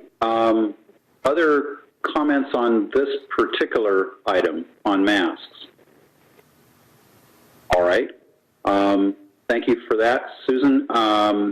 What additional issues do we want to talk about under this general item? I think we probably all have comments on COVID-19 that we want to go through basically under council comments with a number of things. I know personally I have some meetings that I want to report to you on where some information has come in, but do we have anything, generally speaking, that anybody wants to propose at this point? And if not, then what I would do is propose that each one of us, I call on everybody and we go ahead and we go with our council comments focusing on COVID-19. Is that okay? I got one suggestion or comment. Sure. Go ahead. Nothing specific. It's not necessarily to bring back to on our agenda. It's and it was mentioned today on the county call, and that was phishing scams. And seeing that we have a rather large senior population, they tend to be more prone to falling victim to a lot of these phishing scams, or just scams in general. The one that the county was talking about in particular was a scam where people were just simply calling. They'd call your phone, say that they had mail order COVID-19 tests, and that if you paid over the phone, they would just take your address, your credit card information, and ship it to you. And so they were getting your information over the phone, I suspect charging you for it. And then, of course, they don't have COVID-19 tests, and they're not shipping them out to households. And so that's so you're essentially paying for nothing. And they're tricking people into thinking they're going to get mailed a COVID-19 testing kit. So I would like to see staff and maybe Michelle, it's something Michelle can push out as well. I know the county has already pushed that out. I think we're already sharing. We may already be sharing that message from the county. But if we can make sure we get the message out to our residents of these scams, it's not the only one. It's not the first. I think it's going to be the last. There's going to be a lot of opportunists out there trying to, capitalize on this situation. So whatever we can do to make sure our residents, and particularly our senior population, don't fall victim to it. Thank you for that. I wonder then, since we've been talking about the countywide elected officials call, maybe just mention a couple of other things at this point, if that's okay with everyone. Why don't I just go ahead and do that? I mean, there was a lot of very good information shared, but a couple of things that were very significant to me that I took away with some additional comments by Dr. Levin, for whom I have enormous respect. He's doing a wonderful job in very, very difficult circumstances. And he said, and he was anxious about saying this, and he needs to see data from another 2 to 3 days. But he did say, we are seeing some flattening of the curve, but we need several more days of data. And I can certainly respect that. And he said that as a segue to talking about a new updated order that he intends to issue. I guess he hasn't issued it yet. Probably will be tomorrow. One of the other things, in addition to what you said, Sean, is that Patrick Maynard from Office of Emergency Services had indicated that they are now tracking commodities in grocery stores. And that would be everything from toilet paper to sanitizers, et cetera, plus some food items. And the county OES is now doing that, and they plan in the next few days to be posting that on vcemergency.com. So people could go to that and see that information. There was additional information on grocery deliveries, the opportunity for grocery deliveries to seniors. There's another nonprofit called Caregivers, headquartered out of Ventura. And they, together with 211 and United Way, are recruiting volunteers for those grocery deliveries. And that would be for folks who have the ability to call and say, could you please pick this up for me, et cetera, and I will pay for it. But that number for the Caregivers group is 805-658-8530. And I think that's kind of, there was a lot of other information in that call, but I think to me those are the things that I wanted to push out for information tonight. For anybody else who was on that call, is there anything else that I omitted? Sean, I see you raising your hand. Yeah, no, I filled the whole page. There was a lot of, to track back, I was on the White House call, as Tony, as you were last week. It was April, I think it was on April 1st. I didn't get very much from that phone call. There wasn't a lot of new information at all. This call was terrific. And the information that Dr. Levin and the other people from the county were able to provide was really, really helpful and reassuring. A few things on my notes. I'm just going to quickly kind of go down here. The police have seen quite a reduction in the calls for service and calls to 911. We talked about face masks. CEO Power just said that the county has about a 900 bed capacity amongst all the different hospitals, medical facilities, and that they had identified the ability to ramp up the number of beds by an additional 800 beds. And those beds would be in the existing medical facilities and or campuses, i.e., like, say, take Pleasant Valley. Pleasant Valley has an unused wing, the old wing of Pleasant Valley. It's not being utilized right now. They could reopen that and fill that with additional beds. And they seem rather confident that, anticipating where the curve is going to go, that they'll have ample, they're not concerned about bed supply in Ventura County. And they seem rather confident about it, and that the supply of our beds and the location of our beds is optimal, especially in considering other counties where they're having to put them in convention centers. They're not in and or near existing medical facilities. And so the fact that we're able to do that is terrific. Dr. Levin had talked about long-term care facilities, and I think he opened up with that, talking about how if they had incidences where COVID-19 was found to be present in any long-term care facility, that they have a very specific plan of action as to how they would deal with that, and that's evacuating the residents, taking them to Medicare or a hospital, I guess identifying who's symptomatic or who needs immediate medical care, giving them that medical care, and then holding everyone else for, I guess, effectively holding them in that facility or adjacent facilities for up to 10 days of quarantine to see if they present any symptoms, just to make sure that they're not spreading amongst one another and that they're all safe. Yeah, he did mention that, I won't talk about the flattening of the curve. Mayor Tremblay said that really well. Dr. Levin seemed optimistic, but didn't want to get ahead of it, in that he did want to see a few more days of data. They had received 1,000 calls and or emails to the COVID-19 county compliance hotline.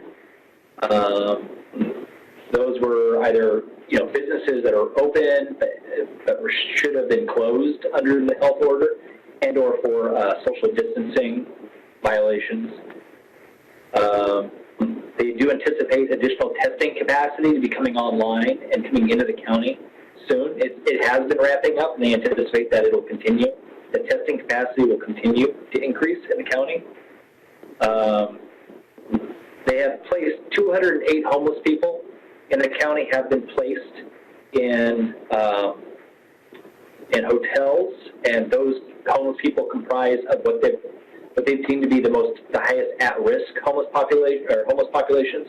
I guess those are the homeless who are over a certain age and or have existing underlying health and or immune deficiency issues that makes them at high risk.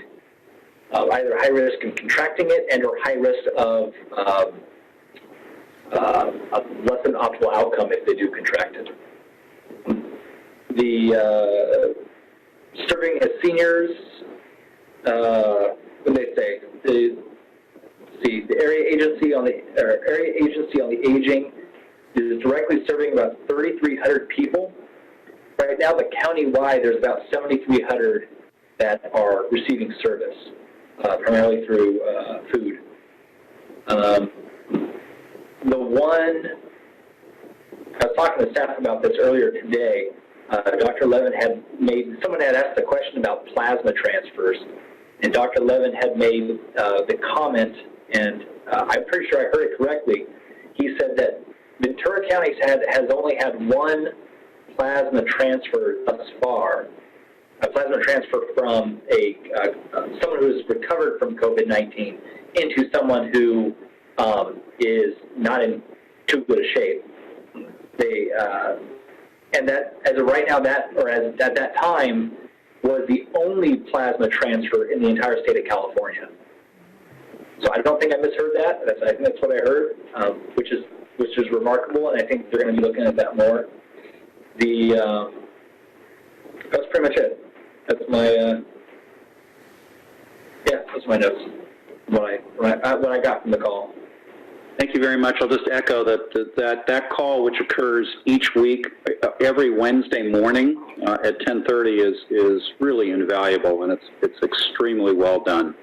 So, all right. Maybe the best way to proceed is just go down the line and ask members. Go ahead and start making your oral comments on COVID-19 related matters. Who wants to start?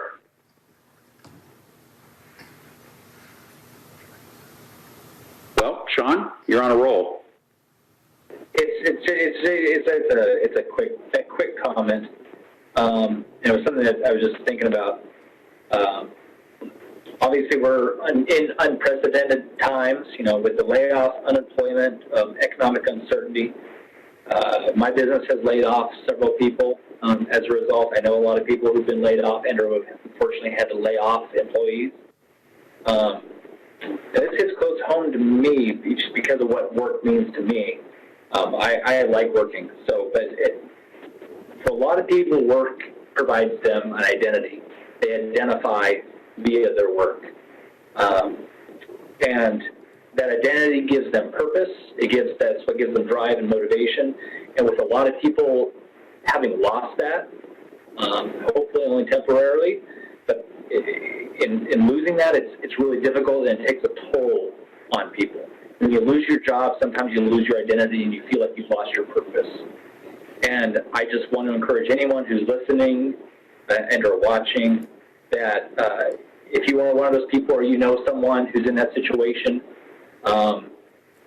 seek help or seek help with them. There are hotlines, and I failed to write down the number when it comes to those who are struggling with depression. due to the fallout of this, the economic fallout or the personal economic fallout. But by all means, don't. If you see someone and they're really struggling, please reach out, lend them a hand, or it's not a good analogy, but lend them support and help seek help because this is just there's a human toll here that this kind of thing takes. And so for those, I knew one that back in 2008, I knew of a neighbor who took his life because he lost his job and he couldn't come to terms with that, and he left a wife and a child behind. So that's always hit really close, close to home to me. So it's just really, really important that if you see someone going through that struggle internally, that you reach out, be that support for them, help them through it. So, and there are lots of resources online. Please just Google it, and you can find tons of resources that'll help you through that and or help them. So, and one of those resources could be just calling 211 or County Behavioral Health. Yes, absolutely. Thank you. Any additional items? Mr. Mulchay, anything additional? No, I feel like we've kind of covered the gamut here, but no, that's all I got. Thank you very much. Who wants to go next? I can go next if you like, Mr. Mayor. Sure, Mr. Kobe, thank you. Yeah, I think echo kind of Mr. Mulchay's comments. I think that's very important, and excuse me, it's important to realize that this is unprecedented in so many different ways. And I don't ever remember a time where businesses had to close down due to a virus here. At least it's been decades and decades and decades. The last recession that we had, businesses closed, but it was not because of a mandatory requirement like this one is.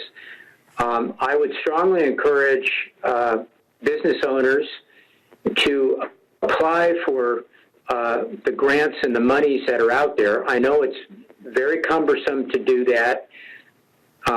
There's been a lot of banks that really were ill-prepared for the amount of volume that they were going to get, but it's really important to keep applying for these, and that's what these programs are for. They're for times like this, and this is a time to really double down on those efforts. We as a city need our business community. We need them more than ever now. And they're the backbone of our community. And there's a lot of backbones in our community, but the business community is one of them. And there's great resources out there. And it's been mentioned, the Chamber of Commerce and the EDCVC, the City of Camarillo's website. Mr. Winkler is there to help. I mean, use those resources because this is the time where they're needed. That's precisely why the federal government and the state are providing these resources there to be used at a time like this. Citizens are really, I think, following the stay-at-home orders and social distancing, washing your hands when you can. Hopefully that this is paying dividends, and it's kind of like that old Fram commercial, you pay me now or you pay me later, and we're taking a step back now, hopefully to take 2 steps forward in the future and really lessen the time when we can get back to whatever normalcy is going to be. We don't know what that's going to be, but these situations do pass. I don't know when. I don't think anybody knows when, but they do. And when they do, we're going to be prepared, I think, to really move forward. We don't know what that rollout's going to be. It's still under intense discussion now. But right now, the health and welfare of the citizens are paramount now. So, City of Camarillo residents, you've really done well, and I'm super proud of them. And I know it's been a burden. I get that. It is. Families with kids at home doing online teaching. We can go on and on, senior citizens, and I've mentioned business owners. We can go on and on about the burdens that this has caused people, but it looks like, and it's a little bit too early yet, as the mayor has said, and Mr. Mulchay so far has said that there is some encouragement there. It's a little premature yet, but let's keep doing what we're doing, and the faster that we can go forward, that is going to be better in the long run for it. It's kind of, again, it's a short-term couple of step backs, hopefully for a big, giant quantum leap forward at some point. I just don't know when. So we'll keep doing what we're doing here, and we got a great website. There's a lot of resources. I just encourage people to use the resources, and again, that's what they're for. Thank you. Thank you, Mr. Kildee. Who would like to be next? I'll go. Okay. Thank you, Madam Vice Mayor. So earlier this evening, the numbers for today came out, and there were 20 new cases today and another death. So I'm not trying to bring everybody down. I think California is doing a great job. I think Ventura County is doing a really great job. And I think, though, that we have to remember that, we're trying to get that peak to flatten the curve, right? But that means that we're going to be at it longer. So even though we're doing well and keeping these numbers down, that doesn't mean that things are going to go back to normal quickly. And so, like I said, I don't want to be a downer. I just want to be realistic with people. And I don't want people to think, well, then what's the use? Why are we doing this? We are doing good things. And I think there's whatever you're struggling with right now, whether it's depression or whether it's financial issues because you're not working or because your business is suffering, because you're stuck at home with a husband that abuses you, whatever it is, there is help. And there's help all around you, and all you need to do is ask for it. 211 will help anybody who's in need, and the city, if it's business things and financial things, the city is here to help you. So reach out to somebody if you're hurting, if you're scared, if you need help. We are a community, and I have seen some really beautiful, wonderful things. I think, Mayor Tremblay, you mentioned how Dr. Levin was concerned about healthcare providers not having masks. I have been trying to get the mask supply up at Casa Pacifica, and it's really hard. But, when I have a friend from high school bring me one of these, and there are so many people out there that are using their time at home to sew masks. So it doesn't seem like much, but to a nurse, this is the world. So, and all you got to do is ask for help. So do that, and be kind to one another. We're all kind of snapping sometimes. It's hard to be inside a lot. I'm not inside a lot. I'm busy. I am one of those essential workers. But what we're doing is hard. So be nice to each other, help each other, and ask for help if you need it. Thank you. Your Honor, can I make one more question? I just have one more comment. Yes, please. Does anybody know, or is there any on a website or anything, but there's still a shortage of, in some places, well, a lot of places that I go, the shortage of paper products.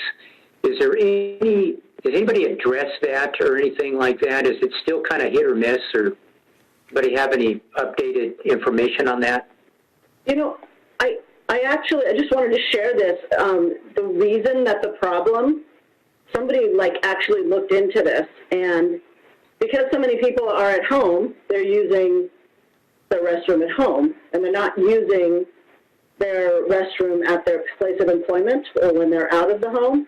And have you ever noticed the difference in the toilet paper where you are at work versus what you have at home. And apparently they're completely two different product lines. And so it's not like you could just get more toilet paper from the people that are supplying your work toilet paper. So it's like, it's ridiculous. But there's a real reason why there's a shortage of toilet paper. It's not that people are like filling their garages with it. What I'm hearing, Mr. Kildee, is it's just it is anecdotal, and it's kind of still hit and miss in terms of getting paper products. There are stores in town like Vaughn's that will restock three days a week for really restocking, and those days are supposedly better than others. But again, it's hit and miss. And what I have been saying to people, and I know we had that concern, and a resident brought that to our attention last time. One is that, again, the county is starting to track that through OES. That was on the call today. And number two, try to do everything you can to rely on your friends and neighbors. And I've seen people barter back and forth. I've seen more people just say, hey, you need some, I'm going to give you some. But some people are actually bartering back and forth, which is interesting. Let's see. Susan, did you have anything else? Did you have anything? Okay. Charlotte? Can't think of a single thing that hasn't been brought up already. All right. Well, unfortunately, I can, and I just want to give you, I need to give you a little bit of information that I've been getting from some of these meetings because they're really relevant for the city. First one is on my March 27 meeting of the Metrolink board. And it's important for Camarillo because, of course, VCTC, of which Camarillo is a member, contributes to Metrolink's budgets. So, like other public agencies, they put their fiscal year budget development in March for 2021, and that was happening when the emergency orders hit. So the 2021 budget was presented on March 27th, and then obviously they said, but put that all aside, in essence, we're going to have to redo it again. They have implemented a 30% service reduction on March 26th, and like other public transit operators, and we experienced that ourselves, right, in our last meeting and talking about trying to keep transit operations in place. I remember Mr. Mulchay speaking about that. And the ridership has decreased 85% from year over year last year. And the service reduction, as I said, has been a 30% service reduction.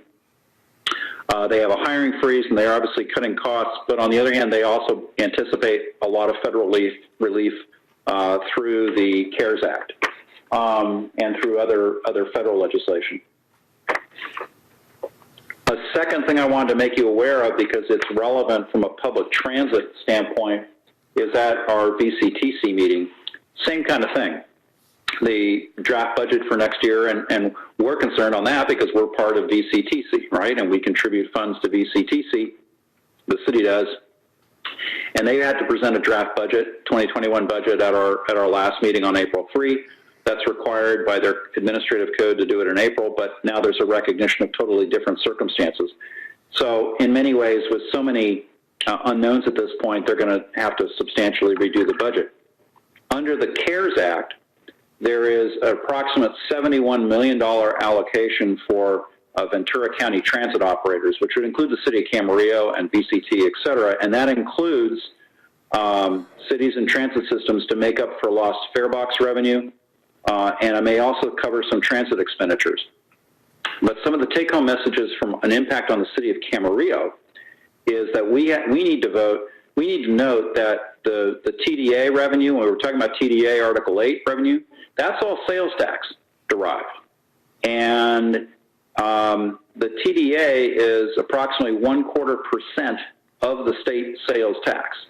And so to the extent that that is going down and there are less of those revenues, we can expect an impact on the city in the future. Now, as you know, the city of Camarillo is a little different. We have under 100,000 in population, so we can use our TDA monies for streets and roads. but ultimately, because of budget pressures, I think it's realistic to expect that we're going to talk about elongating that pavement management schedule over what it has been the last several years. And finally, there was quite a discussion on the impact from PERS, from losses to PERS.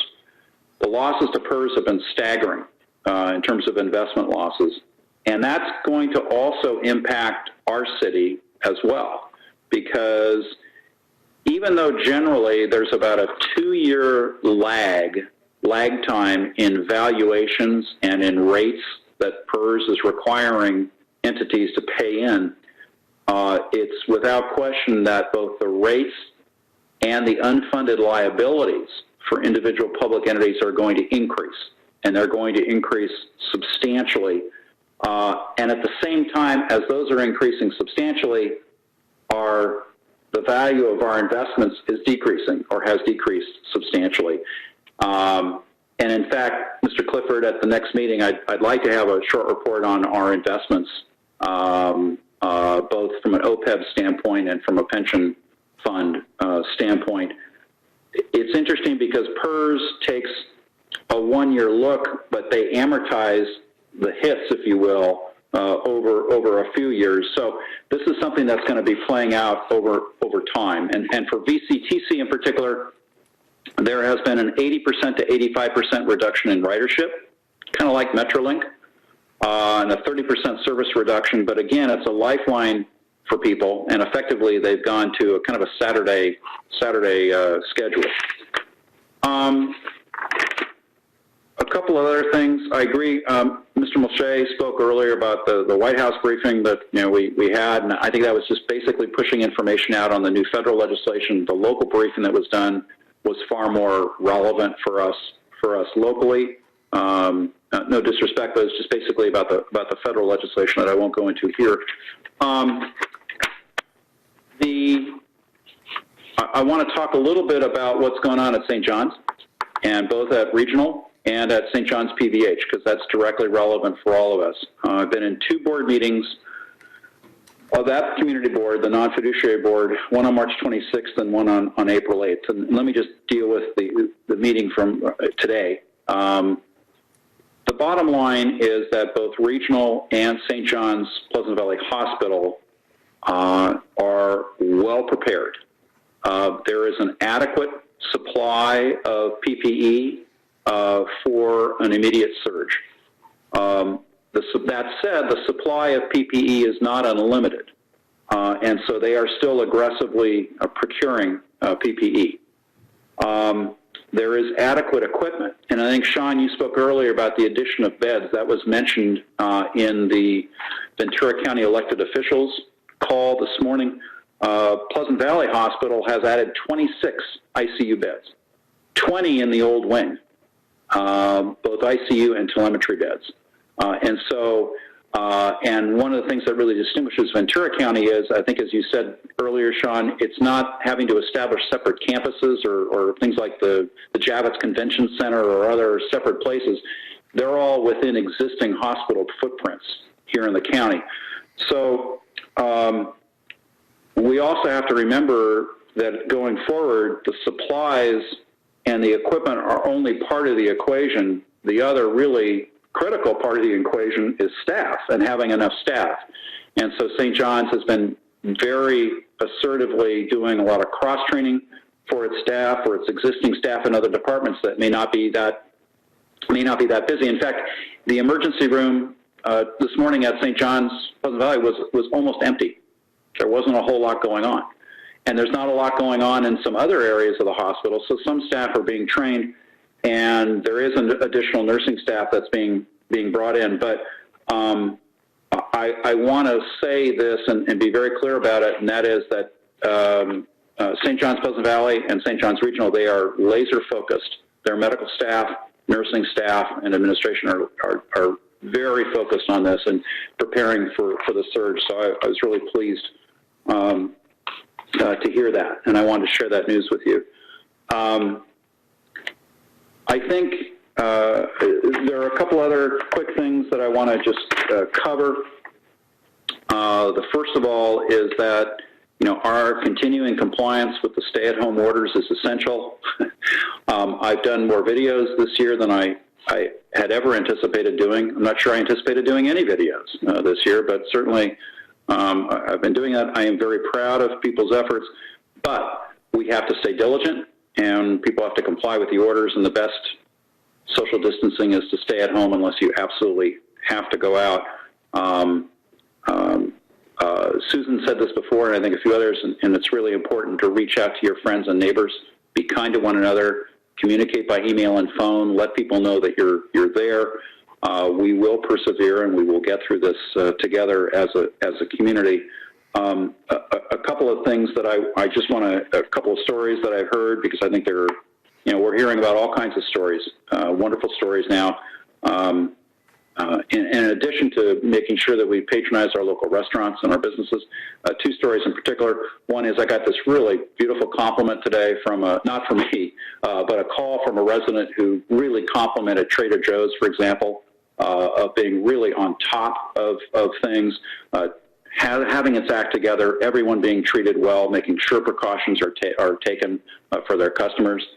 And another story is of a pet supply operator in Santa Rosa Village, I think it's Petropolis, where that proprietor, who has many Leisure Village clients and customers who are saying they're homebound and they can't get out, she has taken it upon herself not only to bring them the pet supplies, but also their CVS prescriptions, their pet meds from the vet in that shopping center. And so she's doing a wonderful job at that. And when she started doing that, she actually posted online that she was doing it, and she had at least a dozen people from the community calling her saying, how can we help? How can we help you deliver to people in Leisure Village and elsewhere who are homebound, who need this help? And that's really heartwarming.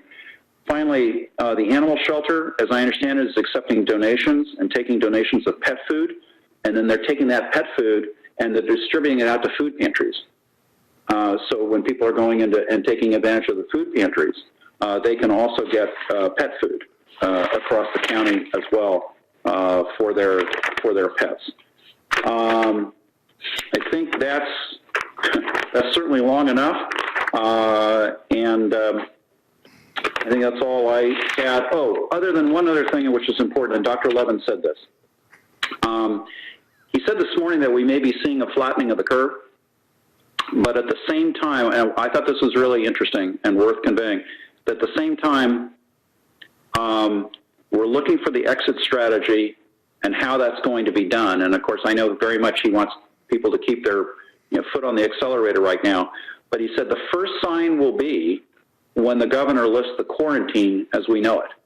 And that's when we know that we're starting to look at that exit strategy. And we don't know when that's going to occur. We don't know if that's going to be in a week, 2 weeks, 3 weeks, et cetera. But, we're starting to see, hopefully, a flattening of that curve. So I thought those remarks by Dr. Levin were really interesting and instructive. Okay, that's it from me. Do we have any other COVID-19 business? All right, thank you for your patience on that. I think that brings us, Mr. Clifford and Jeffrey and Brian, I think we've covered all of our business in the agenda, unless I hear otherwise. And then with that, we will go ahead and adjourn. Thank you very much.